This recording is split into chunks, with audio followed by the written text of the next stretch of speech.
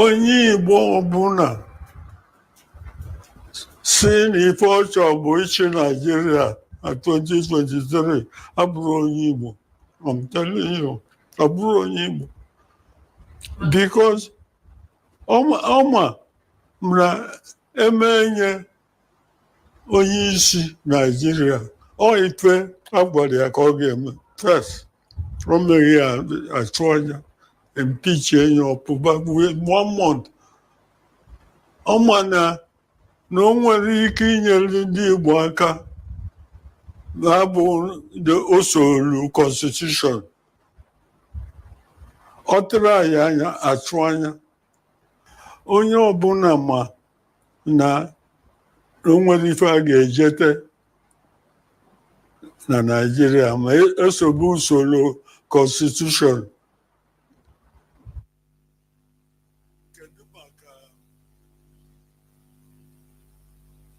Good morning, good afternoon, good evening, and good night, great Biafrans and lovers of this Radio Biafra Hausa service coming to you through the auspices of Radio Biafra London. My name remains Mazi, Jonathan Chinedu from Alo province of Biafra land. Today is the 17th day of June in the year of our Lord 2022, being Friday. Our leader is the indefatigable the Okuchuku Kano, who is in the enemy territory. But make no mistake about it, he must be released. 28 is the day he is scheduled to be in the shenanigan called the courts in Nigeria, which is nothing but a joke. Because normally our leader has no question to answer in that court. Injustice was bestowed upon Mazi Kano, upon IPOB. Crime is committed against us by his being renditioned, kidnapping illegally from a third country into a country that is not bearing their passports. Do not forget. I know that many people, many of you now are in election fever. You know, like who said this? I think Mazi Chinasan, that our people are 15 minutes people. Is everything go over. They forget and continue pursuing another thing now. Our people are now. Our belly. And that is why we are suffering. When I say, every time I say it, whenever you are reading the Exodus, the book of Exodus, about the travels of Moses with the very stubborn Igbo people, let me put it like that. It's Igbo, it's our people. Because that primitive character has not left us. We'll be pursuing something very important. Before you know, one distraction will come. Everybody will forget what you are pursuing. Continue. Just 15 minutes, everything is forgotten. But IPOB, Mazi Kano trained us never to forget. That is why in this hallowed platform, we keep on reminding you of the situation we are in case you've forgotten.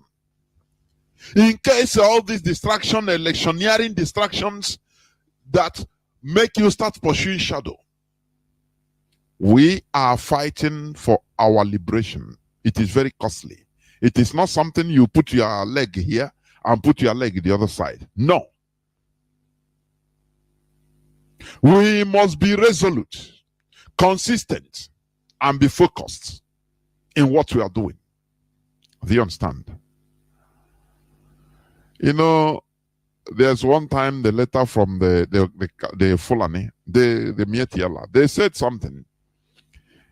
They said the problem with the indigenous people in the so-called Niga area, that they quickly forget.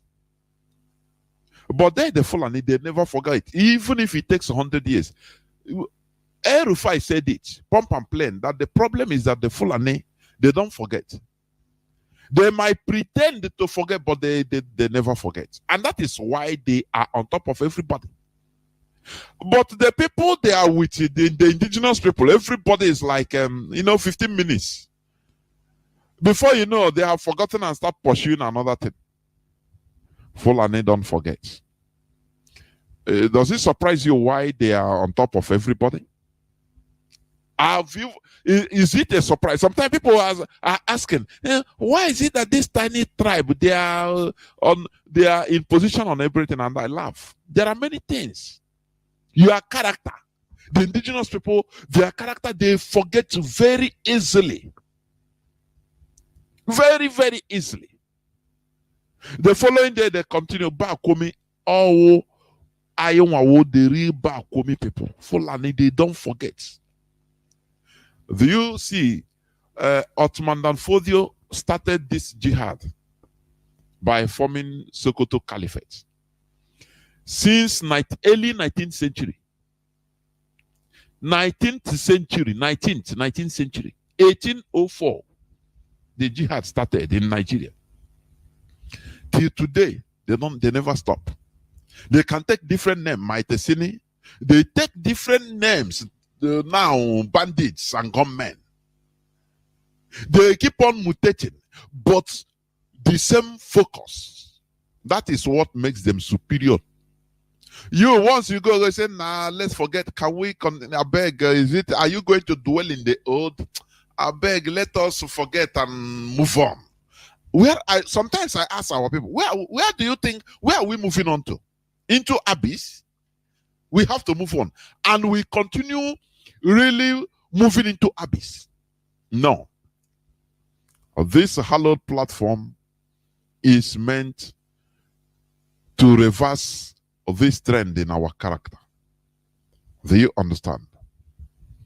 This hallowed platform, that is why every day, day in, day out, we always remind you of our mission. You know, people say, oh, we are talking. Look, we are talking and things are like this. Imagine that we keep quiet. Oh, no. Imagine that we kept quiet. IPOB kept quiet without talking. Imagine what would have happened. We are talking and you become distracted. Any person that come, 2019 was articulation on our election favor. After, people start shouting, hey, no, today, the same thing, the same scenario. You've forgotten where you are going. Our leader is in the enemy dungeon. Nobody talks about it again, except us. We continue hammering. He must be released.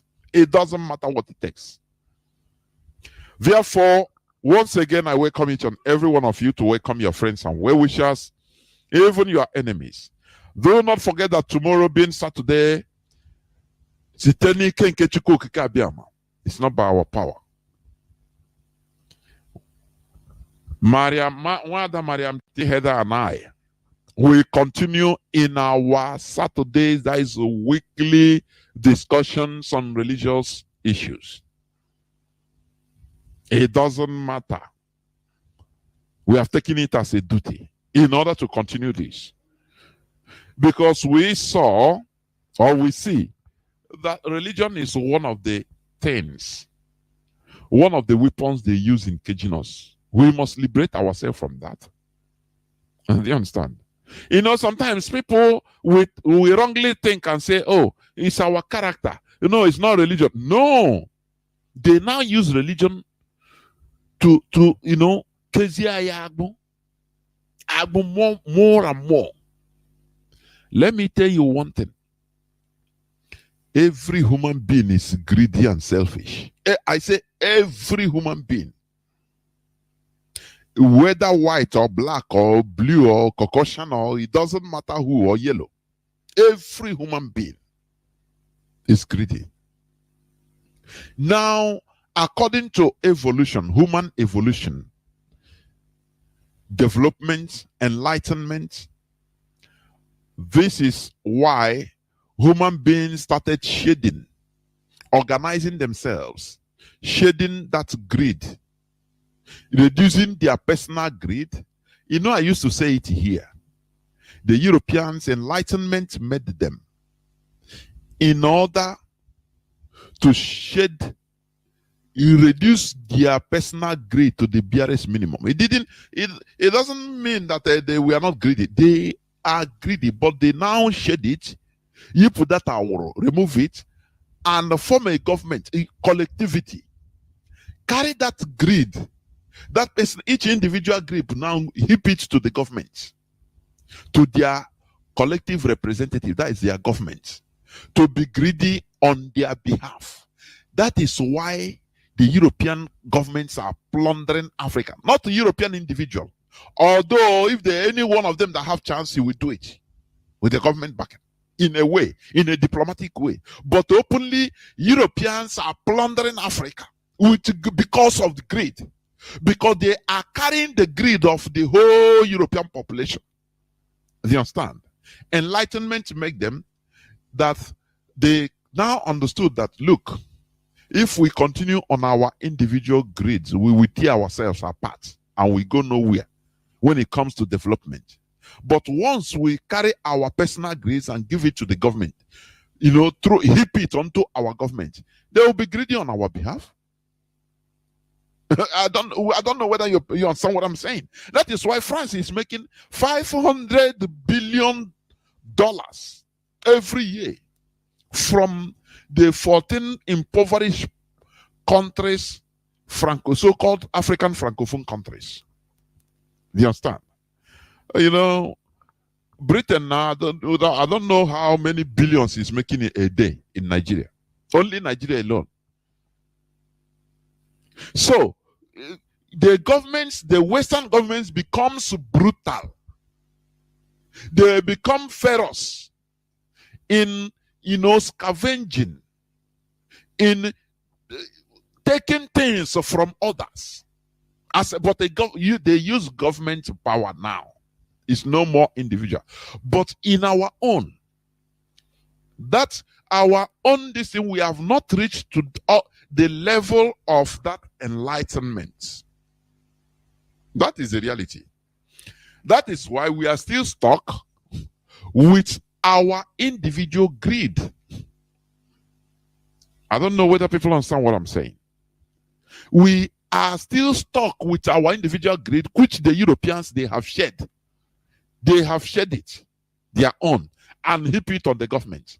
But we ourselves, we still retain that our own individual greed, and that is what is killing us, tearing us apart. Do you understand? Do you know the reason? Lack of enlightenment. Do you understand?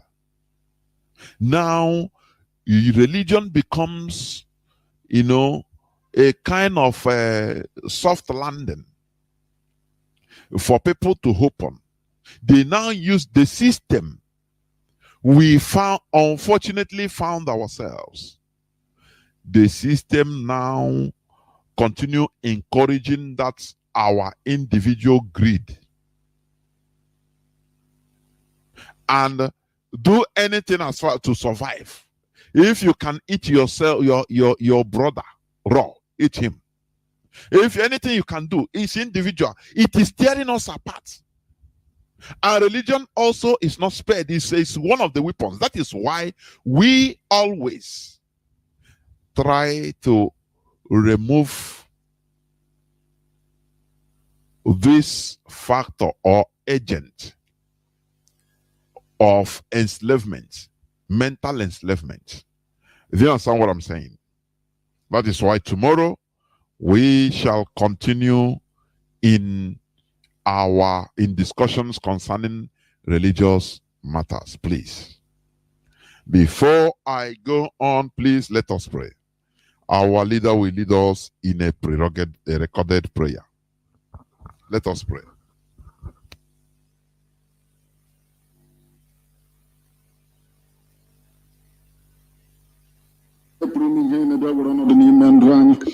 Because Hebrew language is the language of heaven.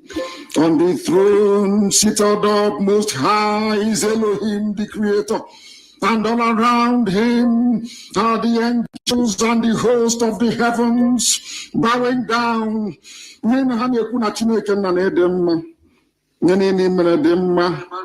That is why we must always exalt. That is why we must magnify. That is why we must bow. That is why we must kneel. That is why we must submit ourselves unto your will, because you and only you knoweth everything. We ask thee, Elohim, on this very evening of your Shabbat, to come and dwell within your children. Give us reasoning, give us understanding. Come and encourage those who are still in detention, their families, those who have suffered, those who are in mourning, those who have lost precious and loved ones in this very effort to restore your kingdom upon the face of the earth. We are not deluded. We know what we are doing. We know the price is very high, but it is a price that we are prepared to pay to ensure that your kingdom will descend from heaven upon this very earth in the land of Biafra, that your light may shine in the continent of darkness. And above all, that your will may be done upon our lives. Therefore, we pray that you bless this very generation, this very IPOB that only you instituted, this very movement that have taken the entire world by storm. We have nothing, absolutely nothing, only your grace. Therefore, we pray, Elohim, to open up our eyes and our ears, that this very gospel, O Heavenly Father, may dwell amongst us, that we may derive reasoning from it, that we may become emboldened by it, that we may ceaselessly, without fear, before our enemies proclaim the righteousness of the existence of Biafra as a nation. We call upon thee to be with us, abide with us. You forbade us to commune with the spirit of the dead, but we ask you to accept every of their soul in thy bosom. For your work we shall do, and in the end, Biafra shall come to the exaltation and the lifting up of your holy name. Now and forevermore, we pray. He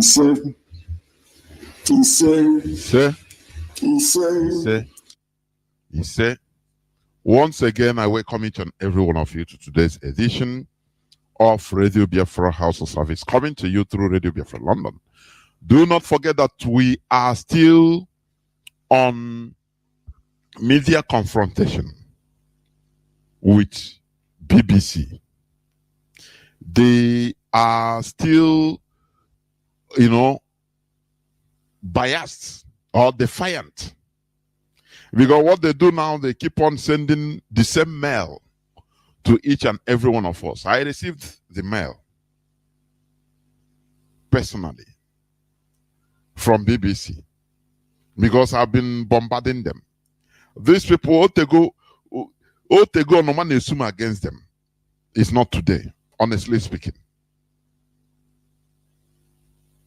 We must not forget, please. As I said before, We should not be 5 minutes, 15 minutes people like Nigerians. Please. Once something come after you call another thing. We must achieve results. Let us make it a point of duty in order to continue bombarding BBC, please. So that they know that we are resilient, consistent. Please. But when they see that, they are not consistent, can they sustain it? You know, our leader used to say, or say, can you sustain war? Even propaganda, can you sustain? You know why the system, the caliphate, he knows Nigeria, they know Nigeria, the Nigerian politicians, they know Nigerian population. That's why anytime say protest, they laugh. They say, can you sustain protest for 2 days? That's why they make everybody hungry from hand to mouth, so that you cannot resist them. Before you know, you have to go and take care of your stomach. So now, this fight or protest or anything, I need. That is the reason why Che Guevara ran away from Africa when he was helping, I think, in Angola, because he is a revolutionist. And a revolutionist, an enlightened mindset. He fights evil, injustice anywhere he sees. Injustice for him doesn't have color. So, during the time of colonization, when Africans are fighting, some are fighting physical war against European physical presence to have flag independent. Guevara see it as he said, no, these people, they need help. He came to Africa to help them, throw away the Europeans. He's a white person from Argentina. But do you know what? He found out something, a fundamental problem with the black race, that these people, they are not consistent. They can sell their future for just a porridge. Somebody will be fighting with him in the battlefield. Once he's hungry, he's ready to go and sell his rifle to the enemies, or to show the enemy their position, become a saboteur just for him to be eating food. And the Che Guevara, he look at it, he said, no, what type of people are these? A stranger that came, they are not paying him voluntarily, but he saw that the character of these people are fundamentally flawed. He ran away. He said, these people, no, they have no remedy until they are able to change their character. And that is what we are doing. It is fundamental to change that character. That character of 15 minutes, you have forgotten, and start doing another thing. That character of lack of integrity. That is why today I'm going to talk on a topic that says simply integrity. That is what I'm going to talk about today. It's going to be short. Do you understand? So, this is our fundamental problem. Fighting for stomach. But here we cure it. Here we try to cure it. Our leader initiated this. That thing that people think that it has no remedy. No person should talk about it. No person should go there. No person should face it. If you cannot beat them, you join them. It's not with IPOB. If you cannot beat them, you continue fighting. That is it. You don't join them. It's a very flawed mantra. If you cannot beat them, you join them. That is what makes people become low life. Do you understand? Therefore, before I continue, I want to go into some news headlines, please. News headlines.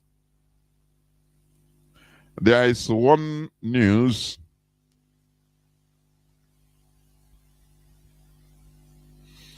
there is one news about, okay, he said,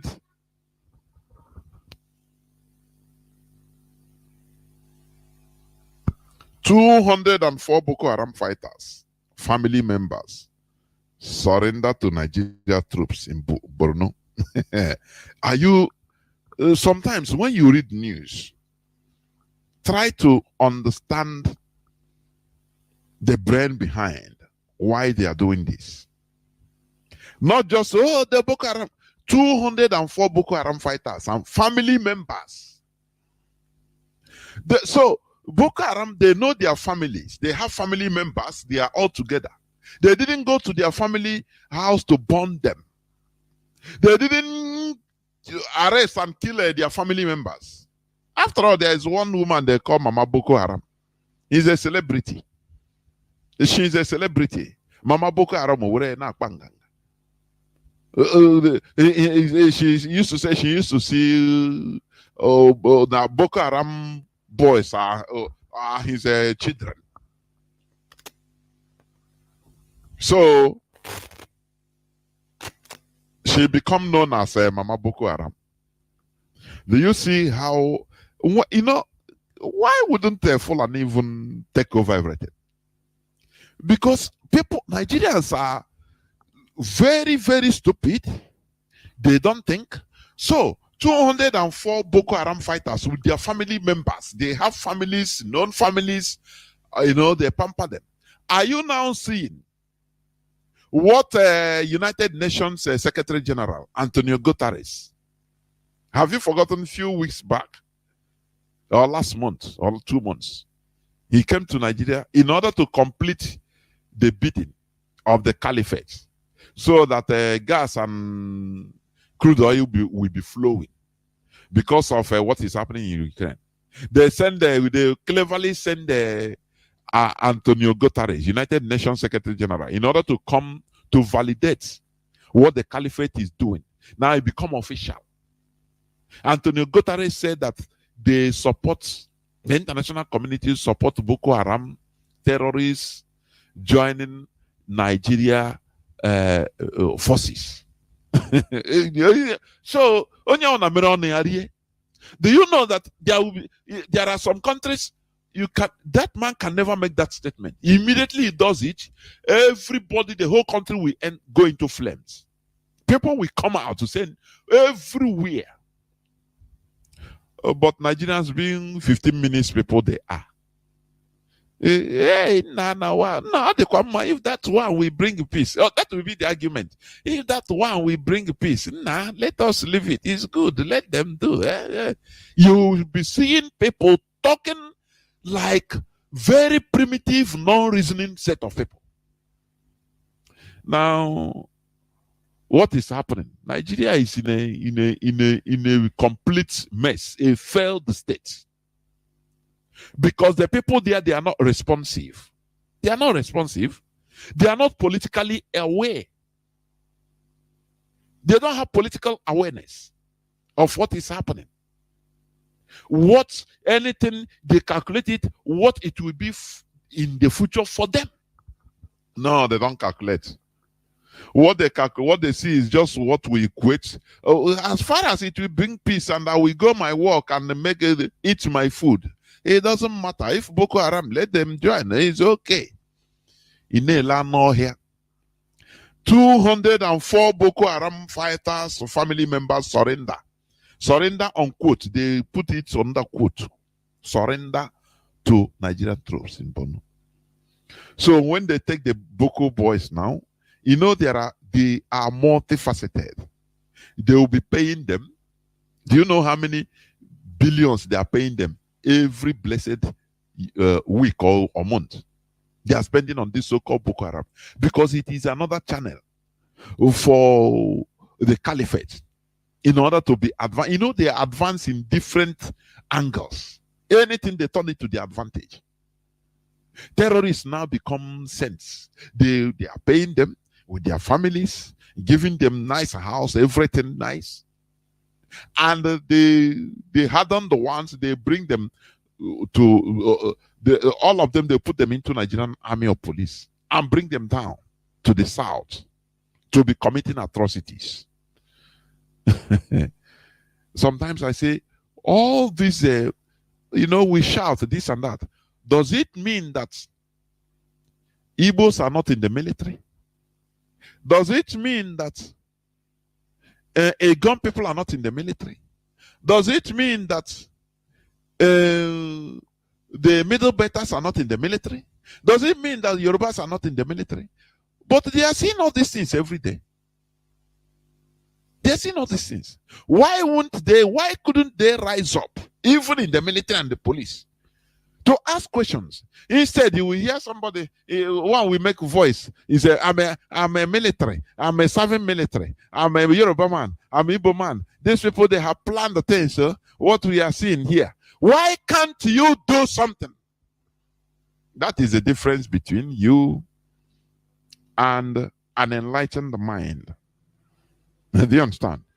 You always complain, you do nothing, and things continue going deteriorating, going worse.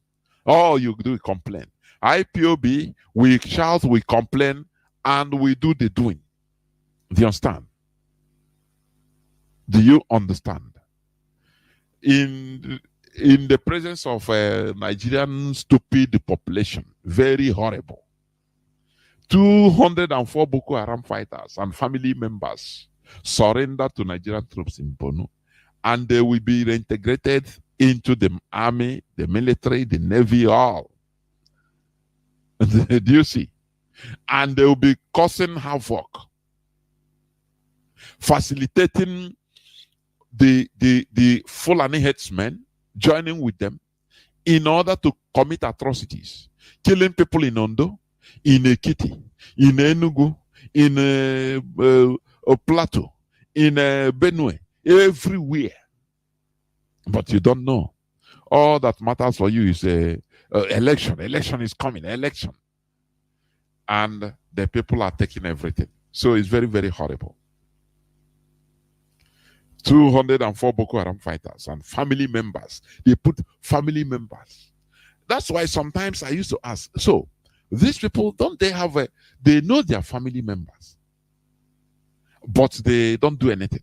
If it is Biafrans, remember, I think they were looking for Izite Tompolo, and in the process they arrested his father, and then his father died. They killed his father. His old father that doesn't know nothing. He died because so why don't they do all this to the Boko Haram and the ISIS Fulani headsmen? Does it mean that they don't have families? They do. They do. But because they consider Nigerians as very stupid, people that you can buy with money. So how can somebody fight for you as a military man, maybe an Igbo military man? Once he's being promoted and he's living well, they are paying him good.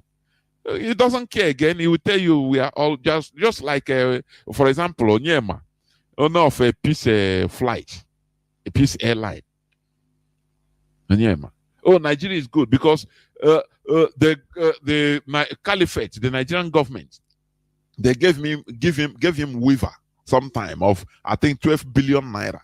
He didn't pay for the importation of his imported aircrafts. So he started singing the praises of the caliphate. That no, nothing in that is the different. That is sometimes mlegide indigenous population in Nigeria, not only Igbo people. Mlegide is so low. You can buy them once you buy them, they are eating good, they are feeding well. For them, they feel that no need to change anything. Everything is okay for everybody, as I am. They don't know that. Do you know that Nigeria, according to World Index, almost 80% of Nigerians have no access to electricity. Almost 80%. They don't have access to electricity. The 1 month one hour in 1 month service. Almost 80% don't have that access for you to see how bad it is. And people are living and enjoying, once you hustle, anyway you scam others through one way or the other, or you join the politicians and sing their praises. That is why in Nollywood they are guns for hire. Anywhere they call them, they come and very low life. People of no integrity. They are disgusting, honestly. They are disgusting. This thing opened my eyes. Sometimes people I think I respect, I now see that they are not. I was respecting them for nothing. They don't want even a piece of shit in my presence. I don't care. Because they are low life. This money, you build a house, you have money, you know. If once you die, it's finished. You are gone. Nothing you'll be remembered for. No legacy. Nothing. Why don't we strive for legacy? That is for wise people. There was one time, I think Sarkozy, the former president of France, he made the statement. He said the problem with black men, black people, they don't strive to make a history. You understand? They don't strive to make a history. And some people were attacking him, in South Africa. But it's true. It's true. Instead, they strive to fill their belly, to live comfortable. Now, it doesn't matter. Even if they become low life slaves, they don't care. As far as they are living good. But you will see, sometimes I watch these documentaries. I love it. If I have time, you will see somebody, a scientist, a researcher, who has lived in. There is a woman, I think he's from Belgium. He has lived in Congo forest with the monkey, with the chimpanzee, Congo chimpanzee, Equatorial chimpanzee from Gabon. He used to follow them for more than 30 years, going to 40 years. I don't know whether people understand what I'm saying. He moved, she herself, if you see her, he resembles even one of them. To this extent, she writes books, make documentaries. She perfectly understands the language of the gorillas, of chimpanzees. He follows them everywhere for more than 3 decades. That is legacy, making a point. It's not about reach, this and that. That woman, she is in history. How many black people can do it? After all, when you see somebody like that, black people will say, "No,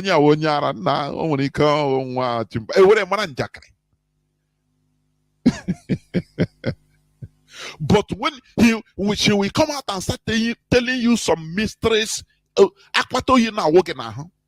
with communications with for her communications with animals. That is in history. These are people that look for knowledge, look for wisdom and knowledge.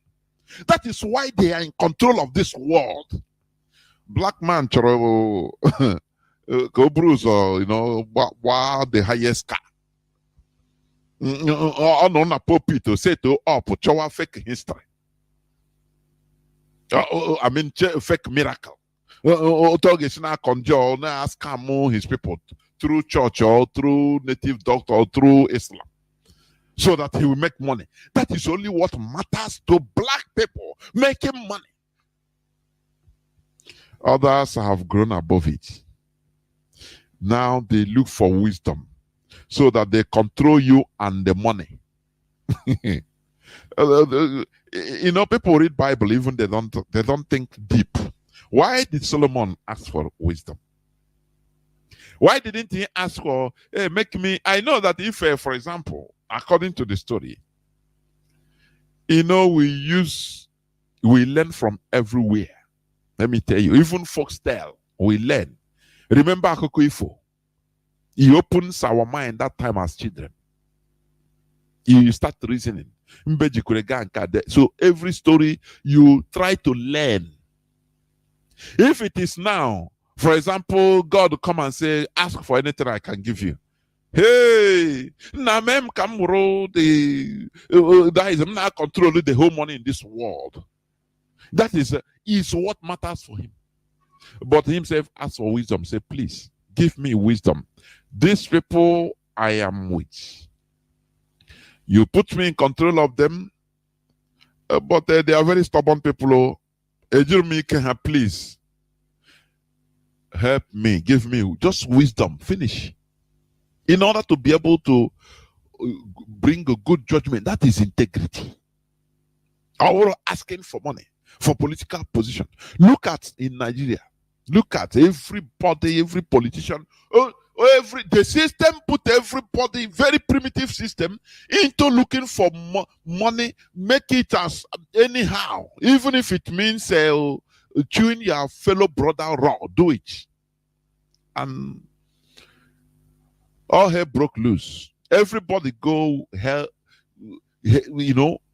everybody go hell where? That is our problem. Okay. There is another story, another news. Terrorists ambush Nigerian army convoy, kill major, abduct personnel, steal rifles.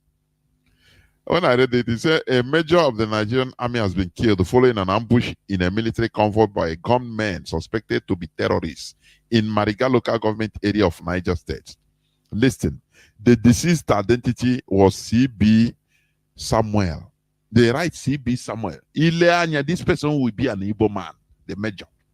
Maybe Chukwu Emeka or Bernard Samuel.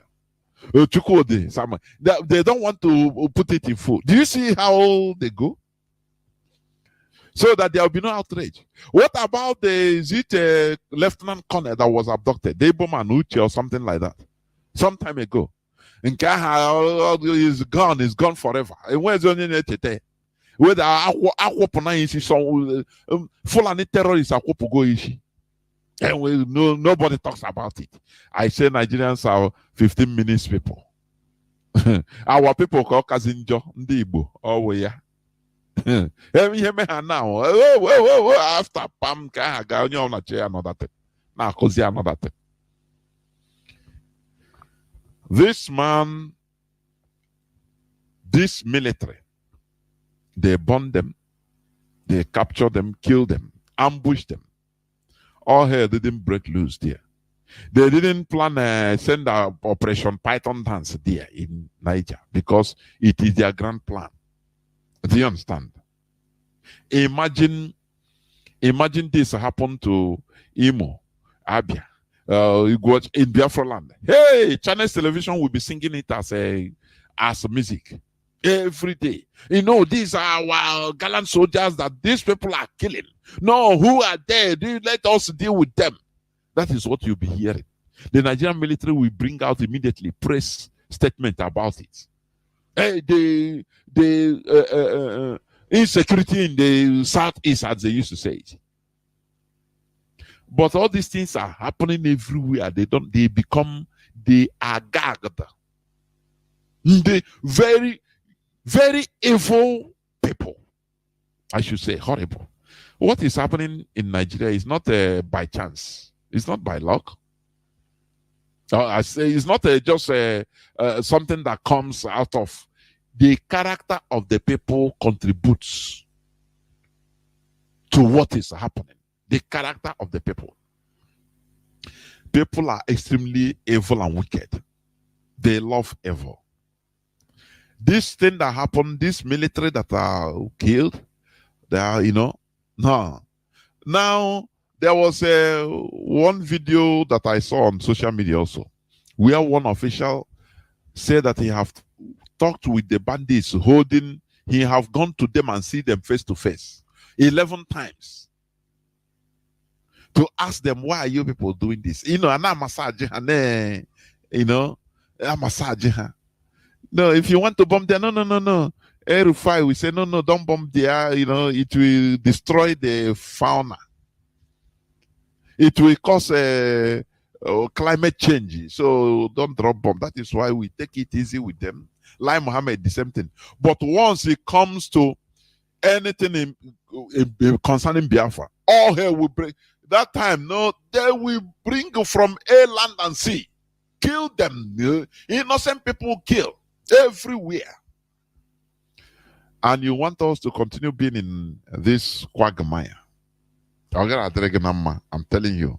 Any person that is thinking that we should continue staying in this quagmire, it will never be well with you and your generation.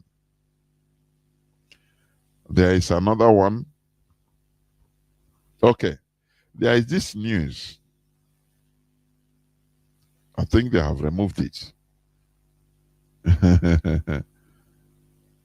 It's an Islamic group tells the Buhari government to hold India accountable for allegedly condoning blasphemy, cruelty against Muslims in India, far away India. Why can't we learn? You know, this statement in India from the woman, whether it's a cabinet official or a prime minister or something like that, just a statement, is making waves everywhere. But they are killing Christians. Ondo massacre everywhere. Churches are being burned and destroyed in Nigeria. Christians are being slaughtered. But in Nigeria, but do you see Christians making any solidarity movement? No way. No way. Why would they respect you? You know, sometimes I say, and I continue calling for it, mass resignation of Christianity in Nigeria. I don't mean, you know, stop going to church. No. Church now will be turned, we call it an indigenous name. No more church. No more Christianity. We name it, if people can agree together in Nigeria, they call it one thing. They say no more, we are no more, it's not Christian. They teach, they don't associate themselves again with Christianity because it's horrible. It's something that happened in India. It is reverberating everywhere. In many Arab countries are boycotting Indian goods and services in order to pressurize India to do something. I think they have sacked that lady from the government. That why when you say they are killing us, they are supporting themselves, where are they getting arms? This is the reason. Because they are in solidarity. Their religion makes them to be, they don't tolerate, they don't want anybody to enter and towards it. That is why they are vehement. But Christianity, who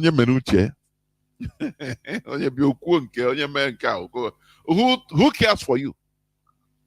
The people they killed in Ondo, the statement Pope made about it is, I pray for the people that died in Ondo, may their soul rest in peace.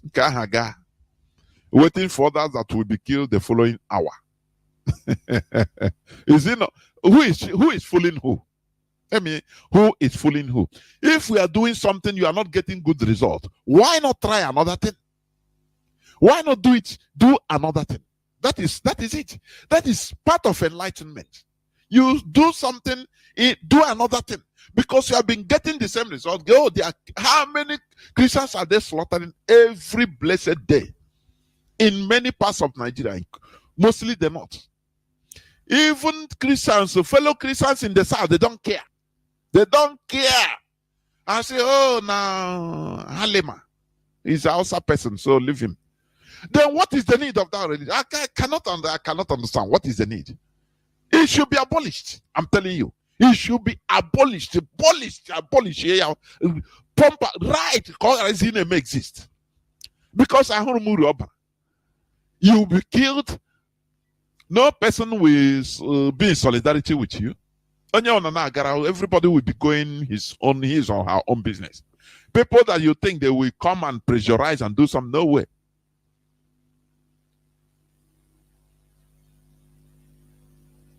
Donald Trump that wanted to at least act placed Nigeria under a country of special concern on religious matter. You didn't see how they remove him? Didn't you see how they remove him and remove Nigeria from the distance, from that placement? And church, Christianity. Going is good anyway. Interaction is good. But know that you're on your own. As a Christian, you are on your own. That is why when I see some people crying, oh, I'm a Christian, so please let them come and help me. I laugh. I laugh. I want to die for laughter always. Say, look at this is ignorance, because no person cares for you. Look at ordinary. They didn't keep people. They didn't shoot Muslims in India. Ordinary statements. Finish. Or you're reverberated everywhere. Imagine that the target Muslims go to mosque and butcher Muslims by people of other religion. Listen. Because when Muslims kill Muslims, it don't too much matter. After all, in Saudi Arabia, every Friday they bring out convicted convicts with a long sword and remove their head one after the other, slaughter them. So it doesn't matter. Once Muslim kills Muslim, Boko Haram, even if they bomb mosque, it doesn't matter. But let it be another religion, another faith that did it. The world will be another thing immediately. Why wouldn't you respect them? That is why they gain their respect. That is it. Forget about we say it as it is. It doesn't matter. So Muslim Murik, headed by one Yoruba man, they know. I say Fulani, they are very, very. They are number one in politics. They carry Muslim right this and that, give to a Yoruba man. And they will be sponsoring him. They will be putting money. He is eating, or doing anything he wants. So he must be working. When a slave, just take a slave, make him as a caretaker to other slaves. He will be wicked more than even the master. It's the master that will be telling him, no, leave that one. Leave, have pity, no problem. That is what the Fulanese does. They will not give it to a Fulani man, so that there will be no outcry. Say, hey, no, this and that is a. But they will give it to another tribe. They give it a Yoruba man. You see, don't see that Yoruba, because the way he acts all the time. Can Yasser Arafat. Every time he's violent. If he finished picking people, his Fulani handlers will clap for him. Say, you are go do more. That is how they do. Is it money you need? Don't take money. Money is there. They sponsor you. Do your work. That is how they go. We must continue. Enugu community accuses police boss Nwachuku of making money from corpses of people killed by herdsmen. Do you hear this killing of by herdsmen in BBC? Even in BBC, but how do they report it? I didn't hear anywhere. I didn't search anywhere from BBC. But when you go there, maybe even if they talk about it, the way they will say, they will call it Ndi Ogbuegbe, unknown gunmen. They will not put, never you hear BBC talk about, say, even alleged, they don't, headsmen, Fulani headsmen. No. It is a taboo in their phrase. They don't use it, never. That is why they wrote that useless letter, sending to each and every one of us. Look, let me read the letter of BBC. Thank you for taking the time to write to us. They sent to my email, and they sent to many of us, I know. We receive a number of similar complaints. So in order for us to fulfill our obligation of the effective use of license fee or license fee funds, we are sending a single reply which we hope addresses your concerns. That is one email they sent to every millions of us. We regret that you are unhappy with our coverage of events in Nigeria. The BBC is governed by the terror guidelines, yes, against Biafra. That is what it means. The BBC is governed by the terror guidelines, which prescribe our basic editorial values, including accuracy, impartiality, independence, and fairness. All these are their grammar now, grammar. You know, and English is for them, so they have to use it as they want. If you want to go and use Igbo and talk as you want, because English is for them. So they are not attached like this or not. How can you say that they are impartial when they say that IPOB is making hate speech, causing tension? Whereas they don't listen, or are they deaf on what the Fulanis are doing, saying openly, publicly? Are they deaf? They are talking of impartiality, independence, and fairness. These are liars from the pit of hell. BBC, we must continue confronting them, please. Our HOD say if we didn't even attain our objective, even on July, we continue. It's not a joke. People should continue calling them. The article and video in question, that is IPOB, Biafra Media Warriors call for killings on social media, and IPOB, Biafra Media Warriors call for killings on social media, met these standards. Do you see it? That their disinformation, misinformation, that their fake documentary, it meet the standard of impartiality. Do you see? They never did the documentary on the inflammatory statements of Mietiala, of the Fulani Caliphate, the Fulani governors, vindicating, you know, that the Fulani, they have right to carry gun, even at the early time. His son is there.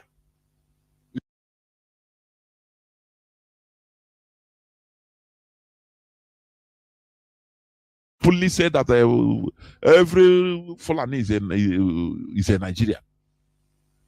They don't care about a country border. No, they don't talk about it. But they are talking about impartiality. Is it? Independence and fairness. The BBC also has a duty to report stories of public interest, which in this case included the significant real-world impact of online hate speech and disinformation. They are the people that are bringing disinformation. The BBC offered the right of reply to all parties outlined in the investigation, and they were given adequate time to respond. The BBC sought legal advice to ensure that our investigation complied with the relevant laws concerning ongoing court cases. We believe our coverage has been informative and responsible, reporting known facts. However, we appreciate you may continue to be unhappy and have shared your concerns with senior editors at BBC News. Now, even if we continue being unhappy, we continue bombarding them. We continue causing nuisance to them. That is it. We should never relent. We always value audience feedback. It helps to inform our decisions about current and future content. That is rubbish. BBC, by BBC. We must continue.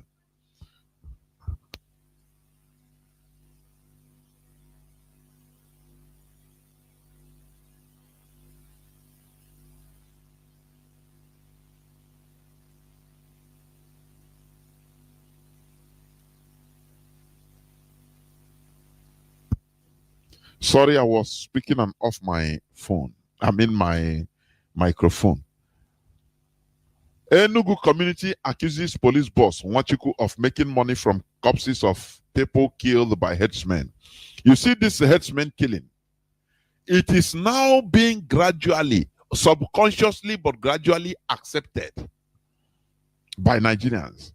Oh, this is our conquest. People are thinking that conquest is only when they bring jet fighter and they impose everybody one day. No. They make you, they wear you, continue the same problem every blessed day, every hour, minute, day, and night, until you start subconsciously accepting it as now a new normal, a way of life, a new way of life. This headsman killing is now a way of, a way of life. People are gradually, little by little, accepting it. Do you understand? Can you imagine? Maybe Igbo, for example, let me say, for example, Igbo groups or herdsmen, they are calling their names, killing people in Niger State, in Castina, in Bayelsa, everywhere. And everybody will be quiet like this. Do you see how they conquer people little by little? Oh, no, they know how to do it. They know how to play it, because they know that Nigerians are they don't care. They don't care about what is happening. As far as they are going their normal businesses and getting something and feeding, finish. Any other thing is not their problem. You can kill until the day, just like when you watch zombie film, they'll be going like zombie. Any day anyone is slaughtered, others continue moving. No questions, nothing, no reactions. Others continue one by one. T.Y. Danjuma said, if you rely on the Nigerian security forces, somebody of that cadre, of that hierarchy that has headed Nigerian military force, he has privileged information. His words, you shouldn't take it light. But he said it, if you continue relying on the Nigerian security forces to protect you, your ass is grass. You will be taken one after the other. It's what is going on. Because he said they collude, the Nigerian military, police, security forces, they are facilitating the terrorists, the Fulani terrorists. And it's a pity that Nigerians are now accepting this as a new normal. The one that happened in Benin City the other day, where one Igbo man from so-called Delta, Igbo Delta or Delta Igbo, he said only to open his shop, if food should have died. He would have died if not the intervention of people. The man told him, why are you telling me to move out? This is the land belongs to us. People don't ask this question. Why is this? I've treated this the other day. So people are now, once you guys say, oh, now Fulani has my beg, just protect yourself. Just be careful. Be careful so that Fulani headsmen will not kill you. If they kill you, they say, oh, R.I.P.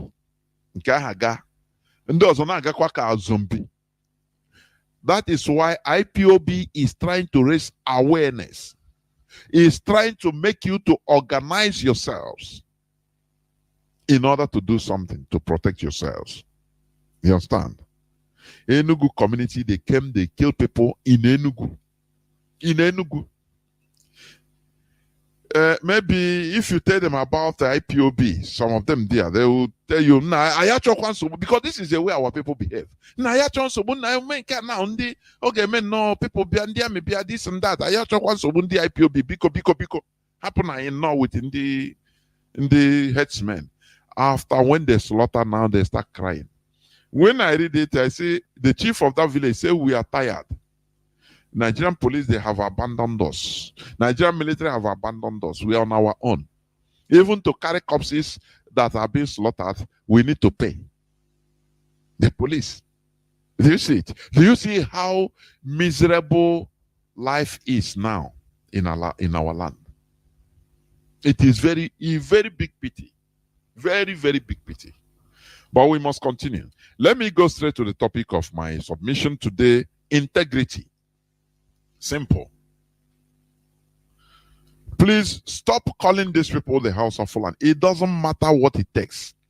There is something people should understand. Our leader have been teaching us, drilling it in our head. If you are doing something you think is not working, for example, Somebody will come sometimes. If our leader will be on air, somebody will come and say, call on air. Mazi, Namdekan, you see, these people, I was, even somebody have told me this on air. We should leave these people. You see this, I was in a bus. So I talk about Biafra and they said, no, you people, you want our oil. So please, let's leave them. So because somebody just in your myopic view, you are surrounding, just because you met somebody argue with you, you say, no, I'm not a Biafran, I'm a Joibo. And now you become discouraged and you use it to judge others. Say, now so leave them, now so them. That is why we are not politically good. Igbos are very poor in politics. You understand? We don't understand the modern political maneuvers. I never kick up with our heart thinking that it's like that. No. Sometimes you play games. That games you play will even be more advantageous to you. More than. You know, I said this and I've been saying it, like when they sentence, when they put Ken Saro-Wiwa wanted for murder. I think he went to Enugu to consult our people to help him. And so our people now laugh because him and Dipai, we don't know politics, honestly. It's very sad. Sometimes, our problem is our lack of political maneuver. We lack it too much. We don't know the modern politics. No. We take things straightforward. No. The world is not black and white. There are many other colors. You can get green, you can get yellow, you can get even in between green and black. You can get even the ones you cannot even pronounce, the color you cannot pronounce. That is how the world is. Had it been Igbo people gathered and stopped Abacha from killing Ken Saro-Wiwa, yes, they know that he fought against us, but it becomes a chance for genuine reconciliation. Anapotaya, had it been he was saved, and Igbo stood firm and said, this man, no matter, don't think that you, because he fought against us, that he's our brother, our blood, we cannot leave it for him, for you to kill. No wahala. Nothing will do you. Everybody stand. After everything, once he survived it, Ken Saro-Wiwa will come and bow down and cry, ask for forgiveness. And that thing will bring complete reconciliation with all of our people. Both everybody. But our people miss that opportunity. Instead, good morning. This and that. And that continues to bring divisions among us. Do you see it? Do you see why they say the Fulani, they are the guru, the political guru in Nigeria? If it is them, they will save the person first as one of them. Now, Doya Kanante. Now, the people will come back. That is how it is done. There are many mistakes we make in politics. Our people, our politicians, our so-called political elites or leaders, even from earlier time till now, which we are suffering. I need tea. Do you understand? I need tea. But we are suffering it. It is mostly our error. They use the brother of Dave Omahi. That time, I think he was whether colonel or first star general. I don't know. They use him to hang this guy, Ken Saro-Wiwa. They use him. And that animosity remains there. They say, it's the same Fulani that we go and say, no be your brother hang you. Do you see how they do? And they are my head carrier, honestly. They know something more than us. We are kindergartens. I mean kindergarteners when it comes to politics. It is only IPOB Mazi Nnamdi Kanu came, opened our eyes and enlightened us, and now we start understanding things in another perspective. So please stop calling them Hausa Fulani. It doesn't matter. Some Hausa, they don't know. They are still. We continue. After all, not every Igbo man believe in Biafra, believe in what we are doing. That is what I used to tell our people. When you condemn others, oh no, why is it that? Why? Oh, they are all the same. I said no. It's lie. Do not, because of the little myopic view you have.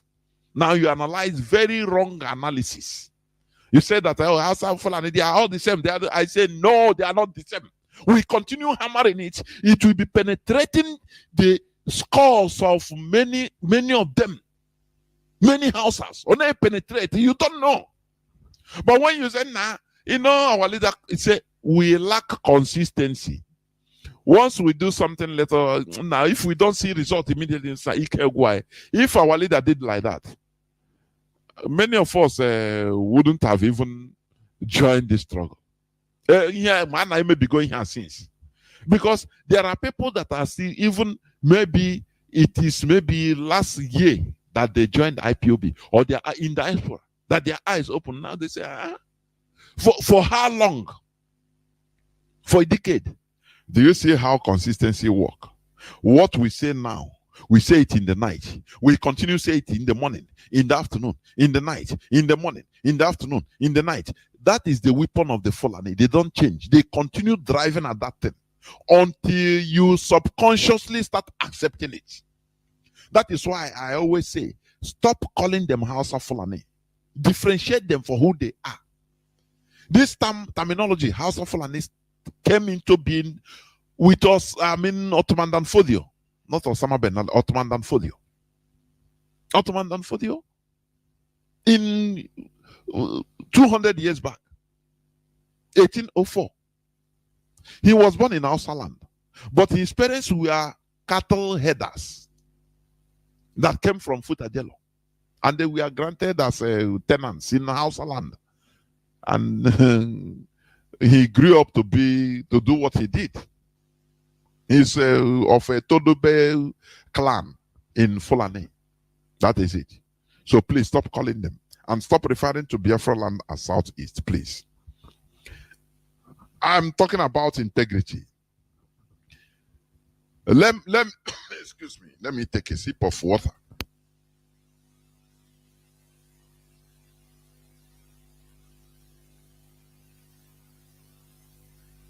As I was saying, the topic is simply integrity. Integrity is the quality of being honest and adhering to strong moral and ethical principles.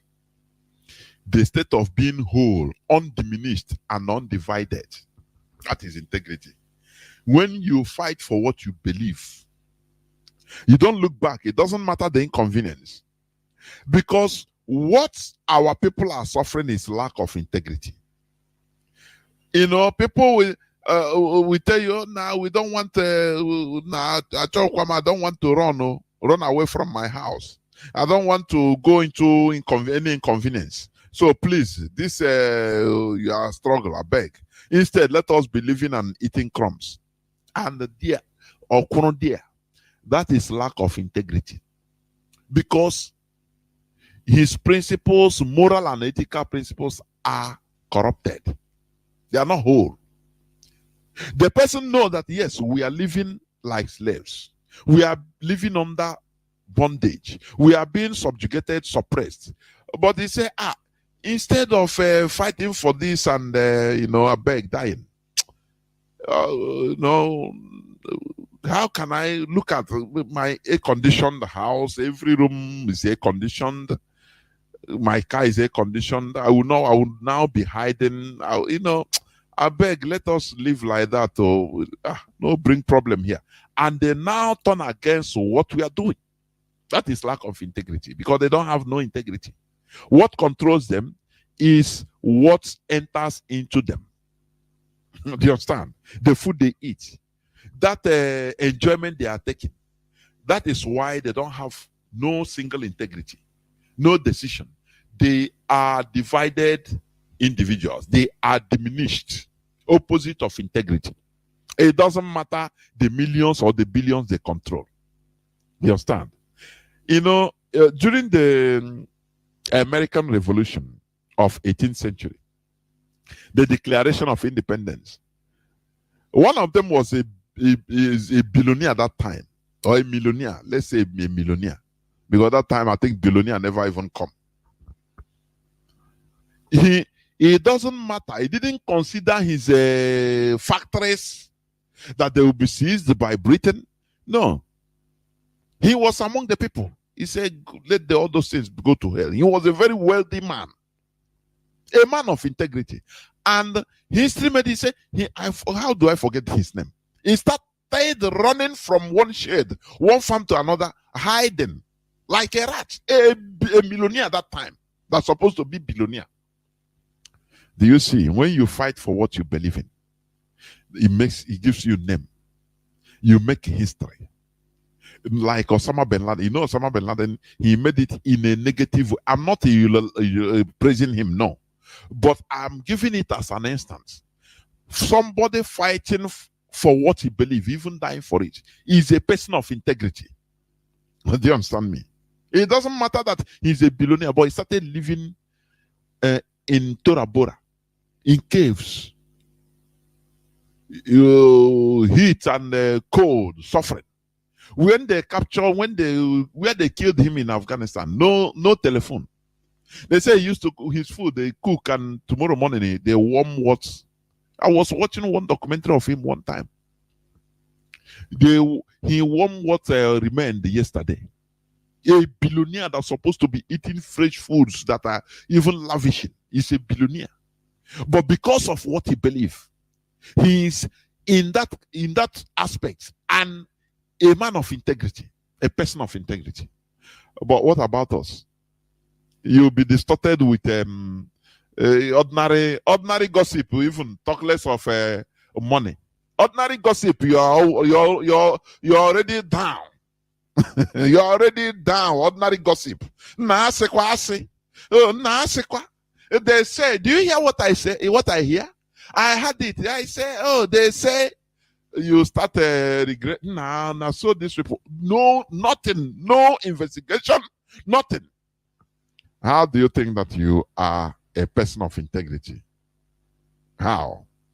I'm talking about integrity. As I said, is the quality of being honest and adhering to strong moral and ethical principles, like our leader Mazi Namdekano.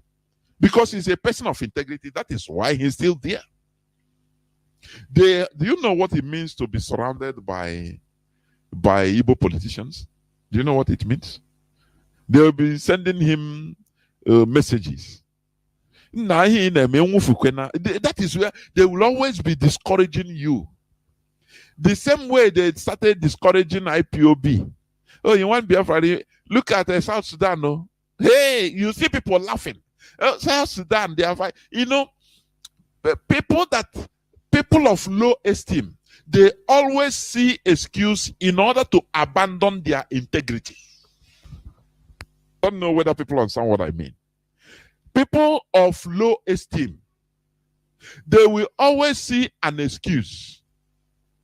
They will always see an excuse in order to either confuse or cajole people into abandoning their way, the right path. South Sudan. See, South Sudan, they are fighting themselves. If you get in the bed, you kill yourself. So it's better. So, okay, you love us, eh? It's better we start living under bondage so that you'll be controlling us because you love us, so that we don't kill ourselves. That love, honestly. You know? Oh, you love us. You don't want us to kill ourselves. You don't want us to kill ourselves. But you are subjugated. You want us to continue living under subjugation. Is that what you mean?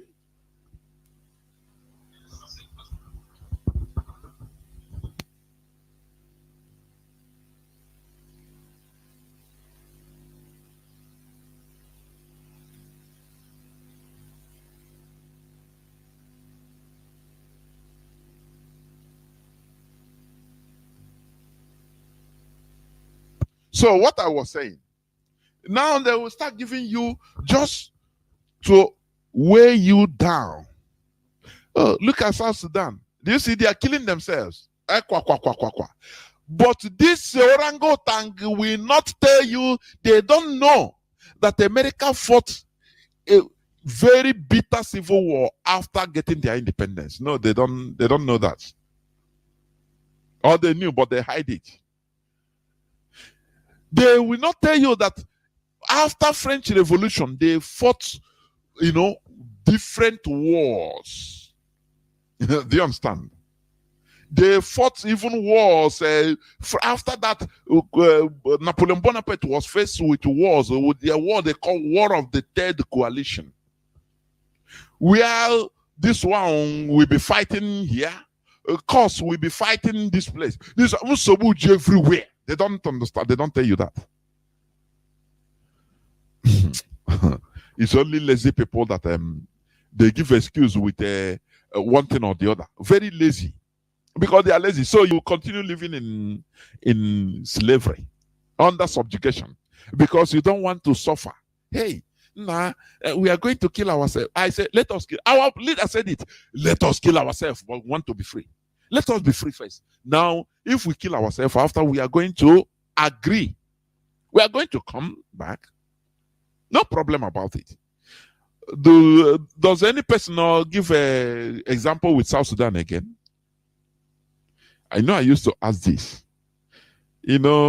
because they throw everything on you, thinking to put us off, thinking that we will go down. Oh, Nigeria is better for you. At least you don't kill yourself in Nigeria. If you want to kill yourself, instead the Nigerian army will come and kill you instead of you killing yourself. And they'll give you bad examples. So don't control your life. We control it for you. It's better for you, okay? Slaves that think that at the beginning, some slaves, we are thinking that, look, because they have been accustomed to their masters and, something being done for them, asking for permission, everything. After all, they are living in their master's house. After all, everything is their master control. So they are accustomed to that type of life that they are afraid. How are they going to survive if they become free? Have you seen that before? It's a reality, it's a true story. Many slaves in America, they were afraid that, how are we going to survive? At least under our master, no matter that we are slaves, we eat. We have a place to sleep. Now, how are we going, if we become free, how are we going to survive? These are people without integrity. You understand? Okay, let me continue. Do not forget that I'm talking about integrity today. Now, in Nigeria, how many people could be really called the persons of integrity? The British business system called Nigeria has systematically succeeded in creating a people with no single integrity. People that could be bought with money, material things, or social or political positions. People that are ready to sell their future generations for their stomachs. That's what I said before. These are people that lack integrity. And the resultant effect is the way Nigeria is today. The way Nigeria is today. That is exactly. Because people don't have integrity. A place whereby under so-called democracy or democratic elections, people are being bought with money. And it becomes normal. It's Nigerian they now devise their own evil system of so-called electioneering democracy. Where papers now carry it. Medias, they carry it. Television, they carry it. It's no more something wrong. Do you see the standard they have put themselves, Nigeria have put themselves because of lack of integrity?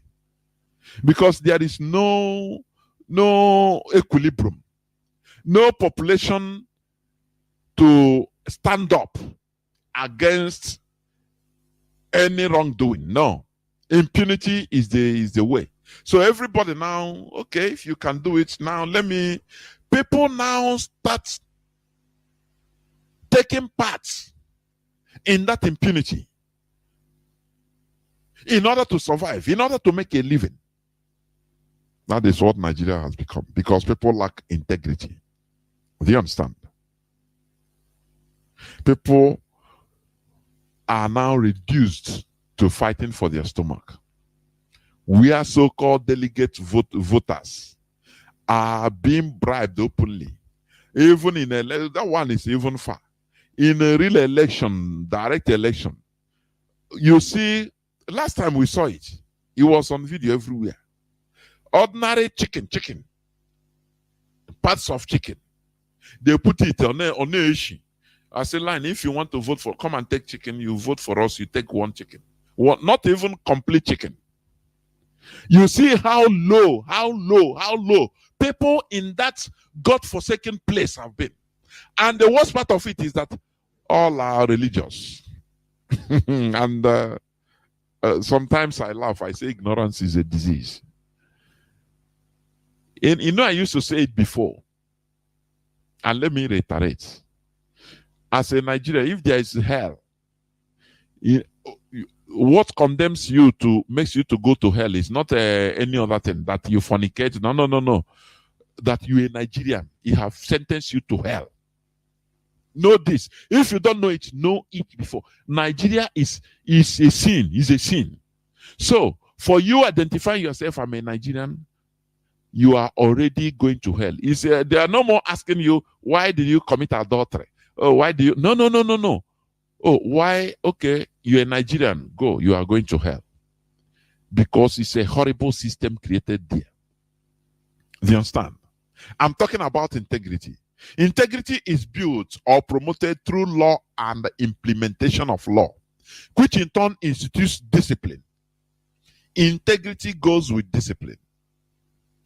When you see like people, they come, first of all, primarily because of our family backgrounds. I'm one of them. My father trained us in a disciplined way. And that is why you can never buy which kind of money. I don't even see it as rubbish.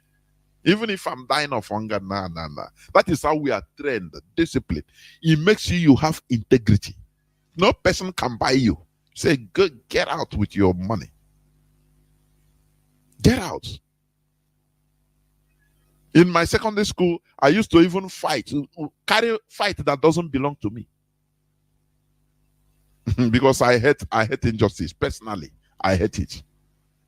So, integrity is built or promoted through law and implementation of law, which in turn institutes discipline. Because when you implement the law, when you dispense justice, now there will be discipline. When, for example, a prime minister or a minister encroaches on your way, you sue him to court. They will summon for example, a minister. With ordinary person, say somebody sued you to court for doing this, and he go, and the justice will be dispensed. Maybe the minister will be fined if it is a finable offense, or if it's a criminal offense, be jailed. That is justice. That then brings discipline. People say, oh, if a so-called high government official could be jailed for this ordinary person, who am I? I beg. You see people respecting the law. It's not rocket science. But when somebody do you something, they slap you for no reason because he's a minister's son, and you want to talk, say, but why slap me now? He give you another kick and slap. Say, do you know who I am? People there tell you, oh boy, now minister's son, I beg, go, I beg. You carry that grudge, because no person fights for you. There is no system that brings justice or dispenses justice. No. You can't run to anywhere. So now what you'll be doing is to try to either get contacts for a minister or for a high government position, or position the person, so that you can slap somebody, and if the person talk, you call your contact and say, do you know who I am? I am a friend or a brother to the police officer. And the person will, do you see how impunity breeds evil, breeds anarchy? What you are seeing in Nigeria. Because there is no justice. So people lack integrity, no law, no implementation of law, no dispensing of justice. So people are doing things with impunity.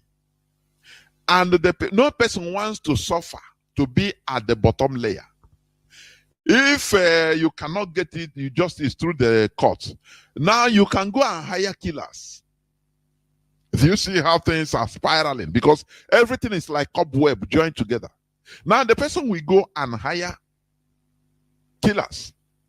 Or he will go and belong to cultism, just like in school. For you to be protected. Because no person protects you. No law protects you. Nothing, they will beat you in front of everybody and nothing. So what you do, you go and join. So that you will be beating other people with impunity. That is what breeds disorder. And that is why Nigeria can never be fixed. You understand? People lack integrity because there is no justice, no law, no implementation of law. Let me tell you, here we say it as it is. Our leader said once we get Biafra, we will build it for 75 years, day and night. Continuation, we encourage continuation. You understand? First of all, discipline must be restored. You see, discipline. It must be restored. And the only way to restore discipline is through implementation of law. By not buying justice. No. You can't buy justice. Once it doesn't matter whether, in Nigeria, for example, if you want to carry something, even if it's contraband, just hire a military officer, a police officer. Either you will drive the car. No checking. No checking, no. You pass. Oh, now it will pass. And you pay him. That is how sad it is in Nigeria. And people are doing it thinking that it's a normal thing. It's a way of life. It's a normal way of life. Once Biafra is restored, there will be overall the Nigerianization of people. Discipline must be installed. That is number one thing. So that it becomes our character. It becomes the way of life. Discipline. So that you don't go to a line where people are lining up to buy bread. You want to jump because you are a minister's son. You want to go first or because you know the manager there. Or in a bank where people line up. You know the manager. No. It becomes your character. People outside will understand what I'm saying. If you are lining up in somewhere, you go where people are lining up, now you want to go and cut the line. Even people will look at you as if you are maybe, sorry, this person is insane anyway. You understand? It looks absurd because it's in a country of sanity. People that have sanity. But in Nigeria, people think it's a smartness. Second person, whereas the line is you're supposed to be 30th. Now I know the man. You go use idea, go meet the manager, do as if you're asking something. He tell you, say, wait, I will call you. Follow like this. Or and you give him 1,000 naira. He squeeze or say, don't worry, I will work it. People think that is smartness. They don't know that this is animal behavior. Primitive animal behavior. In Nigeria, many people they are seeing things in different way. That primitive system. You understand? So that is what I'm talking about. Law. Integrity goes with discipline. You must be disciplined. Imagine a family whereby your parents are strict. You will grow up in that way. You understand?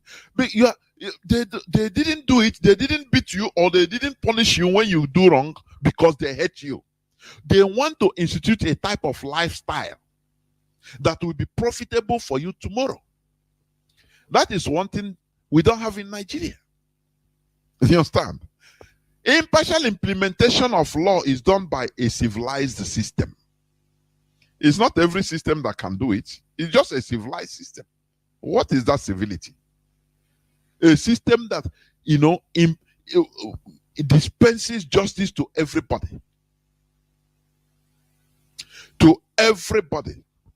Last year, like in my profile, in my Facebook edition, I just saw the other day, I saw memory. Is it either last year or last 2 years? But I reposted it. Where one guy, he slapped Macron, President Macron in France. An ordinary person. President, he want to come, just to salute people. The man just draw him, hold him. President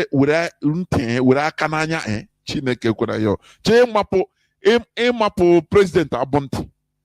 They didn't kill him. Do you see? That is law and order. They didn't kill him because he slapped. No. They didn't kill him. I think I learned that the guy was out even. They just detained because they only charge him for battery. The president, if they might ask the president, do you want to? Because there is not if slap you because he's annoyed. He didn't. Had it been have a maybe weapon. It's because the president is a human being. He himself is a human being. There is a reason why he did that. So if the president wants, he can sue him to court. And now the judge will decide between him and why do you slap him? If it is to serve, if proven beyond the reasonable doubt that it's not something is battery. That is I think is battery they call it under law. Like hitting somebody. And he will go and serve and come out, and that's it. But in Nigeria, it's not that. How can you, one president, hey, pray as if it is another thing? No. Whereas it's in a democracy. Do you see where I say there is no way? This thing they call democracy, they're using to deceive Europeans, used to deceive Nigerians, is a pity. Is a cycle upon cycle of deception. It's a pity that our brother with good intention, innocent brother, Peter Obi, when you listen to him, really he is innocent. He has good intention. But it's not for Nigeria. Nigeria is not a normal place. Had it been his campaigning like this maybe in Spain, in Italy, no problem. He says it's a normal country. He will do it. But let me tell you, if Peter Obi by any way enters there, even because of look at somebody calling him stingy because he didn't come and spray money, give him money, public fund when he was a governor. Now you say he's a stingy person. Do you see the mentality they have created? Now just give us that thing now, let us eat. That is very low life. They don't think of tomorrow. This money you are spreading is for what? Is it for who? This is the reason why they are buying people, delegates, voters, delegates with $65,000 each. Now the money comes from where? This is the money that's supposed to give you electricity. They steal it and pocket it. Tomorrow they come and give you a fraction, and you think that you are smart. Nigerians are people without dignity, honestly. Impartial implementation of law is done by a civilized system. A civilized system does not come through a myth, M-Y-T-H, or Akokoifo. No. It is fought for and instituted by people of common focus and ideology. There is no common focus on ideology in Nigeria. That is the fundamental issue. People, they are shying away from discussing about it or discussing it. Before you, a civilized system does not come through a myth. Rather, it is fought for and instituted by people of common focus. That is, people of the same focus, people that are going the same way, that want the same thing, the same focus and the same ideology. All we want is development. The caliphate, the Fulani caliphate, they don't want development. Their focus is conquest. So how can you, that wants development and advancement, how can you stay in a place with these people that they first of all want to subjugate you? You have to be buying down for them. That is what matters to them. To hell with advancement. For them, to hell with advancement. How do you think that you can do it? Whereas some indigenous population wants progress, advancement, and development, the Fulani Caliphate focuses on conquering and bringing every other people under their subjugation. Nigeria does not support nor encourage integrity because the system is created to impoverish the people, which in turn looks for survival at all costs, at every cost, including selling their integrity. That is what Nigeria is for. They steal everything. The other day I read that for electricity to come into Nigeria, they need $100 billion. 100 billion, not million, 100 billion. Now you say all this money they have been stealing, they do it with impunity because no people doesn't come out to tell them enough is enough. Any person that comes out, people that comes out, now they will check who is more vocal among them, that is maybe controlling them or has influence on the people. They will go at the back and bribe him. And tomorrow the person will start talking another language. You know. That is why during NSAS protests, Mazi, the leader of the indigenous people of Biafra, was on a blastering and encouraging Nigeria youth not to accept any person as their leader. Do you know the reason? Once you have a leader in a revolution, a place like Nigeria, where politicians, they have money. You know, Mazi, what he said the other day, Nigeria bribing you with $10 million is nothing to them. It's just pancake. It's nothing. It's nothing to them. Do you understand? Because the money they steal is the future. Your future they stole. We are a place where you see a politician, mostly this in the north, they will build a warehouse, a very big warehouse, even bulletproof. You would think that, maybe they store rice there, or they store bags and hundreds of thousands of tons of thousands of tons of rice or any other product there. But what they store there is cash. Waiting, any person that wants to try to encourage people to change the status quo, they will quickly come and meet you and bribe you. Say, leave. Nigeria is not a normal country. Leave it. Do you see people of no integrity? I saw the pig of the creek. He said he will support Tinubu. He helped him this and yes, it's this thing anyway. But let me tell you, if it is a person of integrity, he will not talk about this. This concerns people, a whole lot of people's future. He will not consider what the individual help. That is what people are. The mistake people are making. But the one that said P2B is stingy because they didn't come and dash him money. Do you see? Do you see the monster the system have created in Nigeria? Because they believe, you know some of all these politicians. Let me tell you one thing also. Sometimes we blame them. Yes. But when you look at the system they are working on, that is the system. You blame the system. Blame the people. Somebody will win a local government chairman or chairmanship. His whole village will start celebrating. What are they celebrating? Even if the person has good intention, what will he do? he will be pushed into doing the wrong thing. Because tomorrow, they will come and she'll give you chieftaincy title in your village. As they give you, they expect you to be bringing money. Now bring money. Money from where? As a governor, the same thing.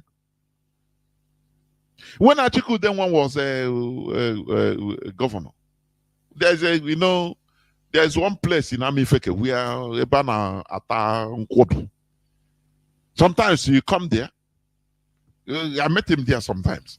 You come there and or declare, hey, I need to or declare.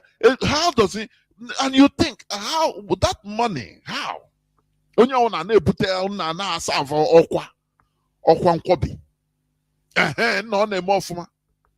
you see? That is the mentality. That is that stomach politics. People eat away their future in what you eat now, just now. And that person, that politician, now people will be expecting him going every day. People will go and tell their personal problem, and they want you to put hand inside pockets to give them. Because, I used to say it, and it's true. We have never attained enlightenment. I mean our people, the population. They never attain enlightenment. Because if people attain the level of enlightenment, they will not be asking for physical money. No. They will not be expecting politicians to come and declare, like Rochas. Hey, my people. It just what you eat and go under as you are eating, you are going to piecing it out. In Atankobi, you go and shit it out. That is, you allow him, he will be stealing your future, the future of your children, and you'll be crying. That is lack of integrity. Do you understand? Integrity entails discipline. Integrity entails, somebody being complete, being whole. You are not diminished, undiminished. The state of being whole, undiminished and undivided. Somebody cannot come and buy, even if you are suffering. Somebody will come and tell you to, just mellow down so that you come out from that suffering. You say, no, I will never sell my integrity. Instead, I die. That is integrity. Do you understand? But that is what is lacked in Nigeria. But that is what IPOB, Mazi Nnamdi Kanu, have taught us, imbibed in us. You tell the truth even if it leads to your death. Do you know what it means? That is integrity. A person of no integrity can meander in order to get what he wants. But once you have a focus, and you know that your focus is justified, not for only you, but for the collectivity of people. And somebody wants to come and distract you using money, using political position. You tell him to hell with you. Get thee behind me, Satan. As Christ told the tempter, I will give you the whole world only if you can bow down for me. Do you know what it means? It's just simple. Bowing down. It doesn't take you anything. It doesn't take you anything. But you can't bow down. When the caliphate, I think 1840 something, or is it? If I'm not, or 1820 something, if I'm not mistaken. When the caliphate came to Igala land, they captured the king. You understand? The king of Igala. They told him, now you have to bow down to us so that you live. He said, no.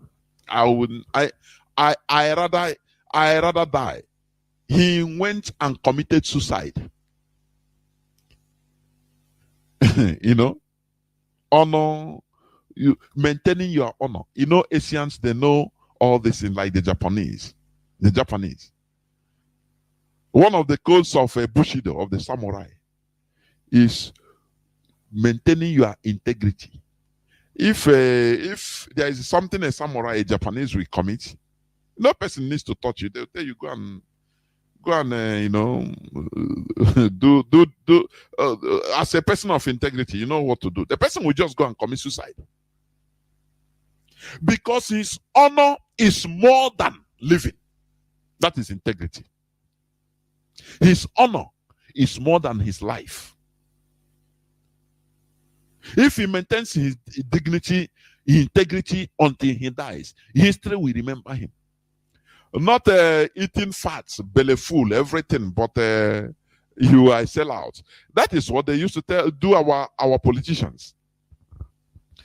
All these Igbo politicians, Biafran politicians, they will take them and tell them, bow down, you here, you are here.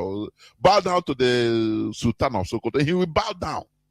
Immediately he has sold his dignity. For him, nobody saw him, but they picture him and put it under in the archives and use it.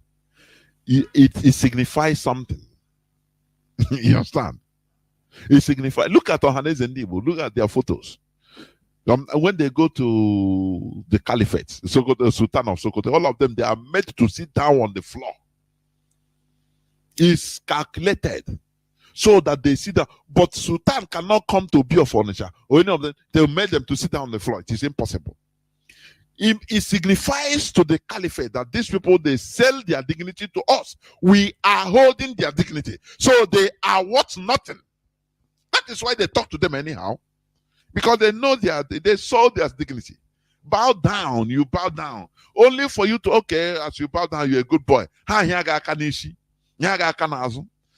make you, don't worry, I'll make you a governor of Imo State, okay? By man that he have sold his dignity. That is people of no integrity, lack of integrity. Okay. As I was saying, whereas some indigenous population wants progress, advancement, and development, the Fulani Caliphate focuses on conquering and bringing every other people under their subjugation. Nigeria does neither support nor encourage integrity because the system is created to impoverish the people, which in turn looks for survival at every cost, including selling their integrity. Let me give an example. Peter Obi's good intention is not for a place like Nigeria.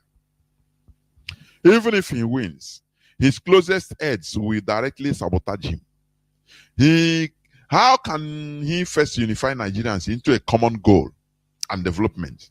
How can he reverse the northernization and Fulanization agenda, the Fulani conquest agenda? These are questions that are supposed to be asked. Because I will do this, you are innocent, you are good intention, you have the capability, but not in a country like Nigeria. Do you understand?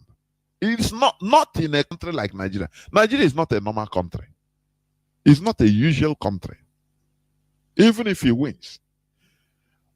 Okay. You see, what Peter Obi is trying to, when you listen to his statements, what he's saying is he wants to use the pattern of Thomas Sankara. But let me tell you, in Nigeria, it cannot happen.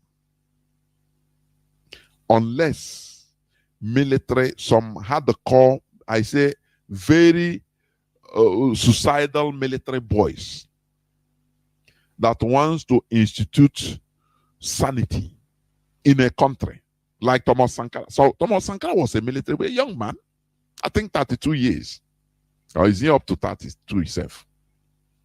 He came, first of all, he reduced the presidential motorcade to the barest minimum.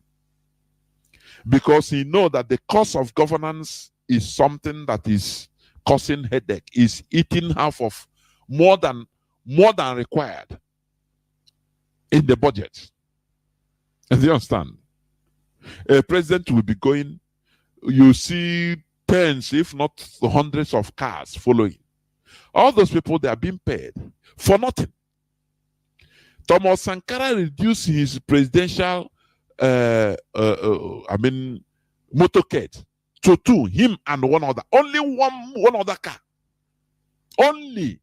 And the car, the flamboyant car he he brought it to a very simple car that time. Very simple car. So, when a president starts this, because normally, when a head of state is a military man with gun, when a head of state starts this, then who are you as an ordinary person? You will see that mpako, pride will get away from your eye immediately. I could remember when I was very small, during the 80s, when there's one colonel that was a military administrator of Imo State. I gave him that credit. I think Colonel, is it Abdul Karim Adesa? I think. He tried to institute discipline. You know, that time was a time also this thing was instituted, this Saturday cleanup. Every Saturday. This man, sometimes, I say he used to, sometimes, very early in the morning, he will go sometimes even up to idea. Just like that. I read this here now, people, maybe on Saturday, whether people are working. When you see he's moving, you know, there's something he was doing. Very early in the morning, as baby teachers, the normal starting time, I think is 7:45 in the morning. 7 o'clock, he will be there as a governor. You will not know. He will be there in the school. Now waiting. If you come late, you are sacked direct. If you come after 8, you are gone. Is, you know, what I want to bring out, giving example, living by example. Do you understand? So Thomas Sankara, after reducing the presidential protocol, he said, if you are working for the people, you don't need to fear the people.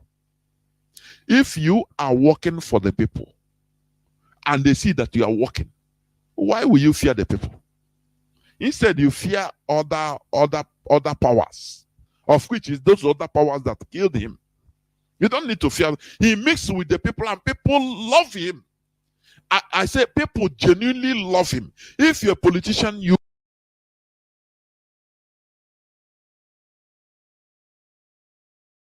and this man is hard, but after they are seeing results of what you are doing, before God and man, they will love you wholeheartedly. Wholeheartedly. You don't give them money, but they love you.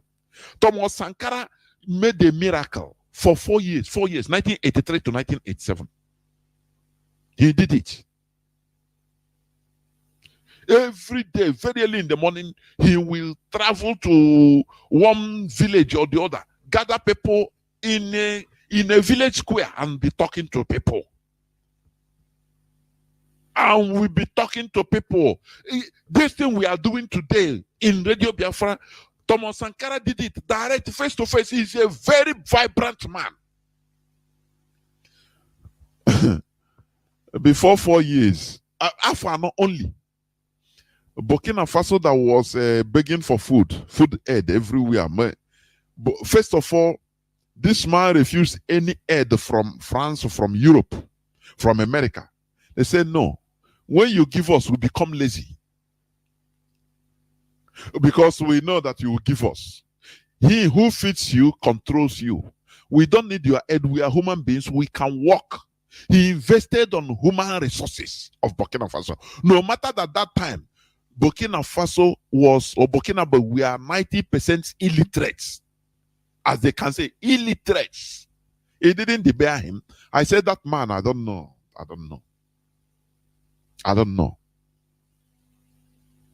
He started talking to people. Thomas Sankara built the people. They built 700 kilometers of rail without any foreign help. He started using students. Okay, you read. What do you read? Engineer. Okay, you have to know how to place rails. These are people become active. They were leading villagers carrying rails, or late like this, a measure, this were working 700 kilometers of rail. Something Nigeria cannot achieve today without bringing Chinese or Italians or Americans or British. Do you see it? Somebody achieved it in 1983. 1983. Burkina Faso that was begging for food, hunger, everything they were importing. Under 4 years, Burkina Faso started feeding herself and exporting food to other African countries. They had surplus. That little inconvenience, he made people to enjoy it. After some time, it started paying off. Food become barakata, everything come down. Now, if you open mouth, you have rice, you have food, you eat as you want. People start being happy. It's what this guy want to do. Peter, but Nigeria is not Burkina Faso. The people that is your closest aid, they will, they will sabotage you. You say you remove a presidential motorcade, they will organize bandits that will come and waylay you on the road, so that you will even say, okay, sorry, I made mistake. You add. If before it was 100 vehicle, you add and you double it, become 200, because that is the way they eat. Many people will hate him because he doesn't inflate contracts. That is why they say he's stingy. So what I'm advising our brother, no matter what, is our brother. He killed Masobs, yes, but in his, one thing, like I said the other day before yesterday, they always want to save Nigeria. That's the deception. When you hear Akasha say, okay, I want to come and save Nigeria, how can you save Nigeria? How? We are Fulani, they believe that they are the owner of your land. How can you remove that from their head? The only way is to demarcate, to balkanize Nigeria, so that there is no more Nigeria. They cannot come to Biafra land. If they come, if they talk, you say, but we are no more Nigeria, we are Biafra. They say, the arrangement you had with Britain was Nigeria, so it doesn't concern us. This is not your land, and we defend it. Look at the influx of people from every part of Africa. Fulani. They pay people in Niger, in Chad, even in Mali, in many other places, even in Sudan. They go there, they pay them. These people don't understand. Chineke. They preach this thing in their mosques to go and help their Nigerian brothers to win election. Finish. They give you money. And the people, all of them, they have PVCs. Do you understand? So how can you make sense in a place like Nigeria? A place where it is being modeled for people not to have dignity. How can? This electioneering, you see, Peter B is working hard. Do you see Atiku or this or the other person working hard? They don't care. They are laughing. They say this guy says, he don't even understand Nigeria. Go and work hard. After we see, they have made their arrangements. The person that will be there already is already written. Nigeria is not a place where you work hard to go and make something better. It is impossible. It's impossible because we have no common focal points. We have no common ideology. Our ideology and the Fulani, they are not the same. So how can you make Nigeria better? Before integrity will come, there must be discipline. The same way Napoleon Bonaparte engineered a coup in November 1799 and become first consul of the Republic. You understand? So he became a dictator, a good one. They don't teach you all these things. They will tell you, hey, democracy. Don't worry, you will vote until you get good person. That is bunkum. You must first of all establish discipline. It must be bad before it is good. If you are not ready to suffer all these inconveniences, be ready, which means you accept to be slaves forever. That is it. Because you must, it's just like a woman that is pregnant. At the 9th month, he said, no, you don't want to undergo natal pains. No, let the child be there. You will die, direct. You must suffer inconvenience in order to start enjoying. That is the reality of it. It is due to integrity that Mazi Nnamdi Kanu is still in incarceration. Lack of integrity makes people unstable. Instability is today asekwa they eat our money. Mazi Chike, they say is cruising with the jeep in Nigeria with Mazi Chika Ochina Sanworo. Hey, anakoya you see oko na akoya ya wara akoko ya woro yo na ako. Sometimes I say I don't know. Now you become, they'll push you, you become unstable. You become unstable. Now I'm confused though. Now I don't know what is up.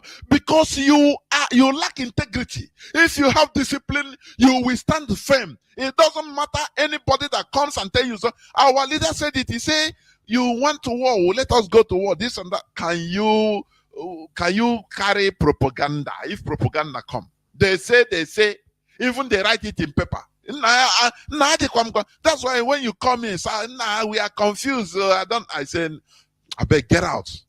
You are confused of what? Yeah, I say, 20 billion. Ima onye Igbo egwa ha ikwu ha na-ebu okwu ego. Na ha na-eri n'ego na IPOB anyị nụrụzi na. Because you lack dignity, you become unstable. Lack of integrity makes people unstable. You can be pushed, you can be bought, you can be shaken through gossip. Anything we can shake you. Now you'll be chatting. Now we are confused. Now I are confused now. Because you lack integrity. That is it. Today they are fighting for freedom. That is unstable people. People that lack dignity or integrity. Today they are fighting for freedom. Tomorrow they are campaigning for Nigeria politicians. It is either you are here or there. Remember, a rolling stone gathers no moss. This is where I'm going to stop.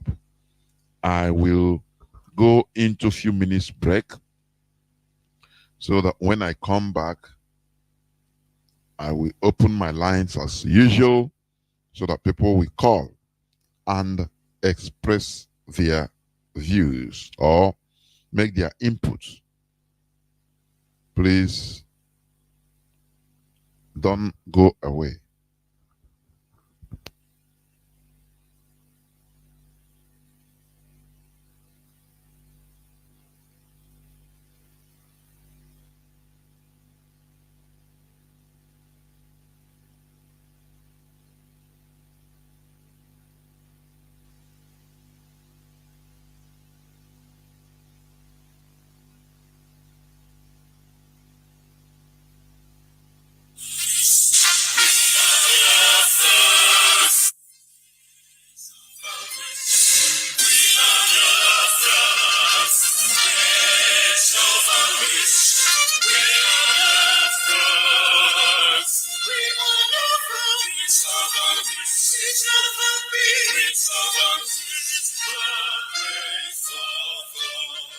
Buried for 50 years, Britain and BBC shameful role in the Biafran War. Under the camera lens of BBC, 1 million children starved to death, women raped, pregnant women killed, their stomach slit open and unborn babies removed and slaughtered right before BBC camera lens. And all this was done by Fulani terrorist government of Nigeria. 50 years later, BBC is trying to rewrite history. They are now calling the victim of genocide the killers. And BBC, an accomplice of genocide against Biafran people, is now called a saint. IPOB, the indigenous people of Biafra, under the leadership of indefatigable Mazi Nnamdi Kanu, we are back to set the record straight. And now we are taking the battle to the doorstep of BBC, British Broadcasting Corporation. Biafra Worldwide Phone Call Campaign Alerts. Now listen, be polite when you call BBC and use the following prompt when you call. Say, hello, my name is, then you tell them your names.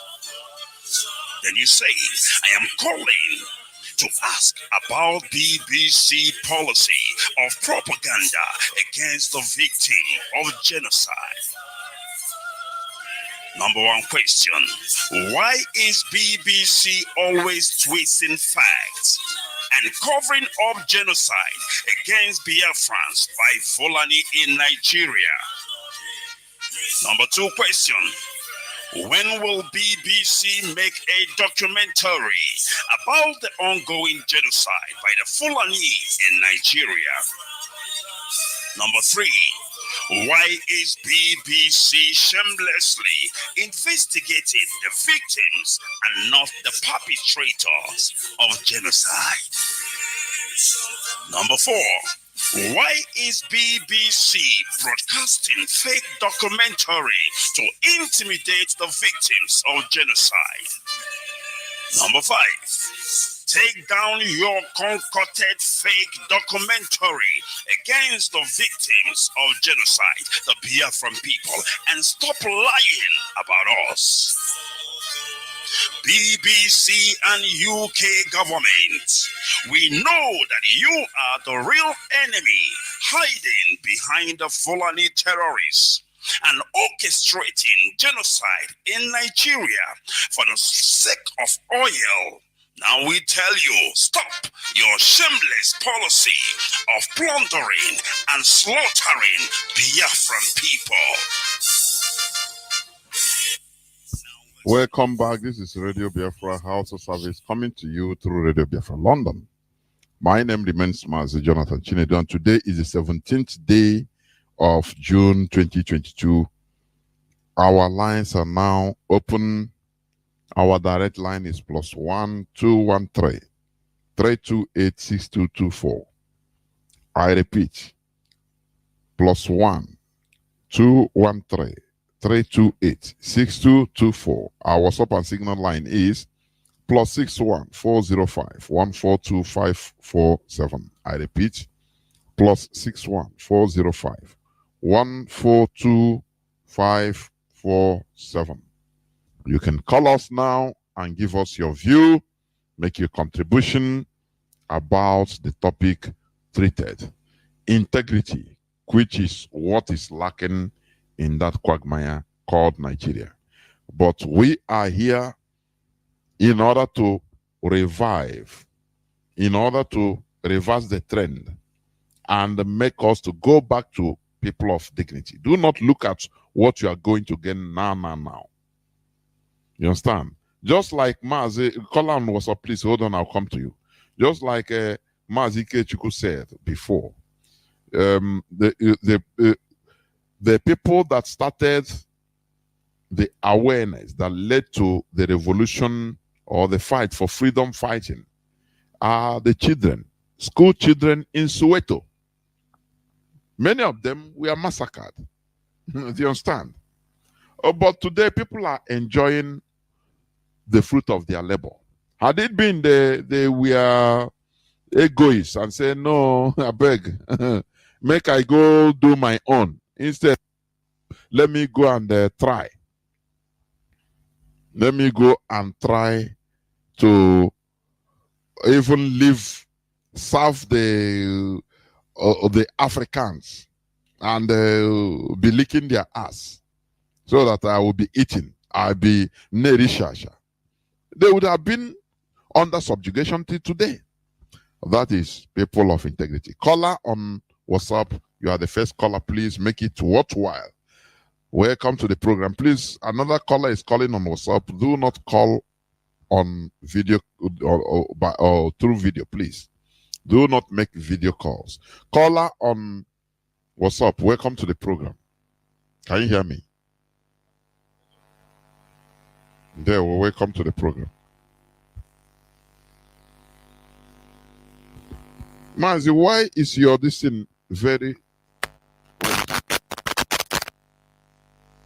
Go on.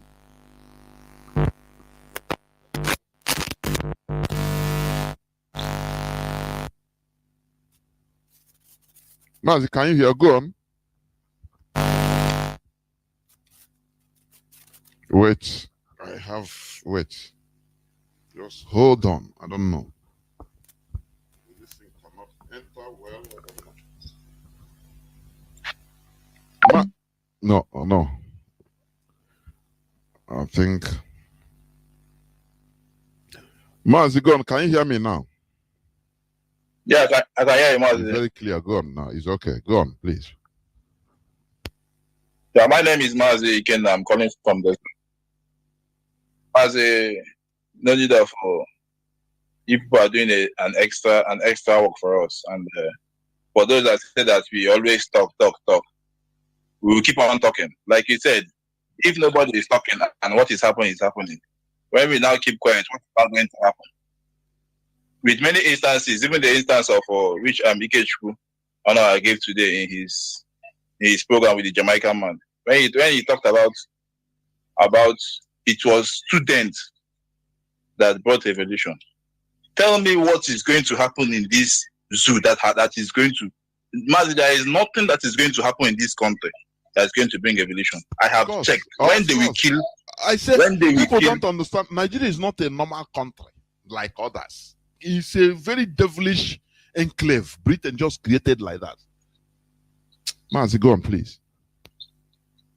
When they will kill a set of people, a group of people, inside their own village, inside their own town, where they gave birth to their grandfather, and nothing will happen. Was it 2019? They buried about how many hundred corpses from Benue State. Mazi, that talk just died. Nothing happened. It was a mass burial. The whole world saw it. Mazi, nothing happened. Tell me what else is going to happen for our people to rise up. When you talk, they say no. Leave this Biafra something. No bring problem for where we did. As far as that person is going out and coming back and eating under durex, under poverty, even if you struggle, even when you struggle and get a little bit money, the people that you share that money with, say, you get frustrated. Like you said, not even immediately you just draw that topic. I just checked in the whole of Nigeria, no one integrity, nobody. You see that this person died for a positive cause. Nobody, no integrity apart from our great leader, Odumegwu Ojukwu. No, because he stood till the last. He stood because he knows that yes, even if he did not get it, the children of nowadays know what they are fighting for. But many people that went through this way, many of them sabotage. Many people, they will say, then why is he? When we talk, say, why is Mazi Nnamdi Kanu outside the country? He should come back now. I was telling people, I said that when he will come back, when he comes to Nigeria and they catch him, none of you will talk. Nobody will come out and talk. It will just die. Like, I've seen many of these things happen. That topic will just die like that. Nobody will. When they made the film,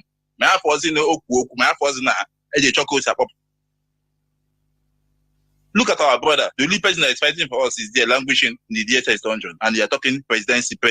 People are dying. People died in Benue State. People die in Kaduna State. People die, and none of them is talking about it. They're just talking about voters card. 2023, 2023 for a very long time. 2023 is still last year, but they started talking about 2023 since last 4 years.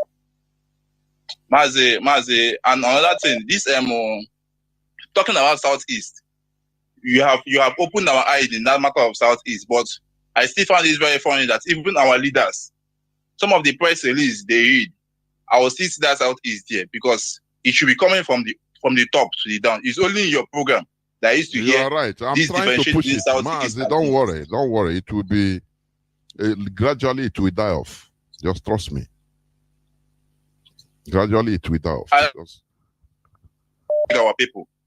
for people that used to listen, they should regulate calling. Me, normally I listen to our leader for almost 4 years without even dialing the number on my phone, talking of calling him. I only listen till he stopped. When they kidnapped him. We should not always. We should allow the new people that listen to call, to air their view. When they come, they argue. When they not come in the right direction, we now put them in the right direction. We should give way for them to call, please, Mazi. And Mazi, please, I would like to call you. Because even if it's just 2 minutes, please. Thank you very much, sir. Okay. Thank you. Caller on signal. Can you hear me? Welcome to the program. Caller on signal.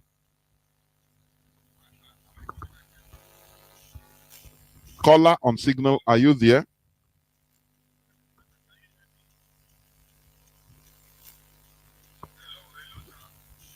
I'm talking to you. Are you not hearing me? Go on, please.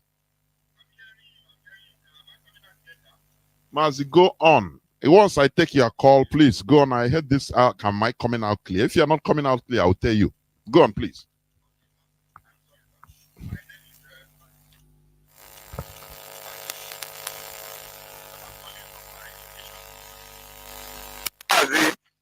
Your topic this night is integrity. Mazi, I must tell you that in Nigeria, people don't have integrity. The only person that has integrity as it stands now is our leader, Mazi Kano. He's the only one that has integrity.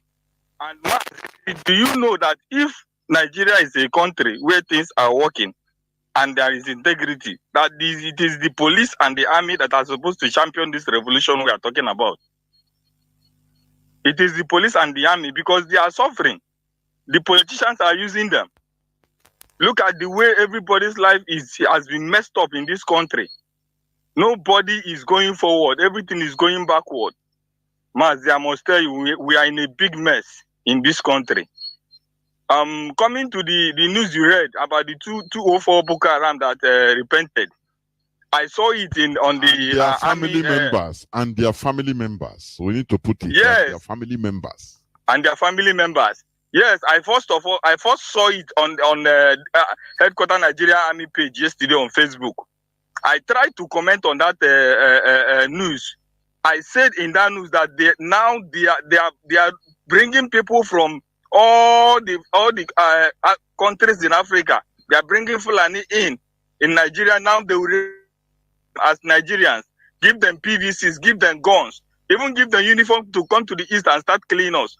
But our people are there jumping up and down for PVC. They are jumping up and down for PVC. They are not seeing what is coming to us. Mazi, I must tell you, our people must stand up in order to be able to face these people. I am telling you, Mazi. Lastly, Mazi, there is an incident I want to report that happened in my community.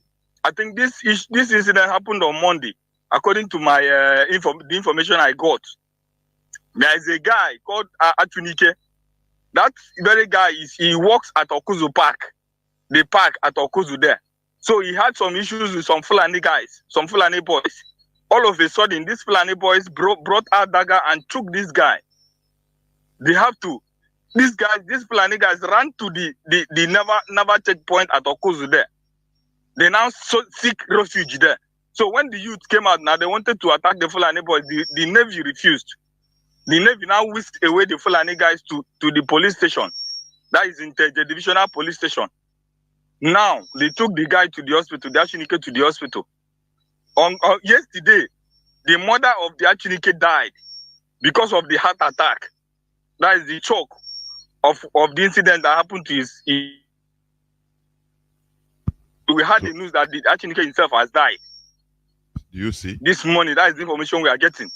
And could you believe, Mazi, the next day after the arrest of those Fulani guys to the police station, the next day, the elder brother to this Achinike went to the police station there and could not find these Fulani boys again, these Fulani terrorists. They have removed them. They have released them. The DPO told him that it is order from above. Mazi, can you believe this?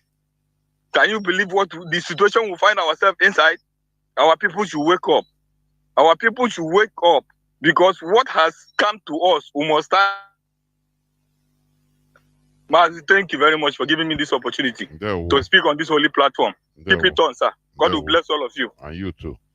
What people should understand is this.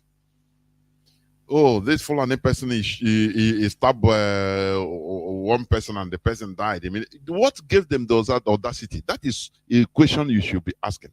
This is what they have been brainwashed into. Is the Nigerian government, the caliphate, that is telling them, kill, don't worry, do not kill, only make sure you are fast, run into any Nigerian military or police. We are there now, finish.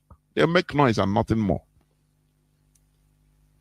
I could remember when one of our brothers called here, I think Mazi, he said one time, the people, you know, they had a problem of sorts. A Fulani boy stabbed somebody. And they were doing this and that until they catch the boy waiting for police to come. Police came. He said they were talking out. Police came. One Igbo man draw them aside. Some of them aside. Say, hey, him now go no. These people, if they kill any of you or kill any or stab, take him. Don't waste time. Under 1 minute, kill him. Because what they are sending us here is to rescue that person, the Fulani boy. That is all what they'll tell you, oh, wait, don't worry, we carry him, we jail him, is to rescue him. That is a secret order. Our people don't do, they don't, honestly. In the name of Nigeria. These politicians, they don't see all these things. God forbid. Caller on WhatsApp, welcome to the program. Can you hear me? Caller on WhatsApp. Caller on WhatsApp, are you there?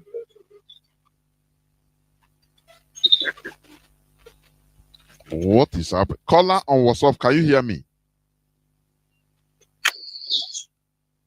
Caller on WhatsApp, can you hear me? Hello? Mazi, are you, what are you doing? Caller on Signal, welcome to the program. Caller on Signal, can you hear me? I can hear you, Mazi. Good evening, sir. There, well, welcome to the program.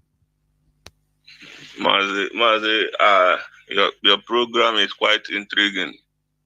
But I didn't call because of the program per se. Mazi, I'm not happy. What I saw on Twitter just now, somewhere now in Okporo, Imo State. Okporo, Nolo? Yes, somewhere in Okporo. The Ebubagu militia with the military going house to house. They enter the compound, shut down the whole men that is in that compound. Babushi problem in that compound, almost 3 dead body lying down, operation everywhere. Here these people are doing in our land, and somebody is coming to tell us that PVC will solve our problem. Our people are dying every day. They are bringing their Fulani militia, the terrorists in our land on daily basis. Man, I saw this thing and I feel like shedding tears. I said, let me call and say it to the world, for the world to hear that there is a systematic extermination of our people going on in Nigeria. There is a genocide going on in Biafra land as we speak, and the world is keeping silent. It's an injustice. There is a very grave injustice to the people of Biafra. If we are blaming the world, please, I can also, disagree. Every time we say the world is keeping quiet. Do you know that all these things, who is bringing all these people? Is it not still our people? It's our people now. Okay. It's our people. If, for example, that is what I'm saying, people without dignity. If, for example, an ambassador, maybe, let's say a Canadian ambassador, he saw all these things every time, maybe on his page, they are posting it, as Biafrans are posting it. He will pick phone. If he calls, who do you think that he will call? He will call ordinary person. He will call somebody like Luho Pozodima and say, but what is happening in Imo State? He will tell him that, no, these are hoodlums that are being treated. So no, these are the terrorists, the kidnappers. He will, demonize our people. And what will the person say? Okay, you are doing great. You are doing great. Finish. So let us stop saying that the world is not talking. Will they call and start talking on air, on Radio Biafra? When they call, it is still our people that are putting lead on it. War is going on in our. I used to call my people. I tell them, say, look, in here I am on area. Do you understand? What the politicians are doing in our land is what Okpa Biaseka did during the war. They will send him out. He will go and start talking to the international community that nothing is happening. No, it's even Biafran that are the aggressors. That is exactly what is happening now in our land. The war. It's a war, direct war. If you are saying it, people don't understand. They say, now, until Ebufoya, now, with Onozie Nime more, now what I hear, but it's too late. Mazi, please round up. This is exactly, Mazi. This is why in my life, since I was born, I have never and I can never support anything called Igbo politician. They don't need my support anyway to move on. But I say they can never, because they are the worst enemy we have in our land. See, I don't blame the Fulanis and all of that. I don't blame them. Because when I blame them, and I later found out that the real problem we have is our people. Because even the politicians are product of the people. Our people sometimes, look at PVC, has taken over their brain. Everybody now PVC. But they are killing your people in your village and you're holding PVC in Abuja, in Lagos. Who is now a foolish person? Who is now a traitor to his people? Mazi, I'm not just in a good mood, but thank you. We must continue. Must continue, of course. Very terrible. Very terrible, honestly. There we caller on WhatsApp, welcome to the program. Can you hear me? Yes, I can hear you. There we welcome to the program. Mazi Nathan Chinedu. May God bless you, and I thank you for taking my call today. And I also want to pray for our leader Mazi Nandekano, who the enemy have kidnapped and dumped in the DSS dungeon for now going to 12 months. May God Almighty be with our leader and protect him as he protected Daniel in the lion's speech, and never allow the enemy to touch him, neither to intimidate him. I pray, may Almighty God in heaven bring our leader out sooner than later, for him to finish this assignment you have given to him sooner than later, because Bible says when God starts, he must make an end. Devil or Fulani can never stop God. I ask all this through Jesus Christ our Lord. Amen. Jonathan, I just want to contribute based on what you're preaching today about integrity. This thing you are calling integrity. If you go to Nigeria, Zoo call one Nigeria, and talk of integrity, people will be laughing at you because people in the zoo see that thing you are calling integrity as a foolishness. Even my younger brother, last December I went there, I began to bring up this our civilization life in the East and in Nigeria. He's always be angry with me, be telling me who are this and are doing here, that they are not doing like this here, that you have to keep this my civilization behind.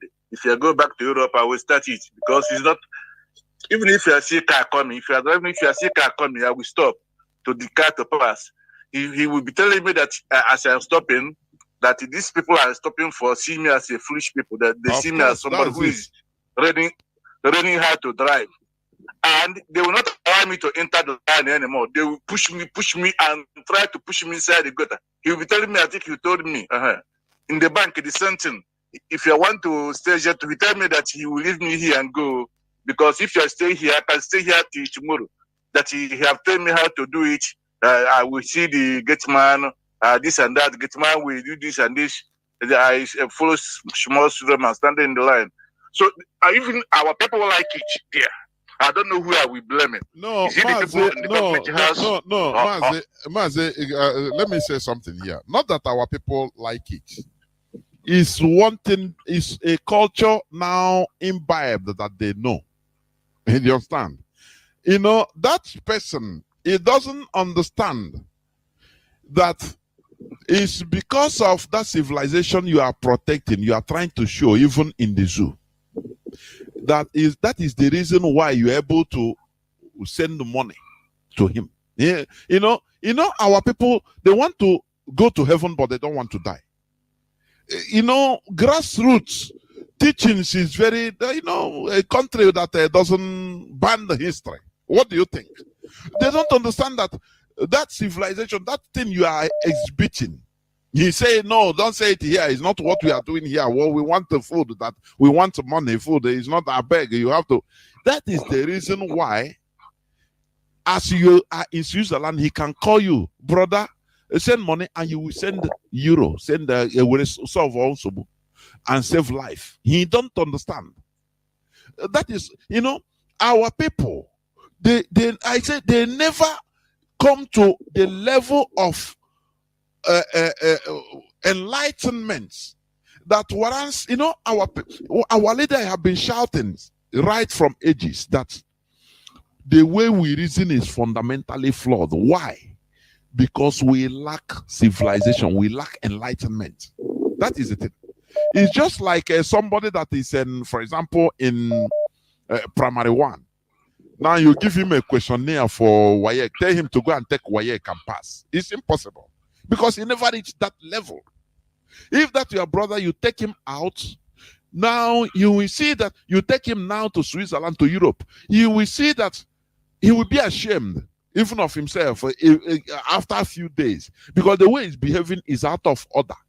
Now you start telling him, do you see the reason why I can be able to get work here and they pay me? If I work, they pay me. They don't owe me. If I do anything good, everything is organized. No person looks for your problem. Is because of this thing you are saying we don't need. It's what we need. You understand? But they don't understand it. The ability to explain and for them to understand, it is not easy. It is not a day job. It's not a day job. It's something that it can go on and on. You need to explain, you need to teach, you need to, after even shed the blood on it, before people start getting aware, being aware of really how important it is for us to be civilized. Mazi, please go on. So after eating banana, I asked him where is dustbin. Tell me to put it on the floor. I said, which floor? I said, no, I never can do it. So I think I don't know how we turn these people. One night we'll be talking. I think when Biafra come, we have a lot of work to do. Another thing I want to talk is P2B. I don't know how P2B will do this thing he's saying. Because even in the Nigerian parliament and the so-called House of Representatives, that place are dominated by Fulani terrorists, Islamic terrorists. There is nobody from East there. Few people from East there, they are not talking. All these things P2B is talking is just to distract what our leader have built since the last 12 years. And our leader is in Zoo Dungeon. This is the opportunity for us to say, we don't want this election. We don't want this so-called Igbo president. We want referendum first. Then if we vote for referendum, we will know whether we are still belong here or not before talking of election. But P2B is not doing that. So-called Ohanese, they're not doing that. Before 6 months ago, they are shouting. If you fail to give us Biafra, there will be no election. There will be no, we separate, we support Muslim and the Kano. But since now, 2 weeks or 3 weeks, they have mentioned away now that disappeared and nobody is hearing them anymore. Before you know it, now we don't hear them anymore. And that time you hear them is 2027. They will come out again. So you see, these people, I don't know if we don't finish them out, we cannot. I think if we can restore Biafra in 10 years, if these people called the Hanese and the so-called elected men, that means Biafra restoration will take 100 years instead of 10 years, because they are, in fact, you have Agada Bashiruzo. They are Agada Bashiruzo. This is what I will call them. So but I encourage our people to continue, because we will not stop until we restore Biafra, because if we stop now, it will be better we don't start it at all than to stop on the way. So I encourage our people, we continue. Anything they do, our leaders said that it will be hard, but after last, Biafra must be restored. This is what is giving me hope all the time. This is my conviction. Thank you and God bless you. Thank you. Remain blessed. Thank you. We must continue. I have a caller on signal. Caller on signal, welcome to the program. Can you hear me?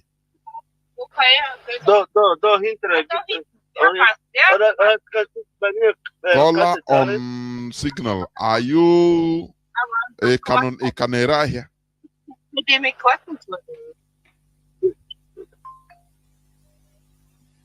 You know, it's very sad. Some people are taking this radio for granted. I'm telling you. They will call. I don't think that you can call even, for example, the useless, what do you call it? Even BBC or Channels Television, and be doing you are not concentrated, because they'll first of all take your call internally to ask you what you want to say before bringing it. But our people, sometimes they abuse things. When you call, you are in your business or you are doing something, why do you call? Why do you call? Must you call? Caller on WhatsApp, welcome to the program. Caller on WhatsApp, can you hear me?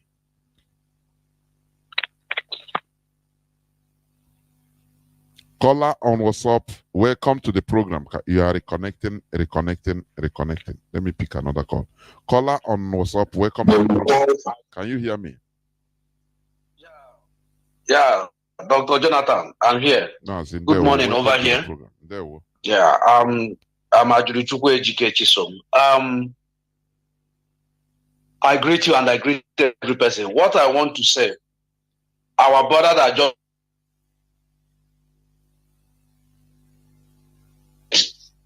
people are taking these things so easy, and people are joking about all these things.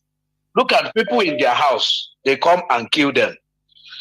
Look at the one he called his loading motor in a park. They stabbed him and he died, and they took the person to hospital. The police come and rescue them. They stab you there, and you still see other Fulani people that are moving. That's their brother. If that one escaped, has their brother escaped? Why our people are doing all these things? They only carry camera, the video. Anything they go carry camera, the video. The one that stabbed you, if he go, his brother never go. Why can't you revenge to his brother? That is 1-1. That is the way we do it. He stabbed you and they whiskey him out. And other Fulanis are still there. And you leave them. And you still leave the checkpoint. And you still leave the police people there that are doing all these things. But if it's our own people, all of you will round up. This very Fulani man and the person that steal phone, who is more better than now? That you people will put tire on his neck, burning fire. Who is more better now? They whiskey him out, the mother die, the brother, the person they stabbed to die. And you people are watching. You people are watching. Which kind of life are you people living? They have told you people we're in the what they call war. And you people are watching the Bubago. They will come. They will just kill the person and waste. Instead of they will kill you and waste. Die with 1 or 2 persons. It's better for you to die for nothing. How will you be dying for nothing? You call yourself a man. You don't have anything in your house. They just bring you out. Person break your door. Any person that come to your door is a criminal. Whatever you have, use it on him. It's a self-defense. Even though on that process you die, even more better, your spirit will rest. than somebody will bring you out and kill you and use you and camp.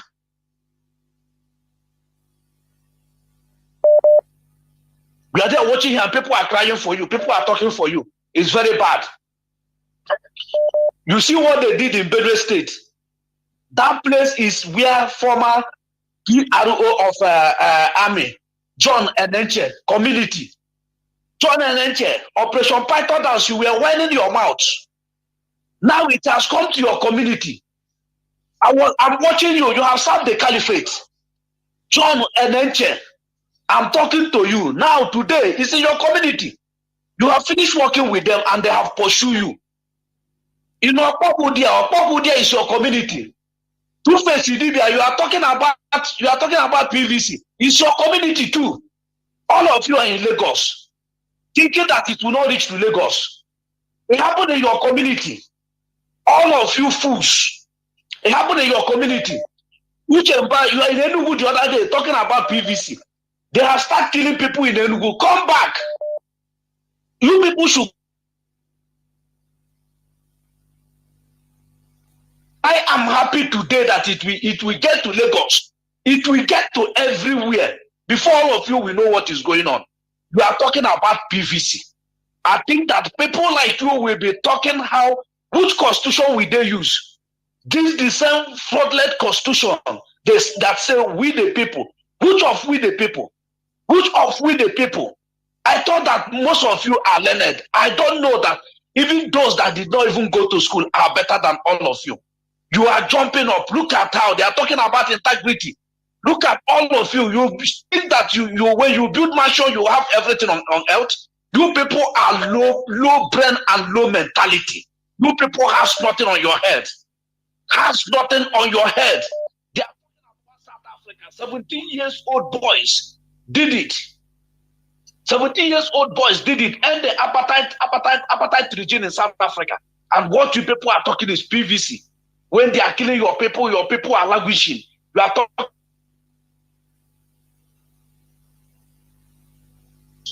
They born harlot in Lagos. Now it's not in the north again. No. They have come to Lagos and they are moving like crazy, little by little.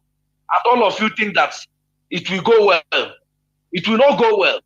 What we that are here, we are waiting for any day our leader will, any day that they will ask us to move. All of us will move, go back home because this life is no longer sweet again for me. But whatever I have here now, I go home. Which people will I enjoy with? After they have killed the people that I will stay with. The people that will go and tap that and wine for me to drink. They have finished all of them. Who will I enjoy the money with? It's better than they tell us to go home. We go home and we finish this thing one for all. God bless you. There will remain blessed too. It's a pity. Caller on signal, welcome to the program. Can you hear me? I think you'll be the last caller. Caller on signal, can you hear me? Caller on signal, are you there?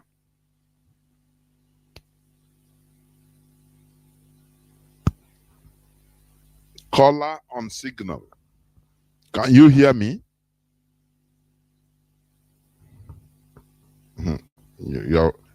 Your voice is not coming out, so I don't know. Mazi, are you not? Go on, please. You are wasting time. I've been shouting. Mazi, go on, please. Go on, please. We cannot continue asking, can you hear me? I can hear you. Can you hear me? If you are not ready to talk, I cut you off. Go on. Okay. Good evening, Mazi. This program, I thank you very much for this program. My submission will be very simple. You know, there is what is called a hard fact.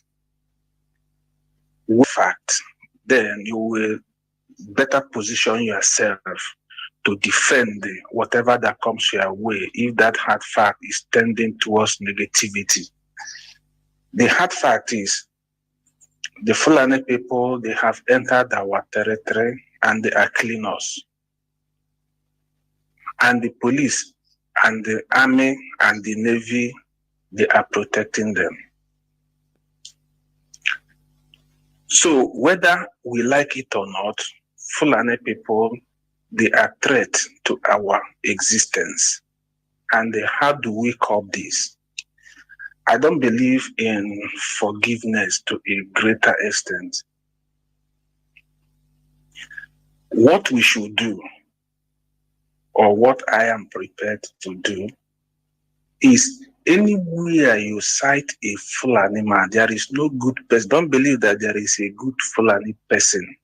Anywhere you cite them, profile them and eliminate them straight away. There is no good Fulani. Mazi, So if we are saying Mazi, can there you is hear a me, good please? Hold Fulani, on. let us now. Mazi, can you hear me? I can hear you. Yeah, what I'm saying, listen. Here on this radio, we don't call for killing of innocent people. Millions of BBC is listening. Everybody is listening. There is a way we should be talking. That is also politics.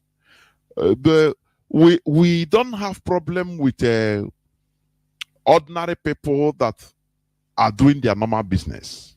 We don't profile everybody as they are doing to us. No. What we are doing, if you come to kill us, we defend ourselves. We have the right to defend. So we are not using this radio to call people to kill everybody that you see. No, no, no, no, no. That is not our mission, please. So you should take correction. Go on, please, and round up. Okay, my advice to our people is try as much as you can, no matter how little you have, procure a tool and keep it handy, because the time is not waiting for anyone any longer. This is important because if they invade you in the midnight, then you have something to defend yourself before other people will come to your rescue. Because if you don't have any tool available within your house, around your house, then you have already placed yourself on a path of destruction. This is my submission. Everybody should guide himself. Thank you. There were remembrance. Thank you. This is where I'm going to stop picking call. There are people that are calling. There is this person he called, but his phone is not coming through. It will cut. So what we are doing is to continue raising awareness. You know, like is it our brother that said about forgiveness? We always misunderstand the forgiveness. You know, when you read the Bible, God forgives you with a measure of the punishment. Do you understand? With a measure of punishment that is adequate for that sin you have. He said, okay, I've forgiven you. You remember when David took census of the Israelites? You remember? After, yes, he prayed, he cried and said, God, forgive me. God said, okay, I've forgiven you, but you will have 3 months of famine. Choose between 3 months of famine in Israel. 2, 3 weeks of, what do you call it? There is another punishment for 3 days. 3 weeks. Now 3 days of pestilence. 3 weeks of conquest from enemies. Now 3 days of pestilence, natural pestilence to come. He said, choose. But God, did God forgive him? He said, yes, God forgave him. That's it. So there is something we misunderstand about forgiveness. Forgiveness doesn't mean that the person you forgive cannot be punished. Even in a law, in the court. When you see somebody, for example, when he committed a crime against another person, after sentencing, they can give the person a time. They say, do you want to say anything? He say, okay, I'm begging the court to forgive me. Even this person I committed a crime against, I'm begging him, forgive me. Is this and that, forgive. They'll say they accept your apology and forgive you, but you serve your sentence. So our people should stop thinking that forgiveness is once you forgive, you forget about everything, and no, it goes with punishment. That is forgiveness. Every sin, even if it's forgiven, it goes with punishment. When, after all, when David slept with Abigail or somebody's wife, which he sent to the hottest part of the war front, when the prophet of God came to him, he agreed and they started crying, put sackcloth and pray for forgiveness. God forgave him, but he gave him a punishment. That sword will never leave your house. That is the punishment. Sword will never leave your house. So this issue of we are too forgiving. You forgive, but the punishment should be there. Like what our brother said. If people they stop, look at a family because of one filthy Fulani boy that stabbed somebody to death. The mother died also. Now our people, what is the need? Other people, other Fulani can be there. You cannot do this in Katsina as an Igbo man. The whole people there, it doesn't concern you, it concerns you. That is not their problem. They will kill everybody. In order to stay with savages, we be savages also. That is it. That is the reality. You behave like them and even more. If you continue this softness, oh wait, that is what you have been trying. They use us to settle Nigeria. They use us to settle Nigeria because we are soft. Anything they bring to him, okay, we agree. Okay, don't worry. For the interest of unity of Nigeria, okay, we agree. Our politicians have been agreeing for us. This time around, we have seen that we are making no headway as a people. That is why we have to rise up and take our destiny by ourselves. Being a person of integrity is something that is needed for you not to misbehave, for you not to shift, for you not to stumble. You understand? You have to be a person of integrity. You have to hold yourself, at least you have your ethics. Like Mazi Kanu.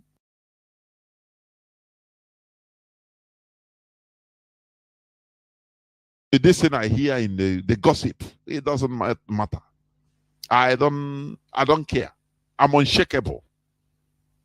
Even if this or this, even if this one swallow money, even if what does it matter? It doesn't.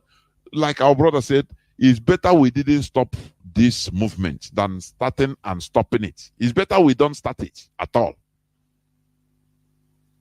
Because if we stop, we are all finished. Therefore, Biafrans and lovers of freedom, as I said, tomorrow we engage in our usual religious discussions. Please, let me pick this call on direct line that I've been calling. If I pick, it will be. Caller on direct line, please. You are the last caller. I'm closing. Please, I give you 2 minutes. Can you hear me? I can hear you, sir. Good evening, Mazi, Jonathan. I'm calling from Germany. My name is Victor. I just want to contribute to your Mazi, are you using? Are you wearing earpiece?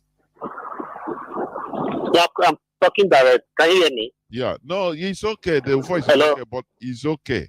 But there's a kind of noise. I Okay. don't know the noise. But go on. It's okay. It's clear.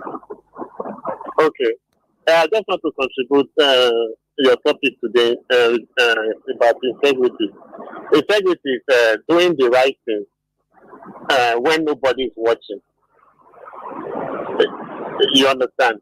And you know, I was born in the 70s. When we were growing up, which the way we were brought up, like maybe you have a friend now who you know that it's not working. He does not have a job, and all of a sudden he comes to your compound with a new bicycle. Your parents will pull you and warn that your friend and never to come to the house again. And they will also warn you never that you should never associate yourself with him again. You know, and then talking about this forgiveness of the thing. For me, I don't believe in the Bible, but I believe it's a story that we can always make reference to. I want to ask those that are preaching forgiveness: has God forgiven Satan? Hello. That's the question. Yeah, has God forgiven Satan? So if God has not forgiven Satan, why should you forgive somebody that has taken the life of your own brother or your sister? What we don't when we don't realize is that look at the way Israel is dealing with the Arabs. If they kill one Israeli, Israel will respond in kind. That's the only way to solve the problem. You don't just act as if it didn't happen, because that is what is emboldening them. The only thing that the Fulani fears is their own damage. When they realize that whatever they are doing, there's going to be a reaction. You understand? And it's going to even be more greater than what they have done. I think all of them, they will seize their sword. It is that is our inaction that is burdening them, making them to continue to do all these things. And as time goes on, they will even go. They will even go beyond that. Your wife will be. You'll be working with your wife, or they will come to your house, and then they will tell you that is they will excuse you out and tell you they want to sleep with your wife, and if you talk, they might even end the person's life, because it's never going to stop. These people, they keep taking and taking. I always ask myself, I said, where is our red line? The other time they kidnapped a GO of a church. The next time they went to a church, killed everybody. What we heard from Khan was everybody should go into fasting. Has there ever been a situation whereby they committed an atrocity and everybody went into fasting, and all of a sudden those people that committed atrocity, they were all brought to book or something like that? I haven't seen. I mean, I was born in the 70s. I haven't seen up to now. I mean, there should be an equal response, or even greater than what they have committed. That is the only way we can put an end to all these things that are going on. Because what is really going on is covert war. People should go and study what is covert war. Every day they keep eliminating our people, and what we do, we just act like it didn't happen. When is it going to start? This is complete madness from our own side. That is what is even making me to go crazy. Now our GOs, they have now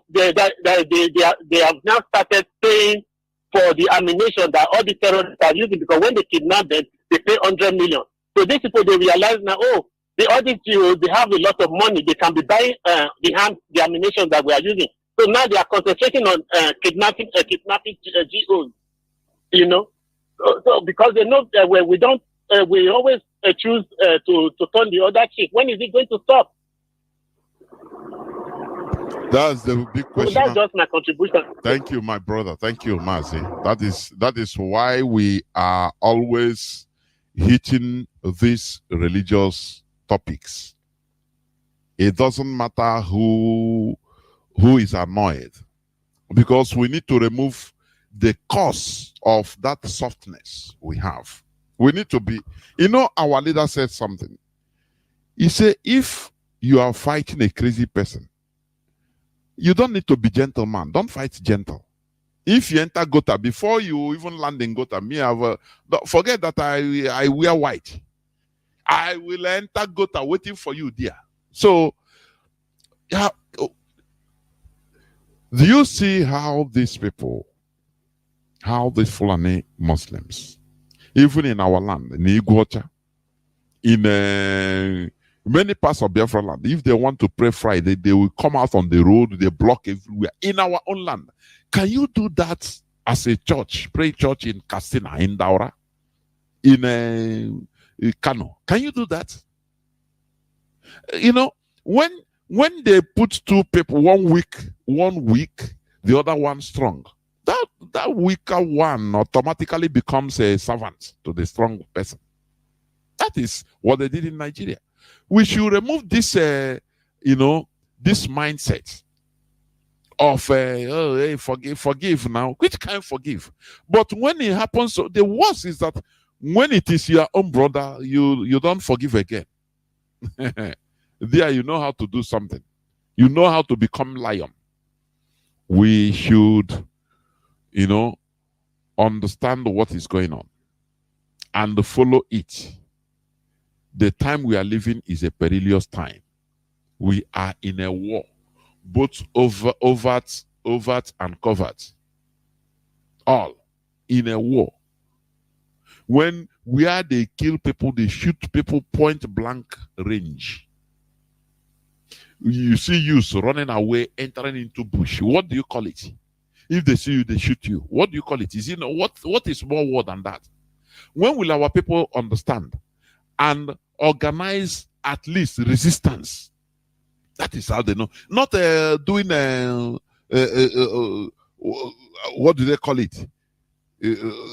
Chop down or what? Or doing as if nothing is happening. Something is happening. It's going on. When it reaches your own village, that time you know. Please, let us rise up and face the reality. Because sometimes our people are living on fantasy land. Like Peter B is now talking. Oh, we will do this. The question is, how are you going to do this? With which partner are you going to do this? Which? People that, how are you going to start? People that even if you want to build them, serve them honey, build gold in their streets, they will tell you that you are, after all, you are unbeliever, you are an infidel. How are you going to change it? This is a core issue that's supposed to be discussed, not going to election, I'm going to do this, If, for example, had it been we had Biafra and Peter Obi is campaigning like this, before God and man, I will promote him. I'll say, yes, you can do it because you will have accomplices. Because Biafrans will have focus on development. But in a wide, primitive enclave called Nigeria, and you are saying you're going to do this, you are going to... Somebody will enter into mosque and say, sabotage, this man is an infidel. Finish. Jonathan didn't build the Almajiri schools, state-of-art schools. They use it as mosques. If you want to wear pig a jean, wear pig a coat, pig is pig. He will go and buy diamond and wear pig. He will go and useless it because he's a pig. You can't change it. So when people say, I will do this and I will do, how can you change? People that are going, they are, centrifugal force drawing from the center. Everybody is pulling. Some are going to east, some are going to west. Some are, they don't want anything, only to stab you and take your land. And you are telling me, how are you going to change that mentality? That is the core question. Had it been journalists in Nigeria, unfortunately, there are no journalists. What we have are brown envelope promoters. A journalist that should be asking a question without fear. He will be there, sir, sir, sir, not that I'm challenging you. He's interviewing. The person he's interviewing, or she is interviewing, he's begging the person. Not that I'm accusing you, not that I'm trying to make you sad, or, but, okay, let's leave it at that. What a mess. People should ask and say, how are you going to stem this ideology, Fulani ideology that they own Nigeria? How are you going to get it? That you are an infidel. Oh, you are going to say it's a propaganda, right? Because you have your children are abroad, your families abroad. They are going with police escorts or military escorts. This is where I'm going to stop. I need to check you honestly. Integrity is something that is needed for us to continue standing. Integrity will make you don't lose focus. You don't listen to gossip. You don't listen to hearsay. You don't feel confused. In the midst of confusion, you find your stand. You are standing firm, rooted, because you're a person of integrity. But if you lack integrity, you'll be pushed from one person. When you go and commit a rubbish as a person that lacks integrity, you come back. Please, IPOB, forgive me for what I have done. I was deceived. You are deceived because you lack integrity. What of the life, because of your action, the life that are lost? Oh, we forgive you, right? We should be serious, honestly. Thank you very much for listening. Biafra is our religion. Biafra is our ideology. If you have any other religion apart from Biafra, know that you have not started. We must continue pushing on until Biafra is restored. We are not among those that are suffering from election fever or election intoxication. Please. We stand where we stand. Come shine, come rain, come darkness, anything, we are there. The same place. Because we are people of integrity. Thank you for listening. From me, Mazi Jonathan, from here, it is simply good evening.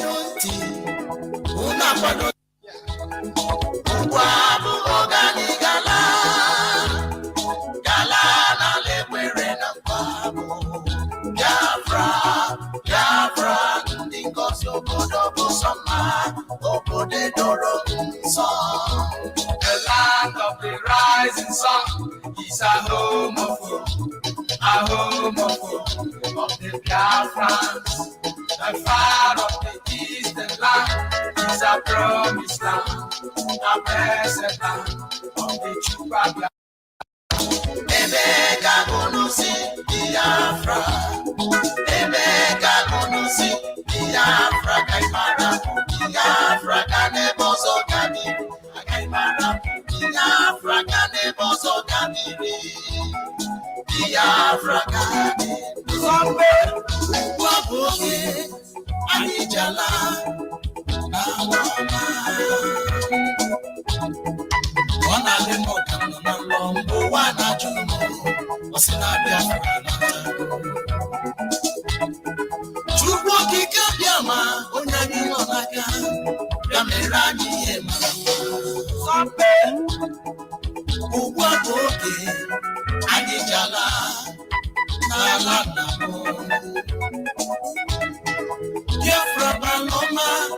Ala Chukwu goziri, ala mana ala Chukwu goziri, the rising sun.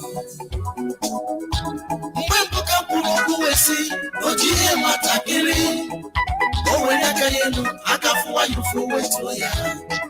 Maka na ọnọdụ ugo adịrọ n'igwe mma. Sọmpe, ndị ala adịghị mma, ndị zuru, ndị na-aṅụ ọbara mmadụ, ndị okwu ha abịakwala n'ọzọ ka ha kwatụsụ Biafra. Mana Chukwu okike abịa ma gị ka ịdị n'aka o. Mana Chukwu okike abịa.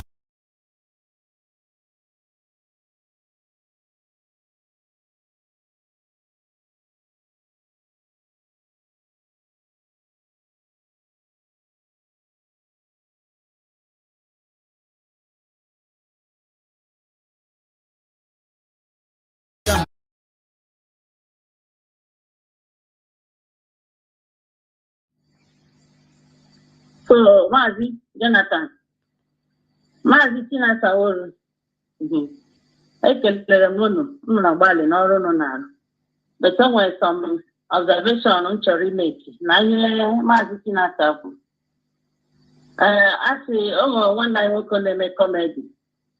A na-asị onye mere amara na di butuo.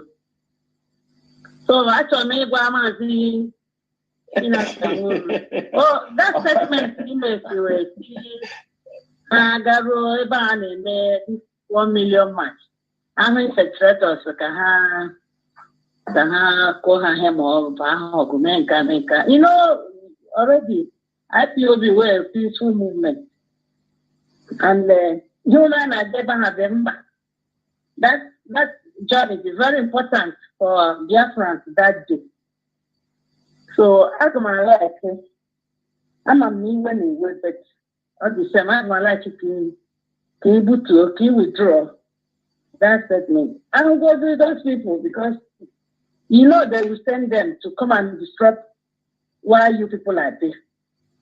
And there will no good, it will not be good for you to give in by fighting or talking to them. I believe IPOB members that will be there that day will overshadow all of them, whatever they came with. You concentrate on that area. Whatever they came with, make sure that you people overshadow them. You overshadow them so that whether they are existing, they won't even know. So I would like it to be like that, because if anything happens, they will say, go and check the program. You made so time that you said it, that you're going to kill people, you're going to fight people. They were always after something. They were looking for something to use against you people. Please, I would like you to withdraw, because so that people will not carry it over to that place. That's my observation. Then Mazi, one of my nephews here. Oh, we are die hard. So the boy I know, we all have a son. You want to born a child, you like a world, right on, you like a world. So we can make him that so many people, even the younger ones, in support of you. 20 years old, but movement on my way. So I come more than Mazi. Thank you so much. Thank you very much. Thank you. On the model. There were. I have also yes.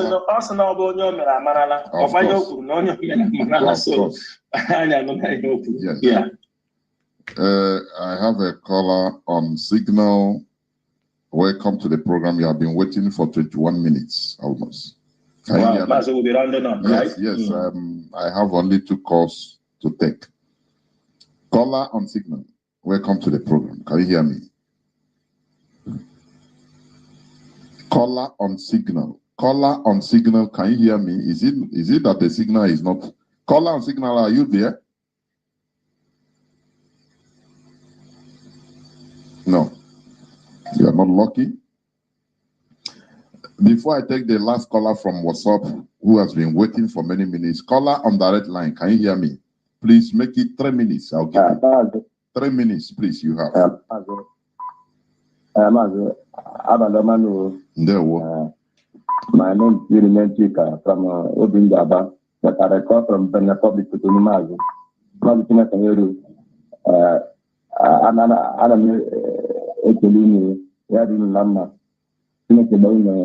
Nina according to preacher. I get Vinike Meridian Dino. You took it on Lorun Naraya de Gizi. Mazi. I'm the one who broke this night. I know Nina Mazi, Sinatamuri, and Maziatan. Abu Church woman, Abukano, Abako Amala. Abu, I know on board Guru and Dugu Pakatanya. This time around, all the time I never say, I know your job, Monetijanya. I gave me on of the Now I live on a desperate. Thank God, luck.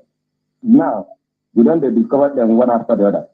We get to teach them, tell them where to fall. We get to teach them, let them where to go. We get to teach their top of master. No make again, but people don't bear with us. Because the politics and the politics is when they talk about. We go inside our DNA. That's that we go inside our DNA. This time around, we go face them face to face, no mercy. I tell you, people at the top, no mercy. But if we reach to 10 towards, we're not going to reach where they go. Nothing that happens to our land today. because I'm the supporter of the constitution of the saboteurs in our midst. You see? So, not be something of painting walls. We will continue this way. It will help for us. Because this is the go through the way in our midst. That's it. And Mazi, I want to contribute for the zoo. What's the for zoo, Mazi? For zoo now, where the China Islamic State, in Nigeria. But the Christian way they do, and I ask them, Mazi, how do they survive under Sharia? How Christianity can survive under Sharia? And this campaign where people now they carry they bring their eyes business. Now the so-called Christianity now, Christians in Nigeria, they campaign, they carry this PPC for help. They don't pay all their so-called some women, some of them now to come to begin to preach for their members to brainwash them. They go carry PPC. Then the PPC will solve their problem. Why? The pyramids, they do the deal. Pyramids are doing the practical and they conquer the come. And they come to the system in Nigeria. I can you survive in the Sharia state and Islamic state for that matter. And America survive without Palestine. Have you done Brazil without Palestine together? The answer is no. I don't know what people, they know the truth. They defeat themselves. They jump up and down. They pay for one Nigeria to stand. That day where they come to people for Owo, that brother Jesus, no respect the bullet, not penetrate in their body. The fire where they pray every day, Holy Ghost fire, Holy Ghost, Holy Ghost fire. Every day where Fulani carry ash and come. The fire in the blood of Jesus, no stop the bullet. You know, collect the gun from their hand. The bullet keeps penetrate, and the blood is scattered everywhere on the floor. I want to see the man. I don't know the time where the so-called people for that Jews will rise up. So no say this handshake where them pass able not to play again. Mazi, I never knew. Let me see the fight they come. And then you see they pray for one Nigeria. And they defeat people, both they slave you. And they say totally beat you because you never touch them. Some of them they say for Lagos, they live Abuja. They say Abuja and Lagos will protect them. Where they say the land, they say proud, they talking at their compound, say their compound at their land. Their village, their family land, their land. And their king is coming. And people see they pray, they dance, they fight for PBC. Let us see what how is the end. The end shall tell Mazi. Mazi, I stand up from here from Benin Public to Mazi. Good night, all of you. Yeah, well, thank you very much. Last caller on WhatsApp. I'll take this will be the last caller that has been waiting for 23 minutes. Caller on WhatsApp, welcome to the program. Please make it as brief as possible. You are the last caller. Can you hear me? Yes, Jonathan, I hope yeah, go on, please. You're coming on, please. Jonathan, I will not tell you Please, I don't know. Are you using earpiece? You remove it because I don't know what's your voice is coming out. No, okay. Am I coming out clear now? Yes, it's better. Yes. Okay. Now I'm calling from Aba, but I will not give you my name for security purposes. No, go on. It's understandable. Go on. Mazi, Jonathan, my shop is just an information. I want to give an information for even our brother to hear too. My shop is close to Yamal-402 but just a building before they have that. Okay, don't give out your location. Just say one thing. You say you don't want to give your location, but you are doing it. Yeah. Oh, I'm sorry for that. There are some cases, there are some things that are happening now for the past 2 months. You see, every Tuesday, there are people, Fulanis are trooping there in their hundreds every Tuesday. See, something happened last Tuesday when I came to open my shop in the early morning. Exactly what happened in Benin is exactly what happened to me there. I came to open my shop. I saw more than 10 boys smelling like one covered my shop. Then I asked them, I opened the shop. I brought that broom to sweep. I asked them to shift. They refused leaving that place. I speak in English, no way. Then I now call a popular face I know there to come and speak to their brother because they are new faces. He came and said they know the hair and he spoke to them in French. They now packed Really? In French? On their so then just left. Mazi, do you say they spoke to them in French? Really? Yes. They don't understand even now. They even when I are was bringing those hardened terrorists from every part of Africa. Yeah, you know, they hardened the ones that they brainwash them, telling them that come, Allah has given us this one. Come. That is why when I see people trying to joke in IPOB, trying to make money, trying to bring a problem, I say these people don't understand the situation we are in. They don't understand. Go on, Mazi. Now, when that guy came and spoke to them in that French, and now then instead of them to leave with their back peacefully, they stood as if they want to fight me there. I was looking at them with my broom on my hand. They are looking at everybody as a demon. Any person they see, any Biafra. Because this is they tell them that you are going to the house of infidels. Everybody is a pig. Anything you can do, kill. Chineke. Go on, please. Go on. They have system that they used to come up for the past 2 months. I don't know where Moto used to back them. Then they will be coming in their tents. After 10 people will come, 20 minutes later or 10 minutes later, another 10 will come. Before you know it, that place will just full with new spaces and smell. The next morning, if you early and come there, you will see many buses parking to dispatch them. Every Wednesday morning, they will be dispatching the new one that came on Tuesday. At this time, next Tuesday, another group will come. They will be coming to their building. 10 in group, sometimes 15. They will come there and gather. Their place will full with them. The next morning, boss will come from nowhere, pack them one by one and dispatch them everywhere. For the past 2 months now I was working with one boy. I was working to somebody. I never knew that it's a conductor. He was telling me something that they used to carry rod. You know this flat trailer that used to carry iron rod, flat. That they entered Aba in the night and they wanted to pass to go and they discovered that place is lively. And they came out at night. They decided to park their long trailer there. Now after they have slept around 2, they knock at their motor to shift their motor back. The motor want to enter close to that amount south. Now when they wake up, that conductor have to direct the driver to go back. And they shift. Immediately a long lorry came in that night around 2 and offload more than 200 able boys there. And after offloading them now, they start bringing out wooden boxes that he leave beside barrack, that whenever they are bringing weapon to army, there are some wooden boxes that show that these are weapon or guns or the head. That after offloading these 200 and something boys in that, they started offloading that wooden boxes and putting inside their mocks. So he's suspecting that these people are bringing something here in Aba. Maybe we are still doing buying and selling. And I pretend as if I have not been suspecting those things. I said, how did you know that this thing is that?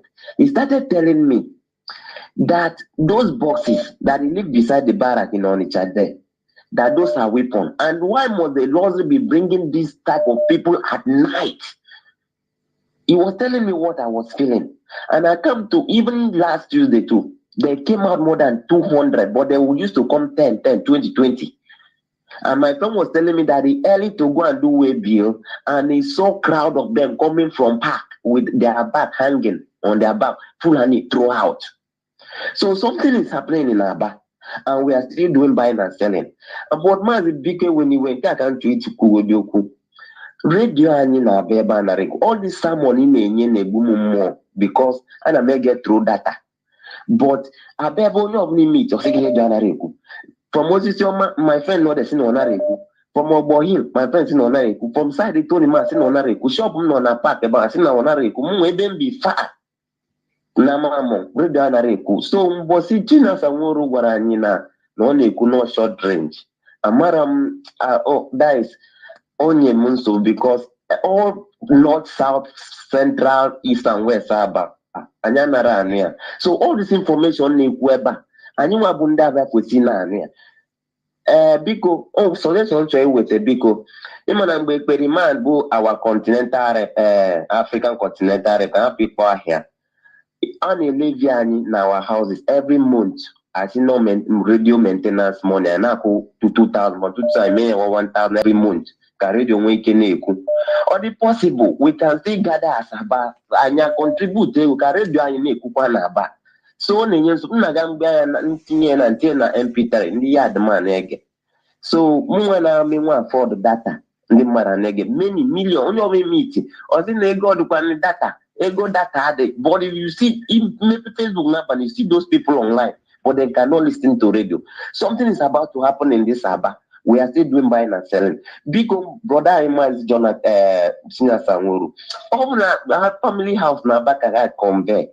Katutu ego karedo and waking Oga the mad important and we go be very happy. Because Jonathan, thank you very much. The most important thing, this Fulani na Batanaba every Tuesday and a being crowd. Because uno my uno game. Because thank you very much. All information joining. Thank you. Thank you. Bye bye, sir. Thank you. That is Mazi Chinasa, please come in and your last remark. Yeah, Mazi, our land is being rounded up gradually. And on about go on, Mazi, please. Mazi, yes, Mazi, I would like the telephone number of that boy so that for you understand me, yes, all this let me see, yeah, please, because it is difficult. People are still calling it to get the phone number is not easy. I will check before you know. Try your best. 300 calls have gone. Unless if Mazi, please, this caller from Abba, if you are listening to me, please send me text message and tell me that it is me that called from Abba, because there are many calls. It's not easy. Mazi, please go on, please, and continue to your closing remark. Go on. Okay, Mazi. Mazi Jonathan, thank you. What that our brother have said, I have taken note, and our officers in Aba, our ESN officers also, I hope most of them are listening. We will look into this particular report we just presented now. Seriously, it's a big threat. And these are how we are telling people the security of our land is not only left for ESN. Everybody should be part. Share information. Share information is very important, like the information he gave now. For the radio, I will go to the officers who are in charge of radio and see how we can. The problem we have, our big transmitter that used to speak in Aba had a fault, so they are using a shorter range transmitters. But I will go back to the people taking care of the radio to see how we can improve the network.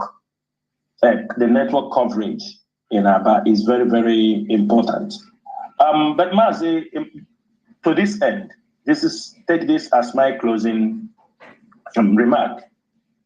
I'm making it very clear this evening. No matter anything Nigerian government tries to do, their agents tries to do, there will be no peace in that part of this earth. That means there will be no peace. They said Eastern region. Let us take it like that. Without the release of Mazi Nnamdi Kanu. Peace can only return in that area if they release Mazi Nnamdi Kanu. Because the criminals are using this opportunity in the name, so there is no more criminals in Biafra land again. There are no more kidnappers. There are no more organ traffickers. There are no more. Everybody now use the name of Mazi Nnamdi Kanu. And the moment Mazi Nnamdi Kanu is released, all this rubbish will all go away. Because he is there. He will use this, he will. It doesn't mean he controls them, but the person you are using his name to commit certain things comes out and says, who said? He have given this message on several occasions through the legal team, through the younger brother who used to go to visit. He have given There is no room to condone any evil, any criminality in IPOB. People can, do you understand me, do anything. So the most important thing is that our people should not allow the Nigerian agent to put all these criminal activities in the name of blaming IPOB, ESN, IPOB, ESN, everything happening, you say IPOB, ESN. No, we are trying to curtail what is happening in Biafra land, the criminality. We are trying our best, and people do not know what ESN have done in these past few weeks. That you see peace, a little bit peace in Anambra, now they have returned back again because it's a cross-border crime.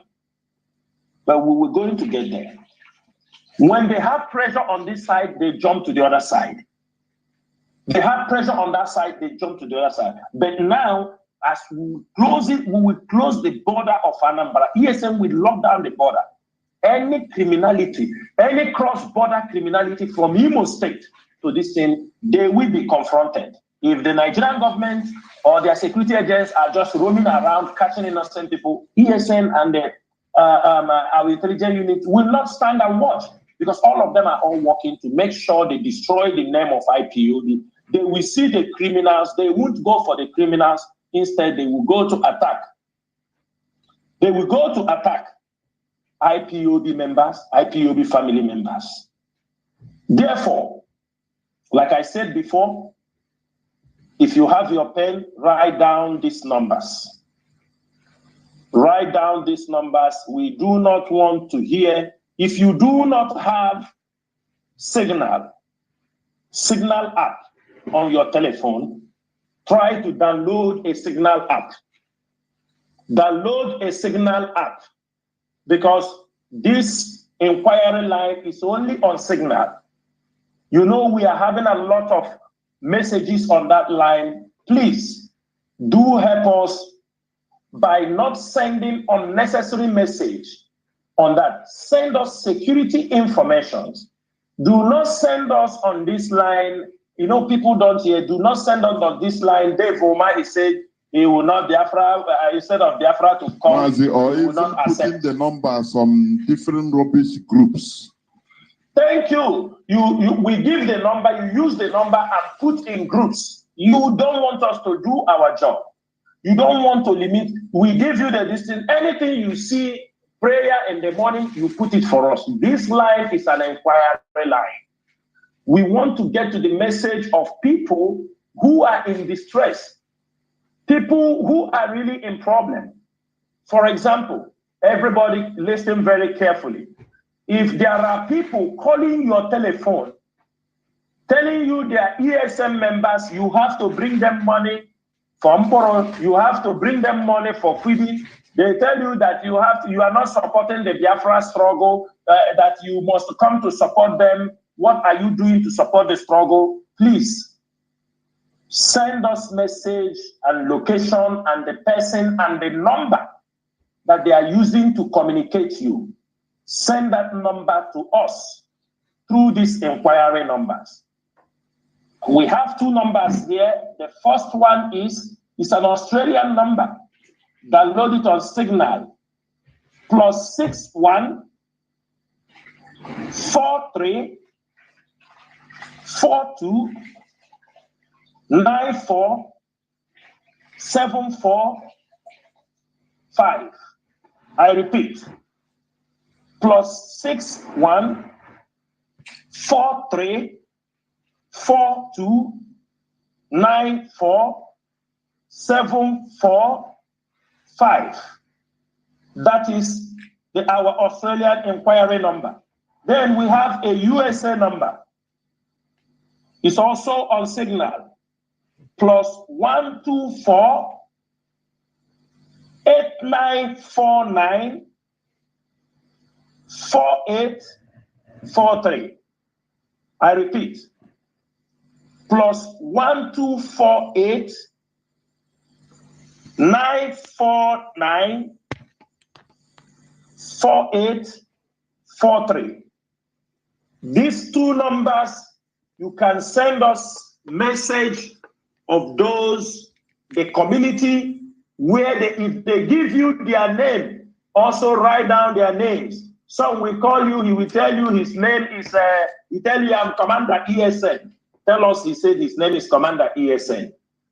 If you have an opportunity to get his record audio when he is calling, if you have the opportunity to record his voice, record the voice.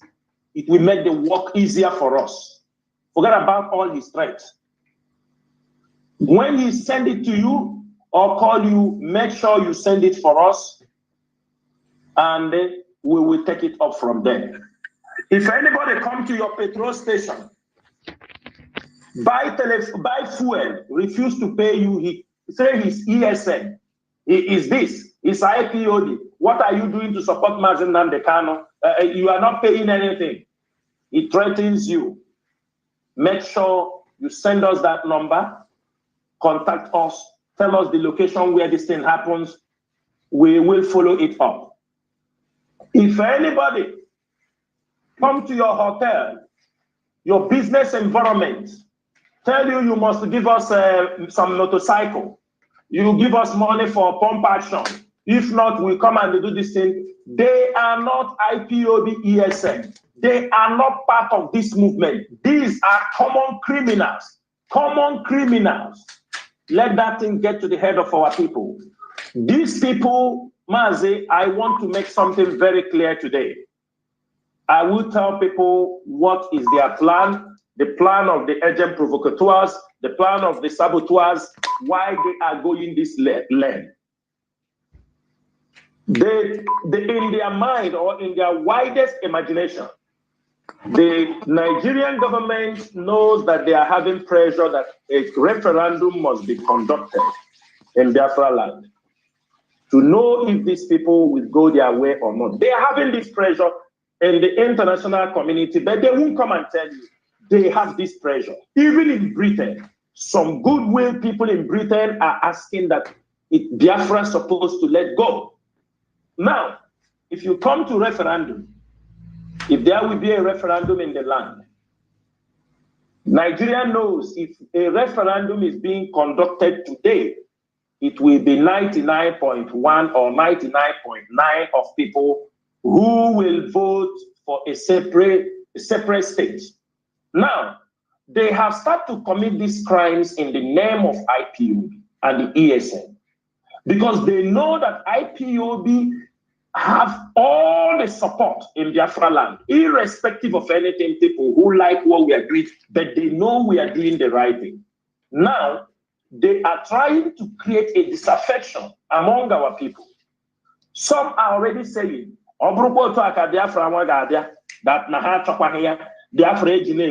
this is the impression they want to create in the society.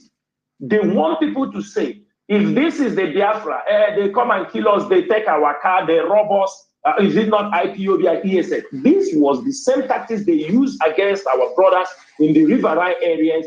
When they go and attack them, they say it is Biafra soldiers that attack them, so that the people will be very bitter about the struggle. Now, they want to create this group of people, because if tomorrow there will be a referendum in Biafra land, they will not bring Hausa people in our land to come to canvass for those who will be for part of Nigeria. They will only use Biafrans, people inside the territory, who will be able to be moving around telling people it is better we remain in Nigeria than in Biafra. We found that in Scotland when Scotland voted. It is people, there were people. Don't underestimate. There are people who will still vote that they want to be Nigerians. But they want to create this more, let it be more popular. People who can be able to confront those who want a referendum to be conducted. Britain is the master strategy. They knows about all rigging, how it happens. If they get this number of people they are looking at, the number of people they want. So even if you try to do a referendum tomorrow, you find out they say, oh, people for Nigeria is 51 or 50.5. People for Biafra is, we told you that they want to be in Nigeria. That is the essence of trying to create this disaffection among our people in Biafra land. They are surprised how IPOB have been able to gather this such momentum. How they have, and our people are reasoning with what we are doing. They understood. Like one of our brothers said here, we did not start this struggle hoping that we are going to end up with a Nigerian president. If it is why Mazi Nnamdi Kanu called us, many people will not come out. That is why we have no reason to deviate from our plan to restore Biafra. That is the ultimate goal.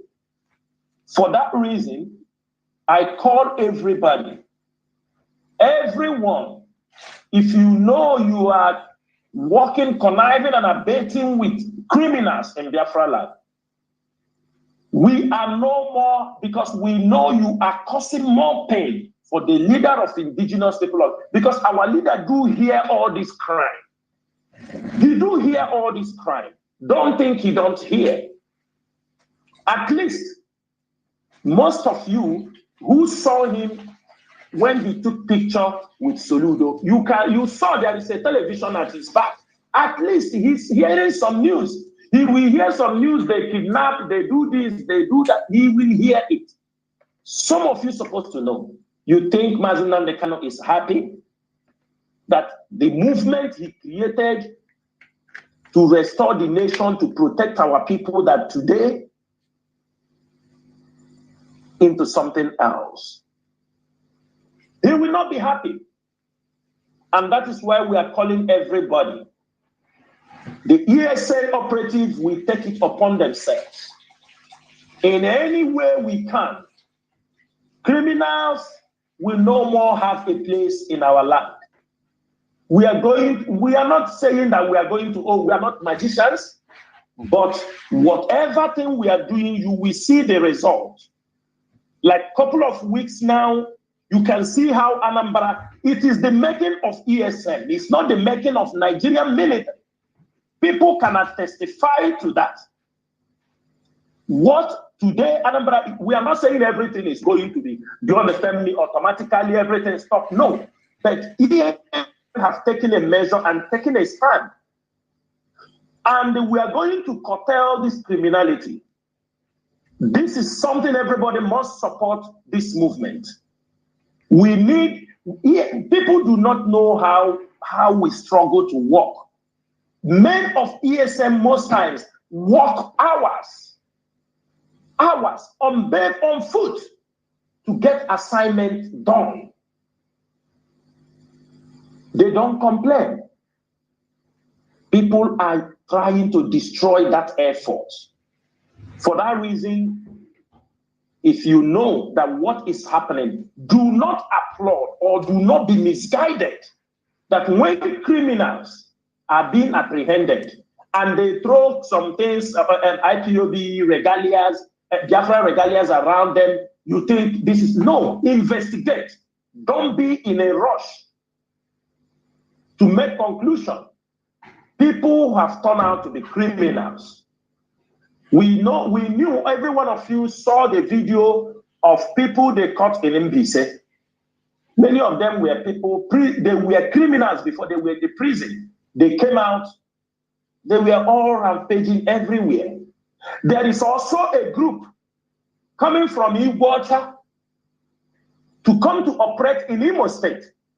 And we are asking the communities, because sometimes people say, the military, they just brought the military in our place. Yes, why would they bring the military? When in the community, they are kidnapping people inside the community, somebody will come from Lagos to the community, they kidnap him, they take money, they kill you. Some people, they may not continue to wait until they are killed. They will run to who will protect them. Some group is coming from Iguacha to Obo. They conduct kidnapping cases. When they conduct and money is paid, they will leave Obo and run and go to Iguacha to enjoy their money. Your time is up in Obo because we are not going to. The ESN IPOB leadership will make sure that we will work with the communities. Anybody who enters a community to turn that community a kidnapping den that will attract Nigerian military to come and start moving around in that community. We are not going to accept it. If while you join this struggle, since Mazi Kano was kidnapped, most of you all come out from your shells, using the name of this struggle, committing heinous crimes. We are not accepting it. And we are urging the ESN command in Anambra, from now onward, there will be no, we must make sure there will be no cross-border crime from Imo State. This is an order that must be carried out. There must be no cross-border crime from Imo State. All the criminals from Imo State that are coming into Anambra to commit crimes and return back to their abode, it is no more going to be accepted. It is your duty to hunt them down, because the Nigerian military and the Nigerian DSS will not hunt them down. Instead, they want to increase the criminality in that area. That is what all they are doing. And for that reason, we call everybody to remain focused. For this struggle, the ultimate goal for this struggle is the unconditional release of Mazi Nnamdi Kanu and the restoration of Biafra. As soon as these things are done, we have done our own part. Our children, other people, our friends, our relatives, those who are interested, and other Biafrans who can lead Biafra to the next level of development, in human development, in everything, they can take place. But for now, our motive, our mission is to restore Biafra. Make sure our leader, I always thank Chukwu Abiyama on a daily basis for keeping that man alive. Chukwu Abiyama knows. He knew that a day like this will have come. He knew that from the effort IPOB members, IPOB leaders have done, that is why Mazi Nnamdi Kanu is alive today. I thank every IPOB member worldwide. I am so much proud of all of you. You know how to fight in a group. You never allow anybody who gave you your trust to walk alone. We are nobody without IPOB. IPOB leadership cannot do this thing alone. All of you IPOB members who have remained consistent, who understand the teaching and ideology of Mazi Nnamdi Kanu over the restoration of Biafra, I cannot thank all of you enough.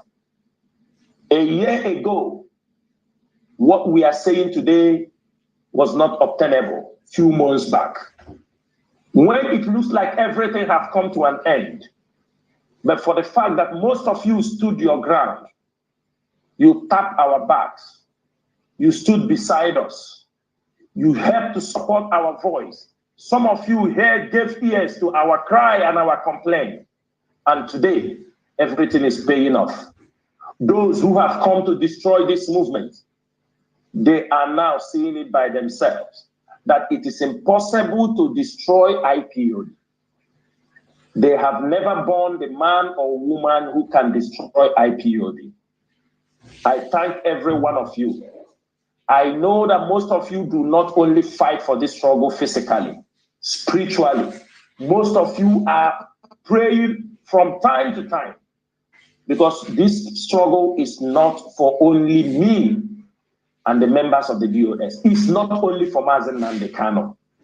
This is for all of us. And I'm using this opportunity to also to extend the hand to those who are still sitting on the fence, our brothers from the Riverine area.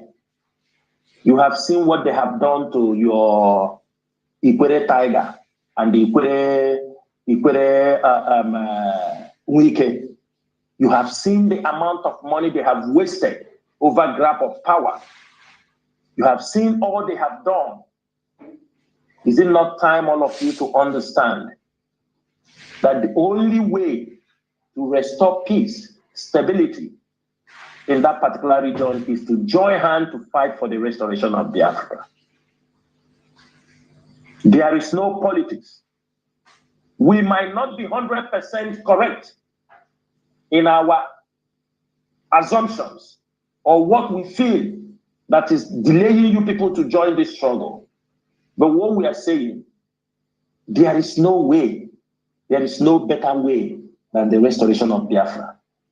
We have seen Nigeria since we were born, the same story day and night, the same old wine in different bottles, the same thing. And one thing is this: don't think that the Nigerian government do not know that we are going. They know we are going, but they are putting up their last fight. Even their juju people told them, you see this man you are holding here, it will cause a lot of trouble for you people, because those who are following him are very dangerous. They are very stubborn. They are Aso Rock juju master. They have told them that this man will cause too much problem for you people. It's better to let this man go. And they must let Mazi go. Therefore, dear friends, and all the lovers of freedom, we have come only to restore Biafra and nothing more. If you are engaging in any criminality in the name of IPOB and ESN, if you are among the people who are giving us bad name, trying to tarnish the image of this great movement, it is time we're going to confront you. Be you who? This is IPOB. Nobody fights IPOB and goes scot-free. Some of you, because you have gotten a gun in your hand, you think you can make some unguarded statements. You think you have come inside IPOB to grow wings. Whoever you are, we built anything. We build everything about IPOB. It is IPOB, Biafrans around the world. It is IPOB leadership. We built it. And if you think you can destroy this movement for your selfish reason, we will tell you that you cannot. If you are tired to be part of this movement, kindly pack your bag and baggages and leave those who are still determined to restore this nation. You think that people are around you, calling you sir, calling you commander. You think they belong to you. They belong to this great. They didn't hear your voice and join this struggle. It was because of Mazi and the gospel for the restoration of Biafra. That is why you came. And people are kept under your custody for you to guide them and protect them, and you try to misbehave. I'm letting you know, IPOB is different from any religious body. Do not associate IPOB, because in IPOB, we have Ndi Ordinala, we have pagans, we have Christians, we have also Muslims, we have also Shabbat people. Do not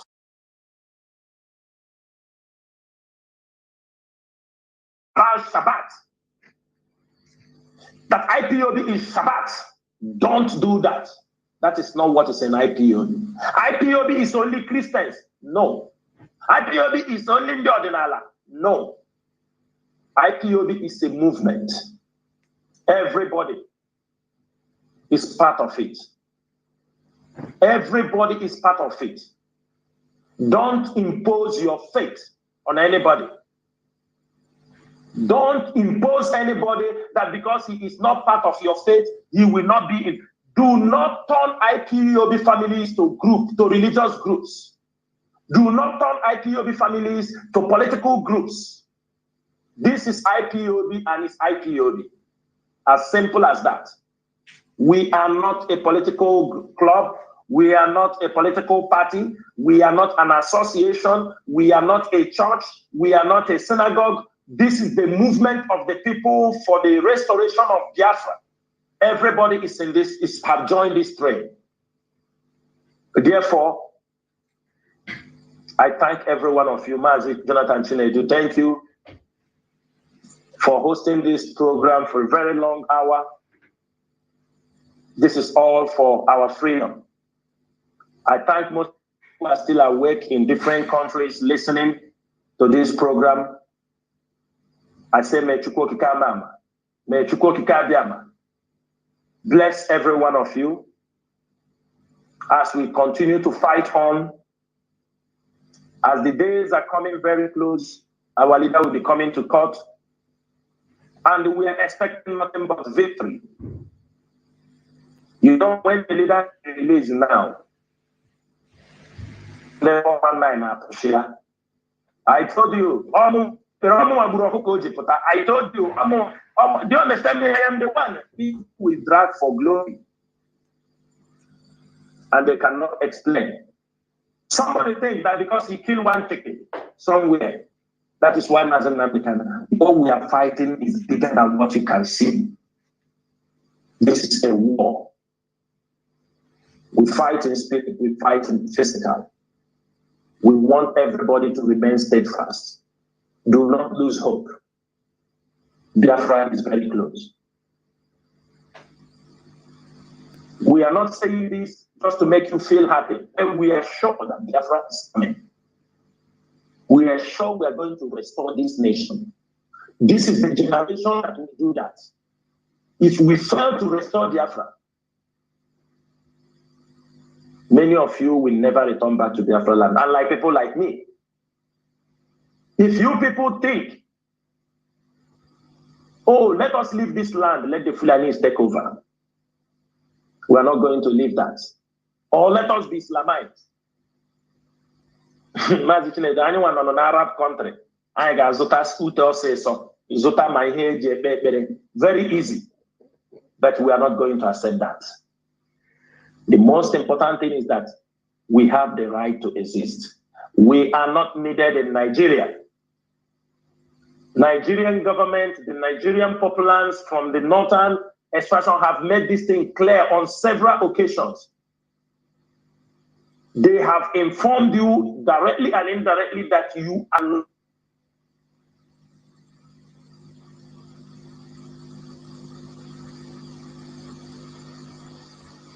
Bless every one of you. My name is Mazi Samoro. Mazi Samoro is from Obing West and Aba Province. I serve the indigenous people of Biafra.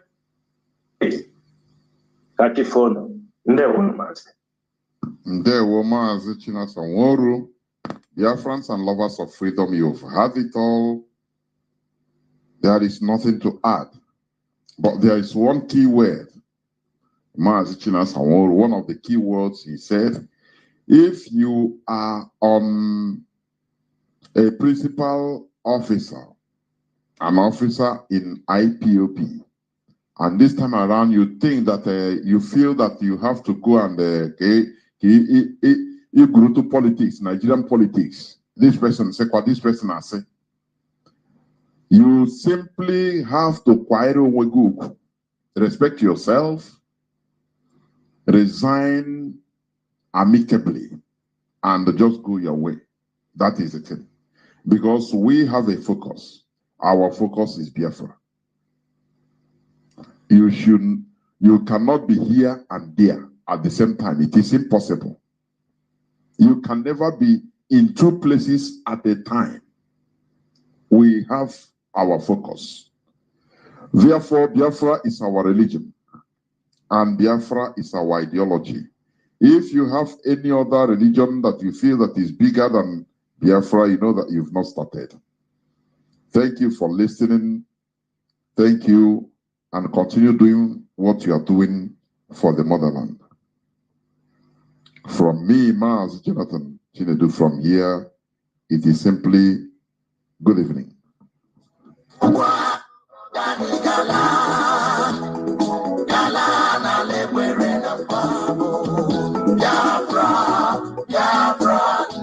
The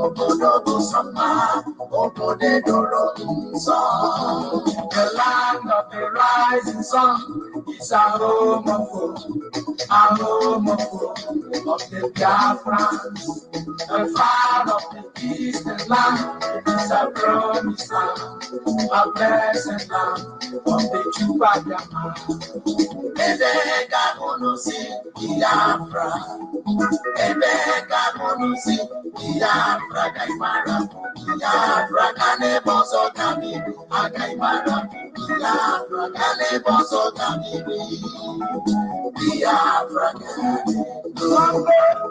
Waboke, Anijala,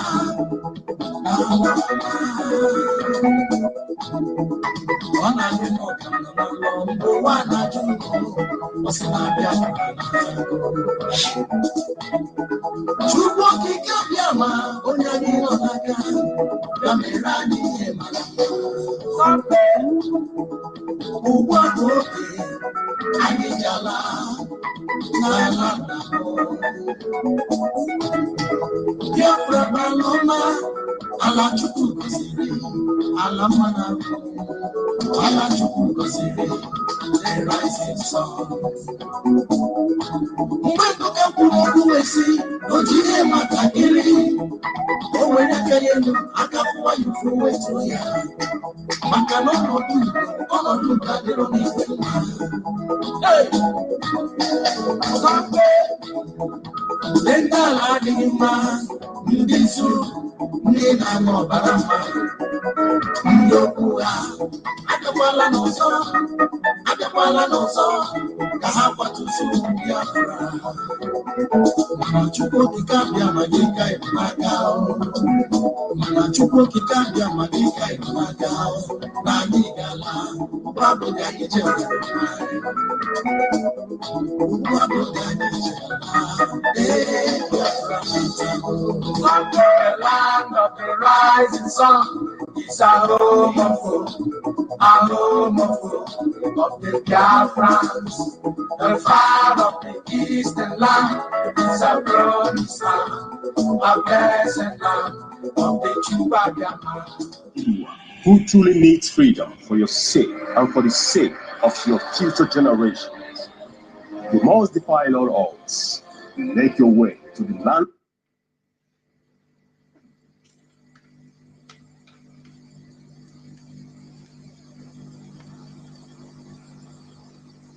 Welcome back. This is Radio Biafra Hausa service coming to you through Radio Biafra London. My name remains Mazi Jonathan Chinedu from Alu province of Biafra land. And today we are on an interactive session with Mazi Chinas and Woru. Our lines are now open, but please, in such situations, we have our rules, please. Our call lines are, our direct line is +1 213 328 6224. I repeat, +1 213 328 6224. Our WhatsApp and Signal line is +61 405 142 547.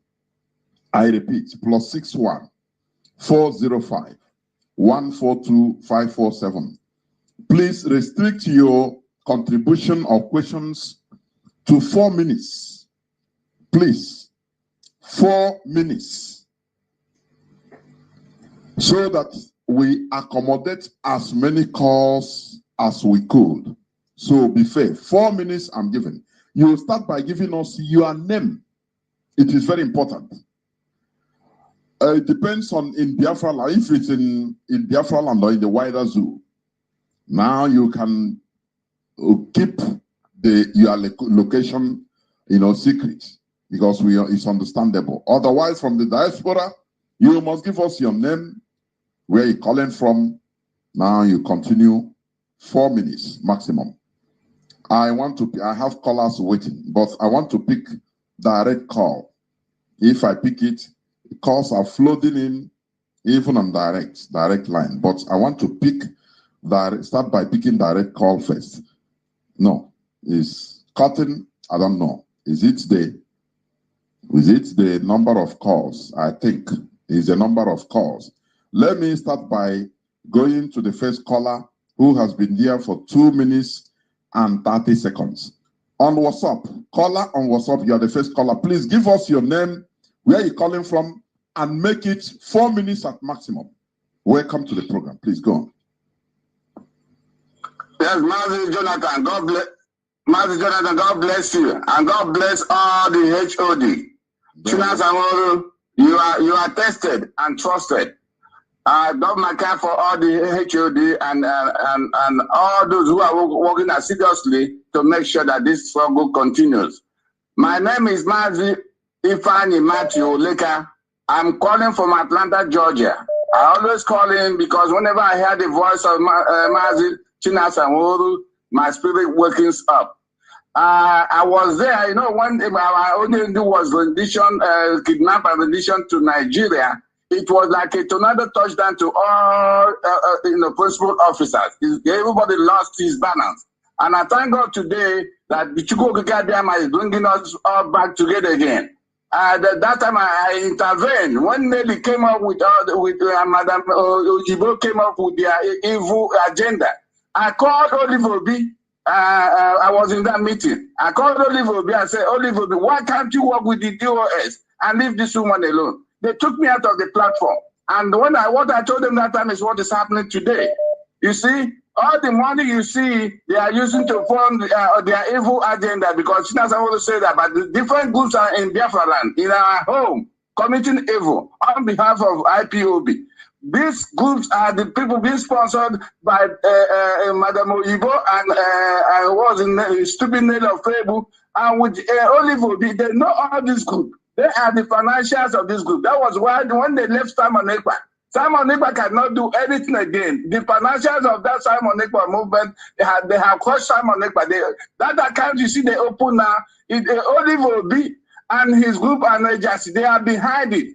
All the money they are collecting, they are destabilized United States. The United States, that was the hope of Mazi Nnamdi Kanu to fund this project. They have destabilized it. They now have different groups in the USA. We are all confused here. Please, if there's anything you even want to do, not only Mazi, hold your word. You say you are all confused. I don't know. You have been calling. I'm confused as an active IPOB member here, because the structure that was in the USA now have different groups. They have different groups, because before Oliver Obi was asked to leave, Oliver was expelled. He called a meeting, and at that meeting, Nelly and Madam Ojibo was making sure that the DOS was dissolved. And they pressurized all the principal officers, the regional coordinators. Madam Ojibo and Nelly was after Oliver to make sure that the DOS, especially Mazi Chike Joseph, is no more the head of the directorate. And we said no to that. Then they created this new account they are using now for the ESM, the fake ESM. I asked them, which ESM are you funding? I asked Nelly, which ESM are you? He said, I am a madman and I am a fool that I will understand what they said. I cannot be in this group again. Then Oliver will say I should apologize to Nelly. I said I'm not going to apologize to Nelly because she's trying to dissolve what the social market and put in place. What I'm saying now is that Oliver will be an agency, and all the principal officers, there was a spy from IPOB. They are the ones funding this fake ESM people we have in Biafra land. And my second thing I want to contribute that I heard that those Fulanis that was chased out of Lokwanta by the indigenous of Lokwanta, they are now moving towards Umuahia. If you leave Umuahia, going to Zakol, there's a place Johnson where all these organizations built where they are collecting money before between Umuahia and Umuahia. Then these people are now 2 days ago now. They are coming into that region in their numbers. I called home yesterday. They said those that are in the Fulani and in Lokwanta, they are coming into Umuahia between Ozakol and Umuahia Junction. where they have the toll gate before. All this Okali built the toll gate before. If you look at that valley there now, since 2 days now, they are relocating from Lokpanta to that region. Something has to be done. Thank you, Mazi. God will continue guiding you people. And we should thank Ike Peters, because Ike Peters was the first person they wanted to hijack. Ike Peters said no, and because Ike Peters first sick. You people should always thank Ike Peters. This Umuada, the first person they wanted to hijack, the other station they wanted to hijack was Ike Peters station, and Ike Peters refused all their demand. God bless our IPO members. God bless you. Thank you. There we Mazi Chinasa, you have anything to say? Or should I continue? Yeah, Mazi. I have something. I would like that our elder or our brother to be just listening very, very careful. Mazi, are you hearing? Very attentive. You are here. Yes, I'm here. Okay. Yeah. Mazi, please, yes, the information you gave for the Fulanis, maybe Umuwawa area. Are you talking about Umuwawa or where? Uzakole and this Obani area. Obani area between Uzakole and Obani area coming to Maya from Lokpanta. Obani axis. Yes, these are very thick forests in those axes. Down from that place, you can go to Ebonyi State. You can go to Nato. You can enter without joining road from the bush. You can bust or Kiwe. We are continuously following these people. And one thing is this: we make it very clear. The earlier the Fulani start to pack from Lokpanta, from Okibe, it is better for them. It's a very simple. When we say people, we don't need to boast, we don't need to talk. But the earlier they pack, start relocating to the north from Lokpanta, the better for them. Because we have gone through, we make investigation on the ground. We found out how those people were forced on these people in Lokpanta axis, and they accepted. But the Fulanis continue killing. They kill people in those places, continue to take the land. Continue. If you give them 1,000 acres of land, just a space of 2 years, 3 years, they will take like 1,500. They continue to drive, they continue to push the indigents out of that place. We are not going to accept it. What I'm saying is something, even if I'm dying, we will not accept it. And the time have come. Our people must be very strategic so that this fight is not a one-day fight. This something have happened. Lokpanta is over 30 years. It was Ojo Zokalo that did it. And anybody that will be killed in Lokpanta, we will send the body to Ojo Zokalo compound, because that is what he has to get. Anybody killed in Lokpanta, they say Fulani kill people in Lokpanta, we will move the body of that person straight to Ibere and drop it for Joseph Carlos' home. Because there is nothing as bad political leaders of such, and they will come on air and boast about their wrongdoings without knowing that what they even did was very, very wrong.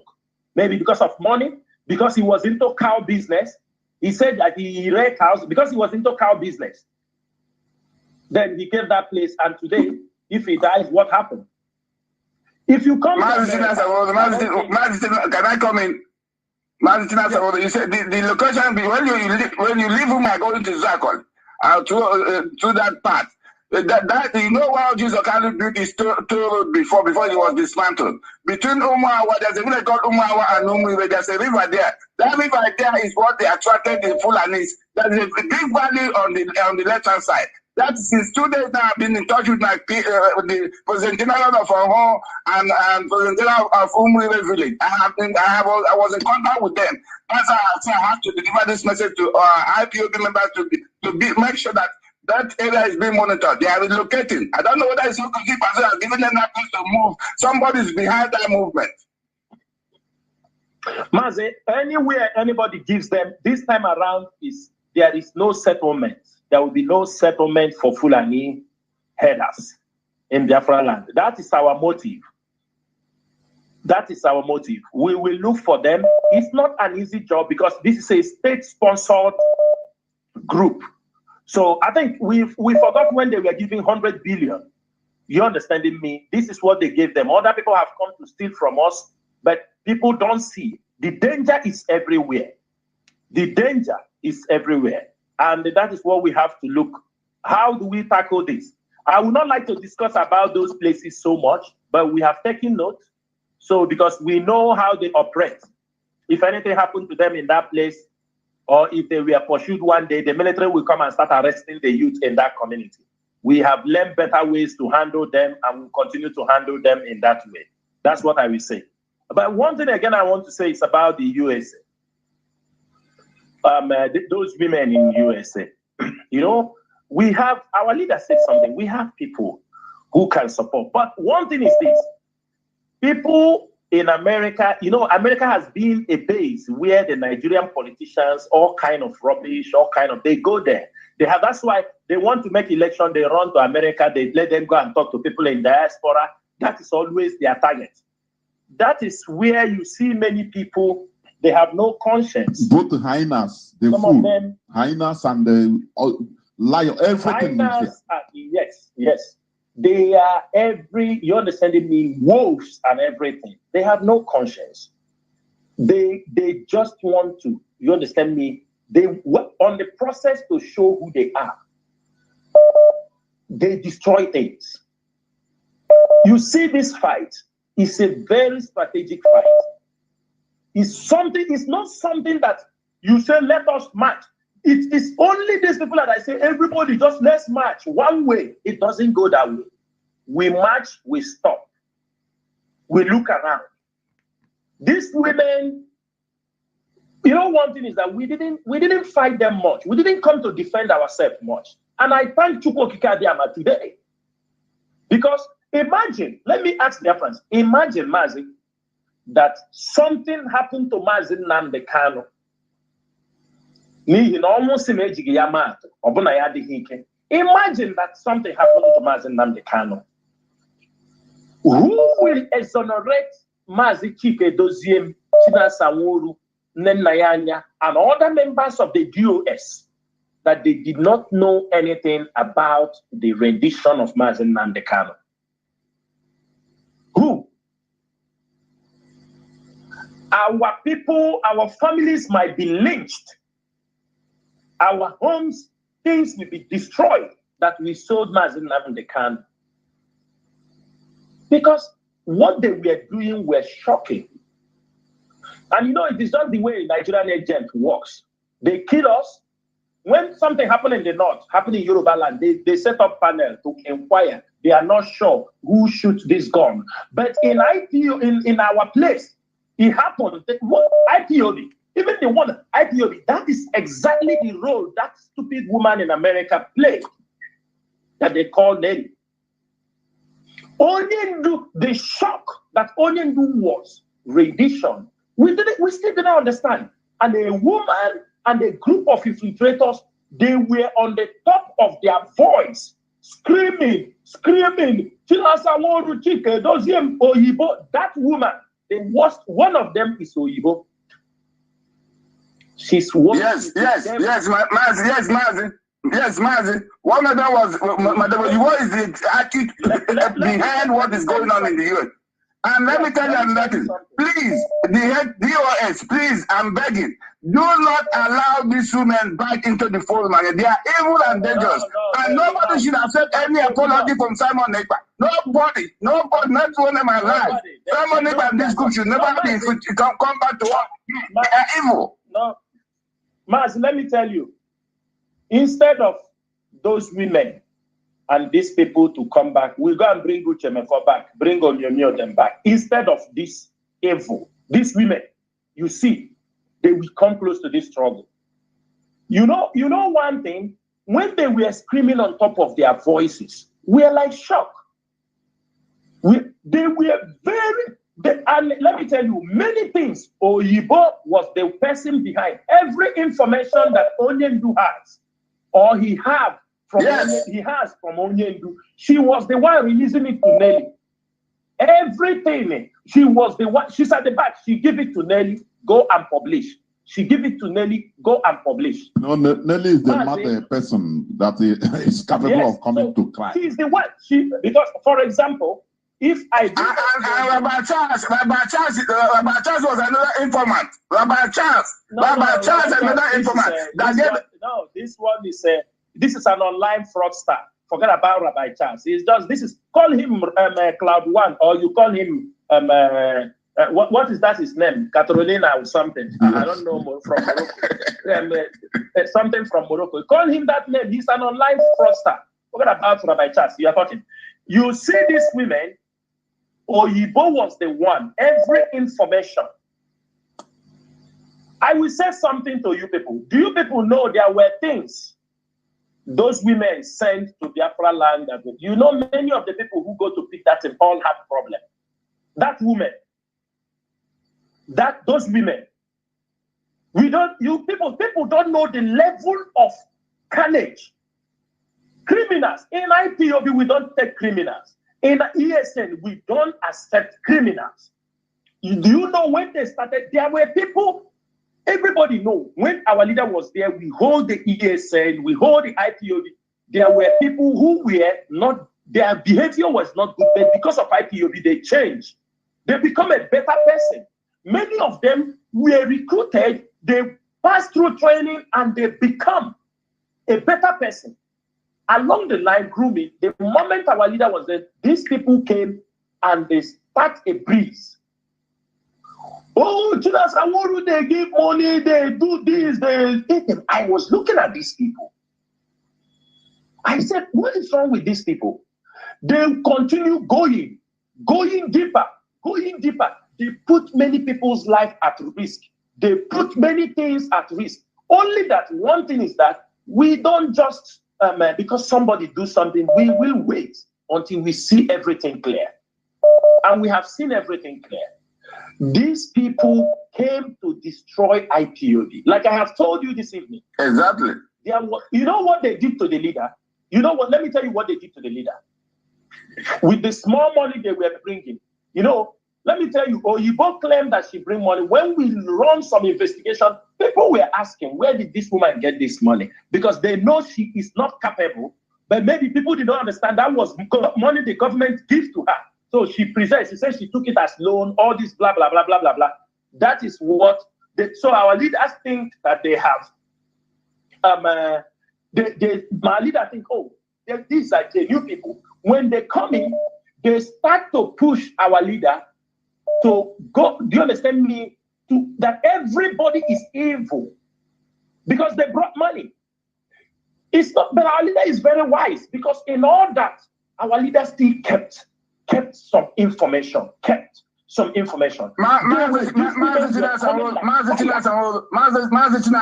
That is why Nelly sees telling that Mazi Nnamdi died in Kenya. Oyibo and Nelly, they told them that Mazi Nnamdi died in Kenya, and they were part of this conspiracy. They never believed that Mazi Nnamdi was. Let me tell you, Oyibo and Nelly, there were people they told that Mazi Nnamdi will only last 2 weeks in the Nigerian detention. They were sure of what they did. They say he will last only 2 weeks in the detention. That he will be a dead person. You see, even this woman they call Bridget is also another double agent in what we are doing. Because there is nothing the leadership did not make that woman to understand. But because she will bring people and tell us in the Biafra struggle, you bring people say they are not Biafrans, but they love what we are doing, and they will not speak. How are you sure? Which way? Because people are bringing $100, $200. People think they bring money. I used to laugh when some people will say, we bring money. We give 200,000. I look at that. Do you know how much people put in this struggle that they don't talk about? Do you know? Are you the one? Didn't you come? Do you understand me? I think we have been running for many years before you come. No. We were already moving this struggle from one step to another. What? So when they came with that money, they start to push our leader. This person is bad. This person is bad. This person is a criminal. This person. But our leader will see those things and they leave it. Maybe because they were supporting the struggle, they bring the money. They thought because they were bringing the money, they have got it. They push out. Oh, your wife will kill you. Your brothers will kill you. This person will kill you. US will kill you. This person will kill you.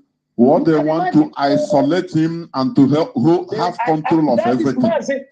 That is what they did to our leader. They now isolate our leader. I can tell you, I can say it here, even if in life or death, when our leader travels, pre to this time, our leader do inform me. He will say, Chinasa, I am in this place. Because we have a lot of things doing. The leadership, yes, there are a lot of things. But the moment he started this travel, they isolate, nobody should know. No, do you understand me? Thinking they have pushed him aside. They put him, they said, we communicate with this. Or you got the open email. I send you this thing. That was the email government was also going through it. It was a tagged email. All these things we have seen. And then later on, we will say, because people are coming to talk. When Onyendu come out, that Oyibo themselves send somebody to Kenya. They think we don't know. Before Onyendu was, they think we don't know. Then I said, thank God that Chukwu Kikadem and Mazi Nnamdi is alive. I was very shocked that day. I'm saying this thing on air again. The same day I spoke with our leader, few minutes before our leader, his phone went off. I was on phone with him for more than 45 minutes. And he called before, he said he will call me back. He called again, we finished. He told me, okay, Chidas, I will call you back. Few minutes later, Oyibo called me. He told me he's calling Onyendu. His phone he's supposed to join them in a meeting. But I told him, I just spoke to him 2 minutes.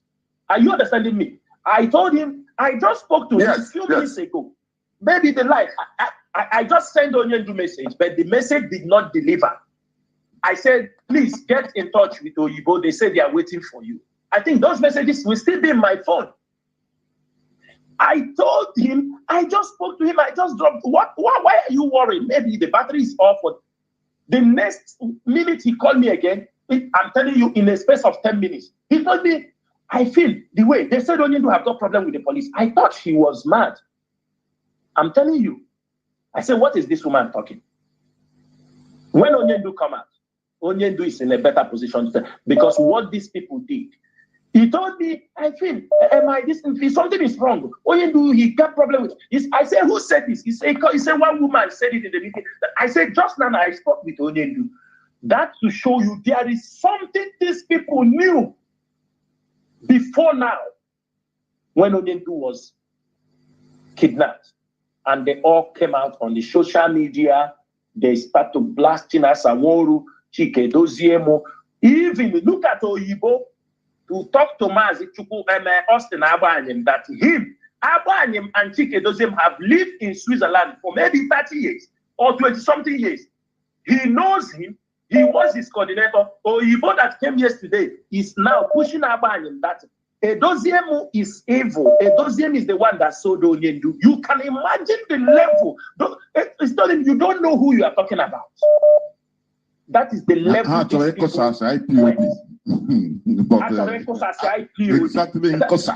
Nkosa. Yes. Agahi.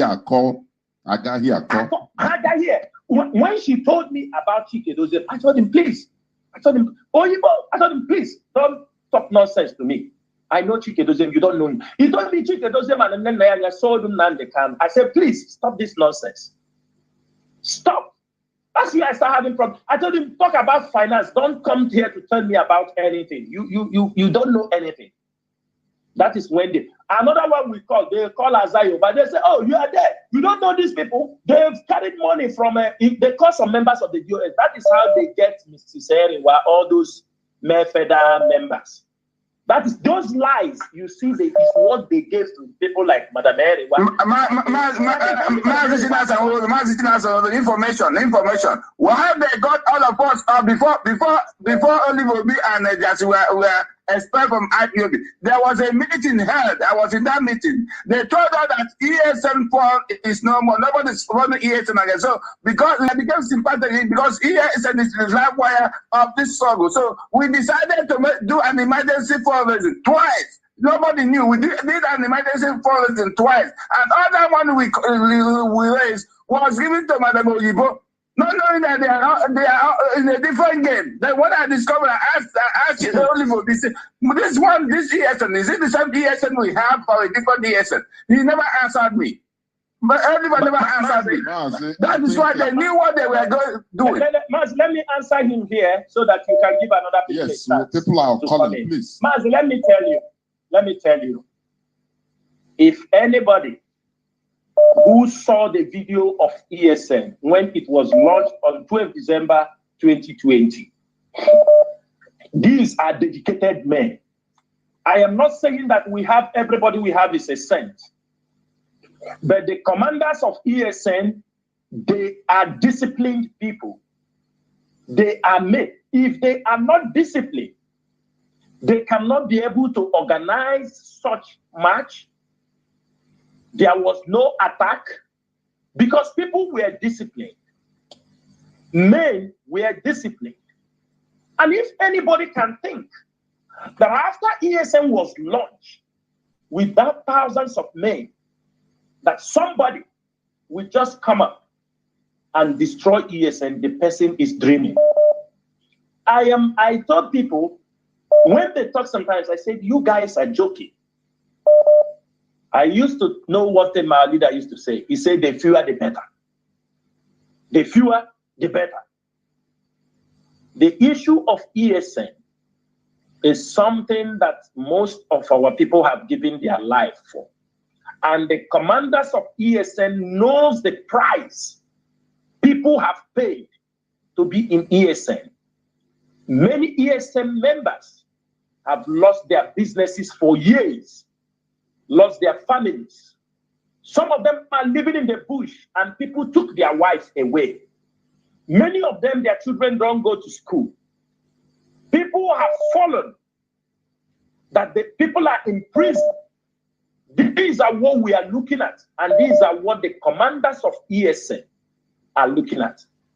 I cannot tell you there is any commander, frontline commander of ESN, who have jumped from his position.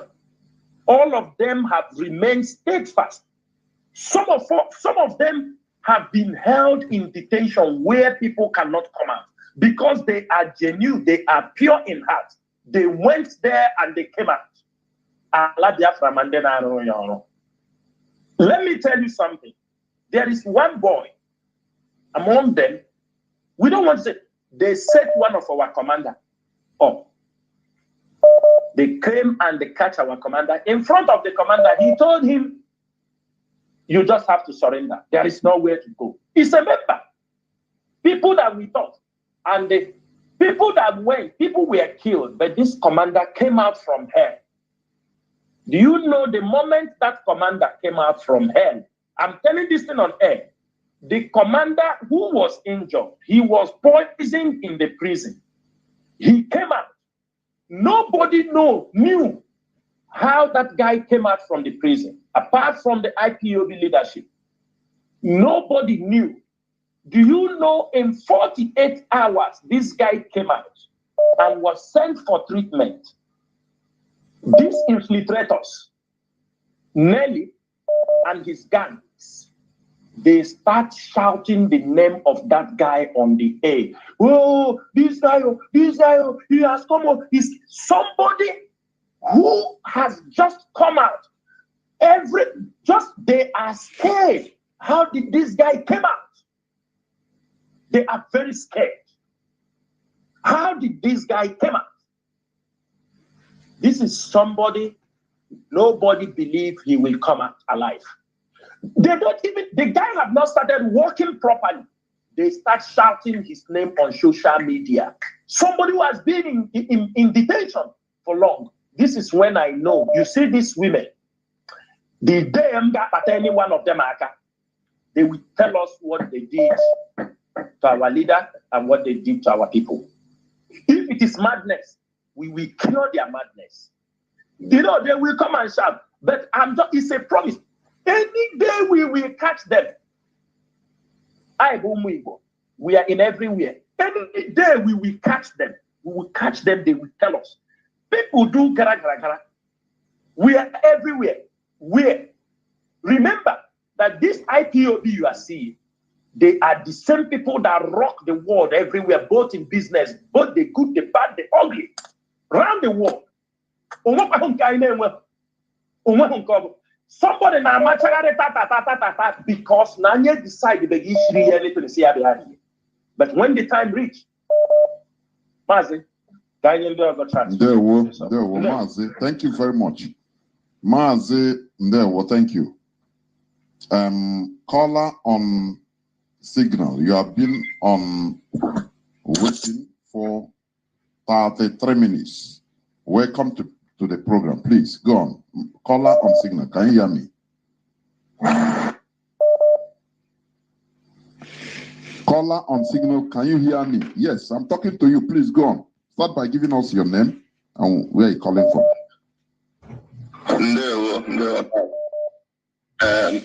I will keep over my location now, but first let me greet our general, Mazi. I call you our chief of defense staff. We are solidly behind you. All these our issues we are because it's an interactive sector. There is something that I keep wondering. Mazi, please introduce yourself. I think you are in the diaspora. Or have you? Hello? Yeah, go on. Okay, thank you.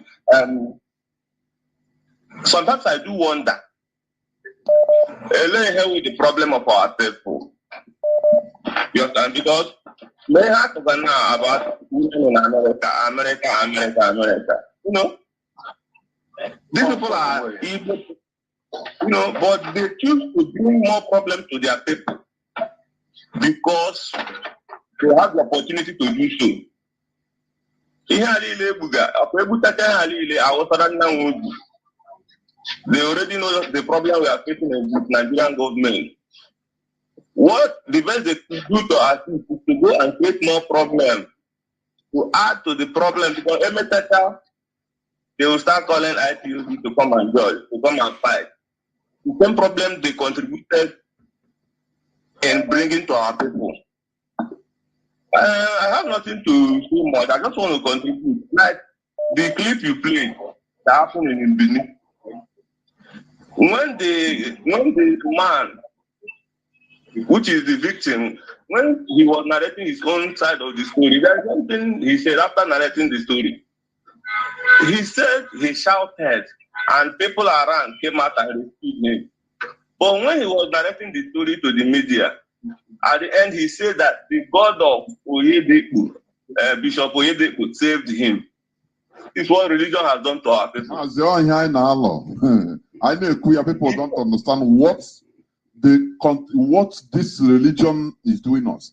In the next 50 years, people will not be no more be calling even Jesus Christ. They are calling. They will be calling, oh God of choosing. What is the name of that man? Oh, I call on you. You are God of Oyedepo. We are drifting into abyss. People don't know. Only IPOB is reversing it. Go on, Mazi, please. Exactly, Mazi. Our people. I'm among those people that sometimes I do say, is there any security of our people? Is there any way to salvage our people? To be honest with you, I lost confidence. If not the government of IPOB and Mazi and the Kalu that is divinely projected by God to come and rescue us from this ethnic extinction that is coming to us, because our people are embracing this thing with wholeheartedness. Look at what is happening. Our celebrities, that since they've been singing their music, I've never seen any of their investment or any of their shows they have done in any of the Igbo states to promote the economy of their people. Every of their achievements, P-Square na Lagos. Lagos people, Yoruba people, they don't listen to Igbo song. I have lived there. They listen to. It's with our people in Lagos that listen, promote their songs.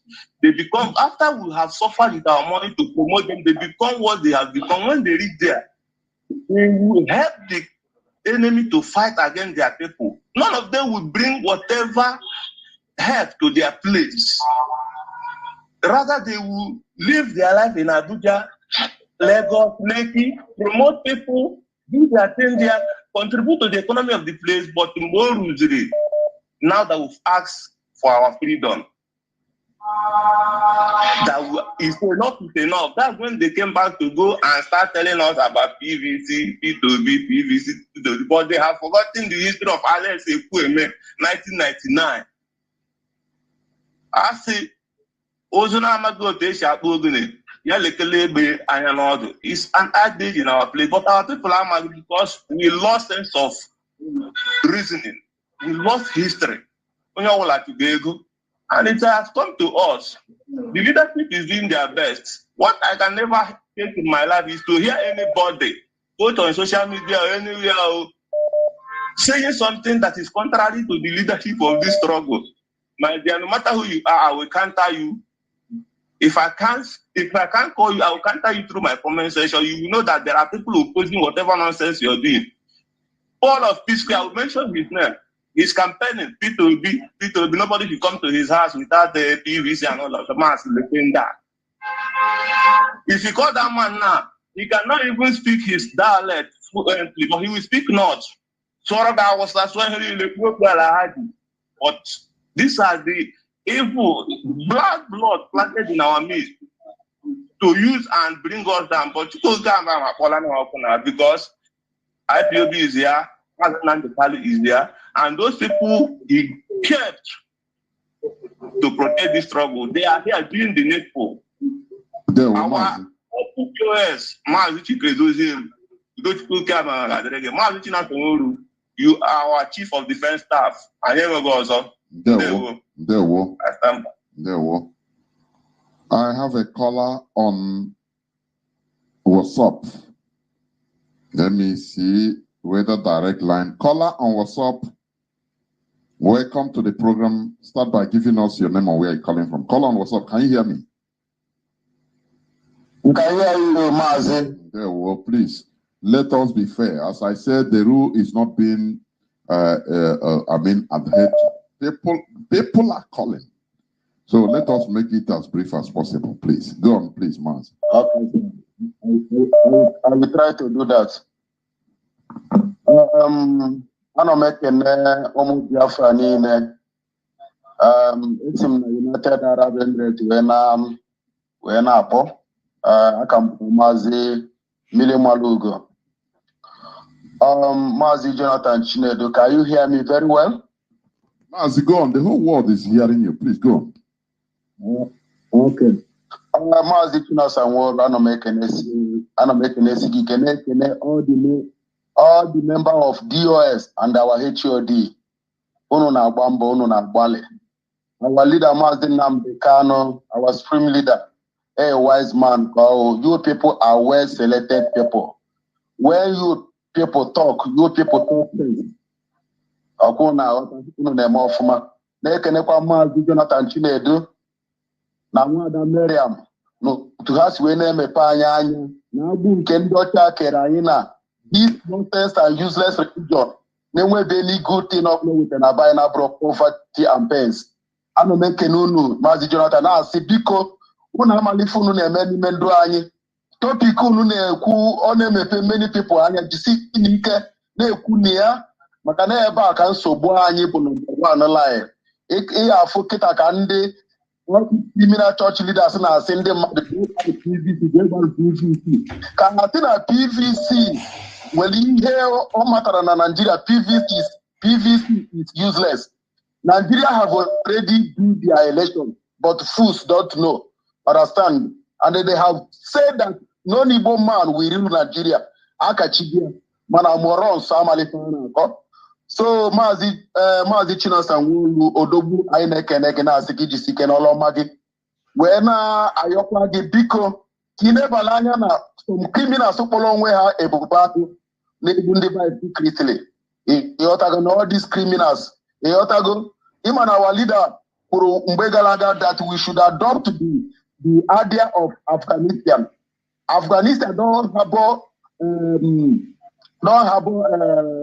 saboteurs. They don't have saboteurs. Understand? Because AG Anyoma has just struggled. AG Anyoma has just struggled, and then we must return to our beloved nation Biafra. Because Fulani, officially, well, Kafanwell, I get Jana who we may manu na Biafra land. I get Jana who may manu na Biafra land. Understand? And if I was on Cholota, job because Mazi Chinas and Wolu, only you know when the statement today for my it is useless man making. Na evangelization, those that sold their own, let them know that the buyers will not take them as an anything. So I'm waiting for you kumuna ihe basala onodu di okwa. And the other you could build my last words. Round up, please. Round up. People are coming. Okay, I'm rounding up. You are going to mean each of because as you move say because there are people on this who are going to vote. MSia at last, Kaimalo, because upon IPOB is to now vote for any other thing. But as you know, Peter can win the president in Nigeria. No IPOB cause there. Because as you move Rapon these who are going to vote, Kaifo, Yotago. So, There, well, thank you. Thank you very much. There, well, Mazi Chinasa, do you want to say anything or do I go on? Yeah, Mazi, I want to say something. Mazi, we will not, I said it earlier before, all our radio hosts do not allow people to come. Like what happened during the Anambra election, people come and say, start talking, there will be no election, there will be, we don't vote for this person. No, IPOB is not going to make.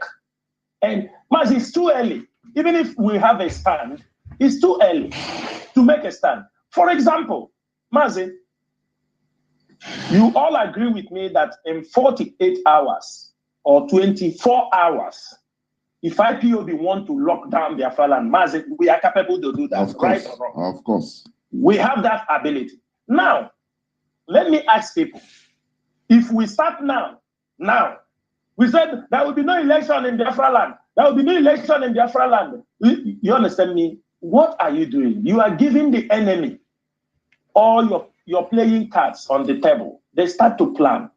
They start to think. They start to do anything. Of course, we have to allow these people to let them talk. Talk is cheap. Taking PVC. Okay, man. One of our brothers from Akwa Ibom side is trying to learn me, but yeah, say Obaba Akwukwo Epelipe. Obaba Akwukwo Epelipe. You understand me? Let them people take PVC. If they give you, you take. But don't disturb us with your PVC. Do not disturb this movement with your PVC. If you are an IPOB principal officer, you are an IPOB officer. It is time for politics. You don't want this struggle again. You want to, please give us chance. You can honorably resign. Go and do your politics. Do not bring the politics into IPOB forums. Do not bring the politics into our forums where we discuss about our struggle, where we map our strategy on how to release Mazi Nnamdi Kanu. Do not bring any of those, go and take PVC. Don't convince us. We have passed that stage. If you feel, don't say because you are a coordinator, you want to convert an IPOB unit to a political group. We will send you away. That one is not, we will not joke on it. Go and do your politics. It's up to you. But leave IPOB out of the politics. We have our blueprint. We know where we are going. We know where we are standing presently. There is nothing IPOB. IPOB is not stopping anybody not to do anything. But also, I want to say something. Mazi, there was some issue he raised about Dave Omahi. Mazi, one thing is this. Therefore, Mahi, in many occasions, and you get before Gaza Obuago, Okofu, just one. On national televisions, on TVs, Dave Umahi have openly, he want to take the position of Okpadi Aseka. Him and DJ Rezo, two of them are dragging. You know, DJ Rezo just he beat the record of Okpadi Aseka. Maybe Dave Umahi want to beat the record of DJ Rezo. One thing is this, Dave Umahi have come on television. He said he will be Ebonyi State. Is Dave Umahi, or will Dave Umahi will Ebonyi State? Dave Umahi. When referendum will start, will Dave Umahi go to vote on behalf of the whole Ebonyi people? No. But one thing is this. Dave Umahi continued to say he don't believe in this Biafra something. He continually wants to make himself relevant to the slave masters. He has to. He has to. He has no option. He will continue to tell them, I don't believe in the Biafra. But his wife wants Biafra. Therefore, my wife wants Biafra. His children want Biafra. Everybody around him wants Biafra. Only Dave Umahi that wants Biafra. And you think it's normal? It's because it is a game that he's playing. If there is a referendum, Dave Umahi may not even come to vote. It is a Boni people that will vote. All this rubbish. Dave Umahi, we could remember when our leader was rendition. He delivered a message through someone to us and told us that he's ready to raise 1 million people to fight IPOB, both on social media or on ground. We were saying it. And I'm sorry, when I said it at the early stage, people were inboxing me, telling me, do you understand me? Telling me, oh, don't say Boni. But it was very clear. Most of the people, because they were carried away by sentiments that attacking IPOB leadership, because that was what they told them, destroy IPOB leadership. I can tell you 70-80% of them were from Ebonyi State. But the few men standing in Ebonyi is why Ebonyi State, Ebonyi IPO, because Dave Umahi entered IPOB family in Ebonyi. With the one coordinator that come here, they entered IPOB family, tried to destroy IPOB family in Ebonyi State. But this time around, when Jibril came, he summoned a security meeting. He's mad after our lockdown. He told them, I thought I have defeated IPOB in Ebonyi. How on earth did they be able to march an order in Ebonyi State, confront their enemies in Ebonyi State? This is the next shock he has now. Mazi, Dave Umahi is an individual. I am not talking as Tina Saworu. I'm talking on behalf of the IPOB family worldwide. That is why, who am I? That is why my words may have weight. My words can have more command than that of Dave Umahi. Dave Umahi is talking about himself only. Dave Umahi has no power. He can only control people with money. He pay people money, but IPOB leadership, under the leadership of Mazi Nnamdi, it is his footsteps we are following. We can give a marching order, and it will be carried out. Dave Umahi cannot. He has to pay. That is the difference between we and him. That is how he has become irrelevant. You know, all these, their politics, shenanigans, they are horrible individuals. Let me tell you something. When they did their primary, people don't know what IPOB leadership is passing through. When they did their primary, someone said, okay, you want Biafra. These people we go, they didn't vote for us. I lombunu no patunu na give me votes. You want to equate your political jargons with what we are doing? They said they have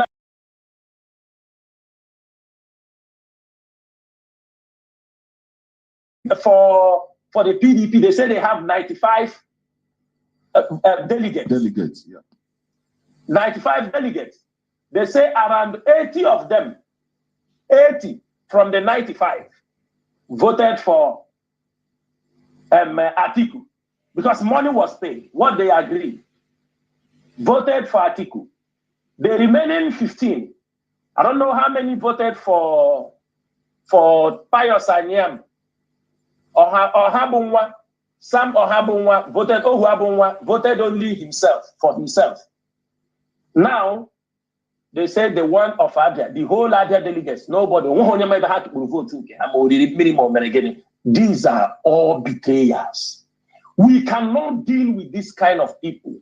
When they talk, when somebody like Dave Umahi talk, straight away, it doesn't even have anything because we don't see a human being in him. This is a man that connived under his watch. Forget all this nonsense. He is among the people that planned for the rendition of Mazi Nnamdi Kanu. All this talk, that they have started having problem within themselves. All their plans is not going. Frustration is stepping in. That is how bad they are. We don't deal with this bad, and we are not ready to deal with them today, tomorrow, next tomorrow. We are not ready. Our mission is to restore Biafra, to make sure that Mazi Nnamdi Kanu is released unconditionally, and above all, make sure that our people are safe, protected, that Fulani men, Fulani Haste men will never occupy our land. That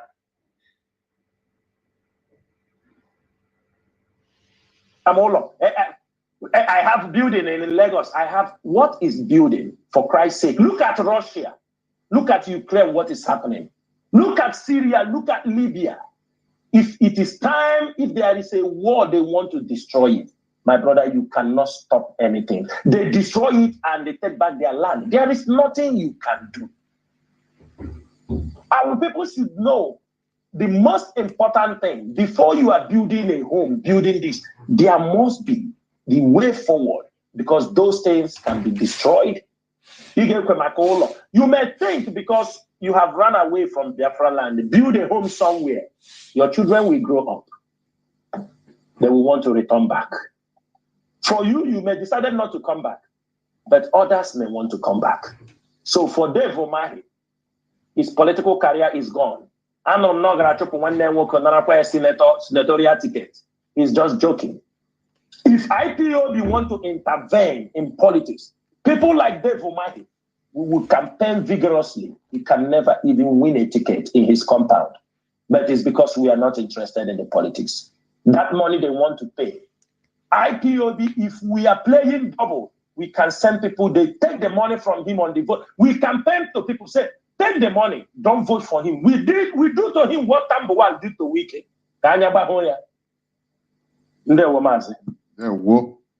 I have callers, not a caller waiting. Caller on direct line. Welcome to the program. Please give us your name and where you're calling from. Callers on WhatsApp and Signal, please hold on, I'll come to you. Caller on direct line. Can you hear me? Yes, Mazi, I can hear you loud and clear. Are you hearing me? The whole world is hearing you. Please go on. Yes, Mazi. Good morning from here, and good afternoon, good night, Biafrans. My name is Judo Kafo. Judo Kafo is from Agbo. Agbo is in Anioma. Anioma is in Biafra land. And Anioma people all the way from Ikwakiri. We are 100% Igbo. By name, by culture. We are one. My reason why I call this evening is to thank people, a man like China Sanwo. Because every time I pray for my leader, I see the trouble in my leader's heart. And I see the regret in his heart too. Every time he prays, Mazi China Sanwo is always ringing a bell in the heart and the head of Mazi Nnamdi Kanu, right there in the SS Dungeon. Do you know what he's saying? I wish I knew. I wish I know. I would have listened to Mazi China Sanwo. Because all what he taught me to be careful of these people. That is what happened. But Mazi Chinas and Woru, I thank you. I thank you and DOS and all Biafras around the world, especially you, Mazi Chinas and Woru. If not for you, only God would have known what will happen to IPOB. Because the same devil that went, the same Jezebel, Lucifer, the same Eve that went to meet Adam and said, try this apple. Eat this apple, your eye will be open. But you refused and refused to take the offer. And you stood and said, IPOB must stand. Because you have contributed a lot for this struggle, Mazi Chinas and Woru. I respect you. I doff my cap for you. You are among the 100 men that will take us to Biafra, the promised land, for not betraying the cause of this restoration. The God of my ancestors, the God of my ancestors,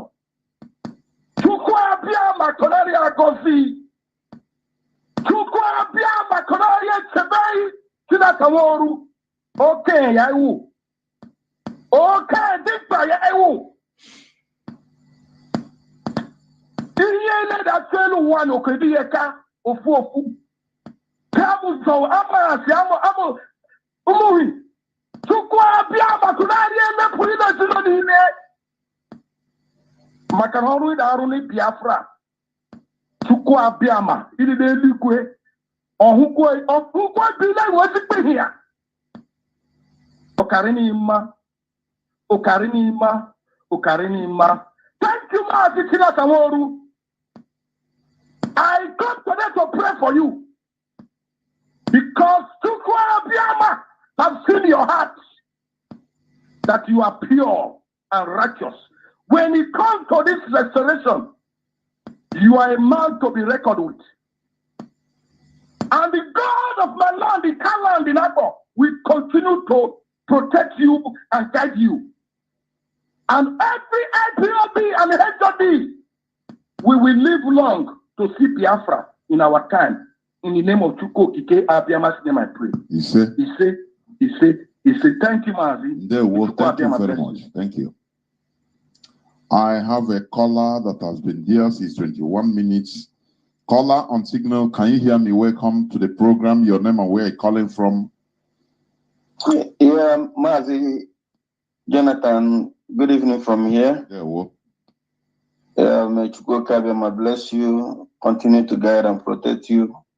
That whenever you come in this hallowed platform, you keep on preaching the gospel of Chuko Kabiyama, and we'll be listening also at the same time, be the dwellers of what we are learning from this hallowed platform. And before I proceed, I will never forget to say, Chuko Kabiyama, please continue to guide our leader Mazi Nnamdi Kanu, protect him from every danger, from every hands of the evil ones, most especially destroy his enemy before they come close to him and release him unconditionally so that he will rejoin us.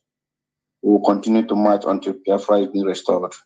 He said, fellow Biafrans, lovers of freedom, my name is Mazi Akas. I'm calling from Austria. And by the special grace of Eze Chuko Kabiyama, I am the IPOB Austria National PRO. Mazi, I don't have any question, but I just call in to say a very big thanks to my beloved brother, Mazi Chinas and Woru, the man who have stand on behalf of our leader Mazi Nnamdi Kanu and swear that he will never allow this freedom to be sold. Mazi Chinas and Woru, I want to validate the last caller that called Mazi Judo Calvo. This man that called has a good heart and he's a formidable IPOB. Mazi, when this thing happened initially, when this Jezebel was shouting in this platform of idiot inside in Finland, blackmailing and blackmailing and blackmailing and blackmailing.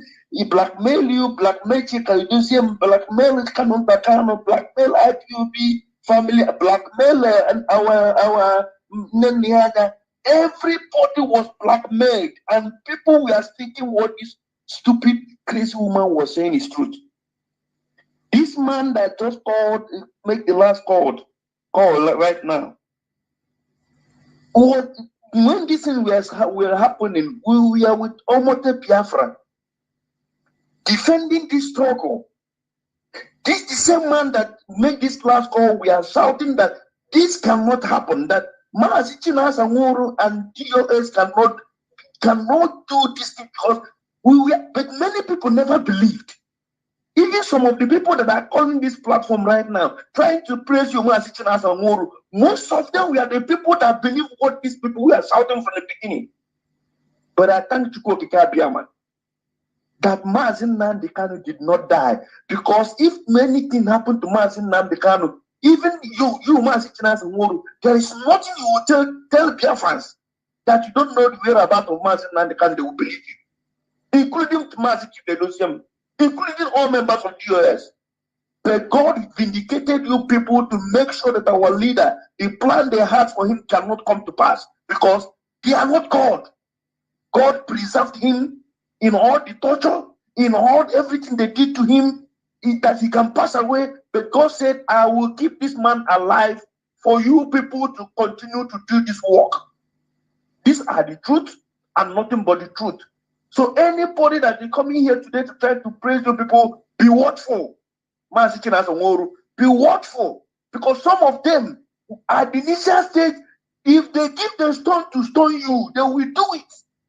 But I thank you, to vindicate you people, to show to the Biafrans all over the world that you people are whiter than white and whiter than snow in anything that concerns this atrocity they committed to our leader, Mazi Nnamdi Kanu. They have begun to negate themselves. The world have known the truth that GOS is pure whiter than white and whiter than snow. They are innocent of every accusation they give to him.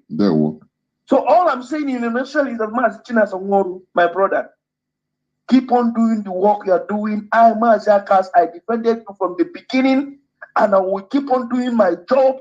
I will keep on fighting for this freedom. I will keep on making sure that any time, any day, I must keep on doing what I'm supposed to do. That at the last, all of us will have every cause to glorify Chukwu Kabiama by restoring Biafra. Thank you much. May Chukwu Kabiama bless you from here. Thank you much. Thank you very much. We must continue. Mazi Chinasa. Mazi, yes, Mazi, thank you. Yes, Mazi, let me use this opportunity. I thank every one of them, but I will use this opportunity also to thank our IPOB family in Europe. For me, Europe is the heart of this struggle. That is why anything happened, my head, Europe. Because, Mazi, you could remember when our leader was kidnapped. Every day you hear voice message. These were people that were, oh, we didn't eat. Oh, Judas Award is holding money for IPOB. You understand me? The campaign was, because those was the things they planned. But with the wisdom of Mazi Chike Doziem and the European rep and other members of the DOS, they took a very wise decision, which I'm not going to say it on air, a very wise decision. Mazi, we are going to 1 year. ESN, have you heard that somebody said, hey, we are looking for this? Well, anybody saying it's a criminal, because the timing, everything from our family in Europe, even welfare, clothing, they're doing their best. And also our IPOB families in Middle East, in those who are providing technical things that are needed. In Asia, in Australia, there are people who understand this movement. who knows about this movement, and they followed the steps. You know, when people don't know Chike Dozien, they may be gentle, but they are all blessed into this struggle. But all of them, all the members of DOS, I can forget about everything. People are, I know them. I am not swearing, yes. But to an extent, you see these men in the DOS, you can read their hearts when they talk. You can see how genuine they are. Forget about all the politics, forget about anything. And that is why, because of them, because of their efforts, and the people in Europe, especially on ESN, I'm telling you, we will go a very long way, as long as we have those people there. Thank you, Mazi. Yeah, well, please call us on Signal on WhatsApp. Hold on, let me go on this caller waiting on direct line. Call on direct line. Can you hear me? Welcome to the program. Yes, good afternoon, good morning, good night. Mazi Chinedi. My name is Chinedi, coming from Scotland. Thank you very much for your thank you very much for your good work. Thank you, brother Chinasa Wuru. Afanye Ezuko. I thank you for your good work. Ask him now, I'm going to have one song. All of you that are doing the work of God. Once of Biafra. Because after Biafra has been restored, I gave with Bible in time, and your name, all of you that are working to restore Biafra. So, my question is, for instance, that Nigerian government decides now to, go on war to Biafrans, would people in diaspora, if you guys have the plan, would the people in diaspora will be able to go to Nigeria or to Biafra land to defend our land?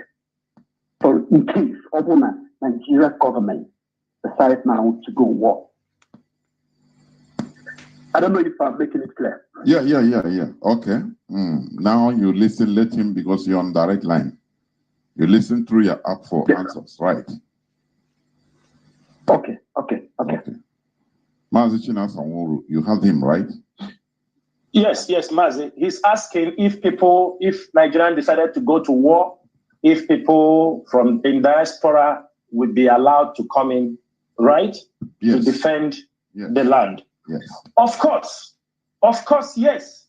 Mazi, as Russia and Ukraine are fighting, are we not seeing soldiers from different countries flying into Ukraine, whoever they support? You understanding me? To go to defend whatever they think they can do.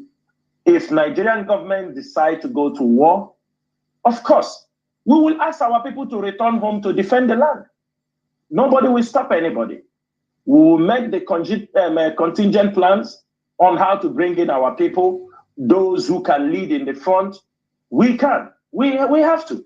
But for now, we have enough men on ground that if a war breaks out tomorrow, if we fight it strategically with the people we have, because we have men, I'm telling you, it's not that to talk. We have warriors. We have one-man squad. There are many in IPOD. Those who go to war front, you will see people that confront Fulani herdsmen, Fulani terrorists.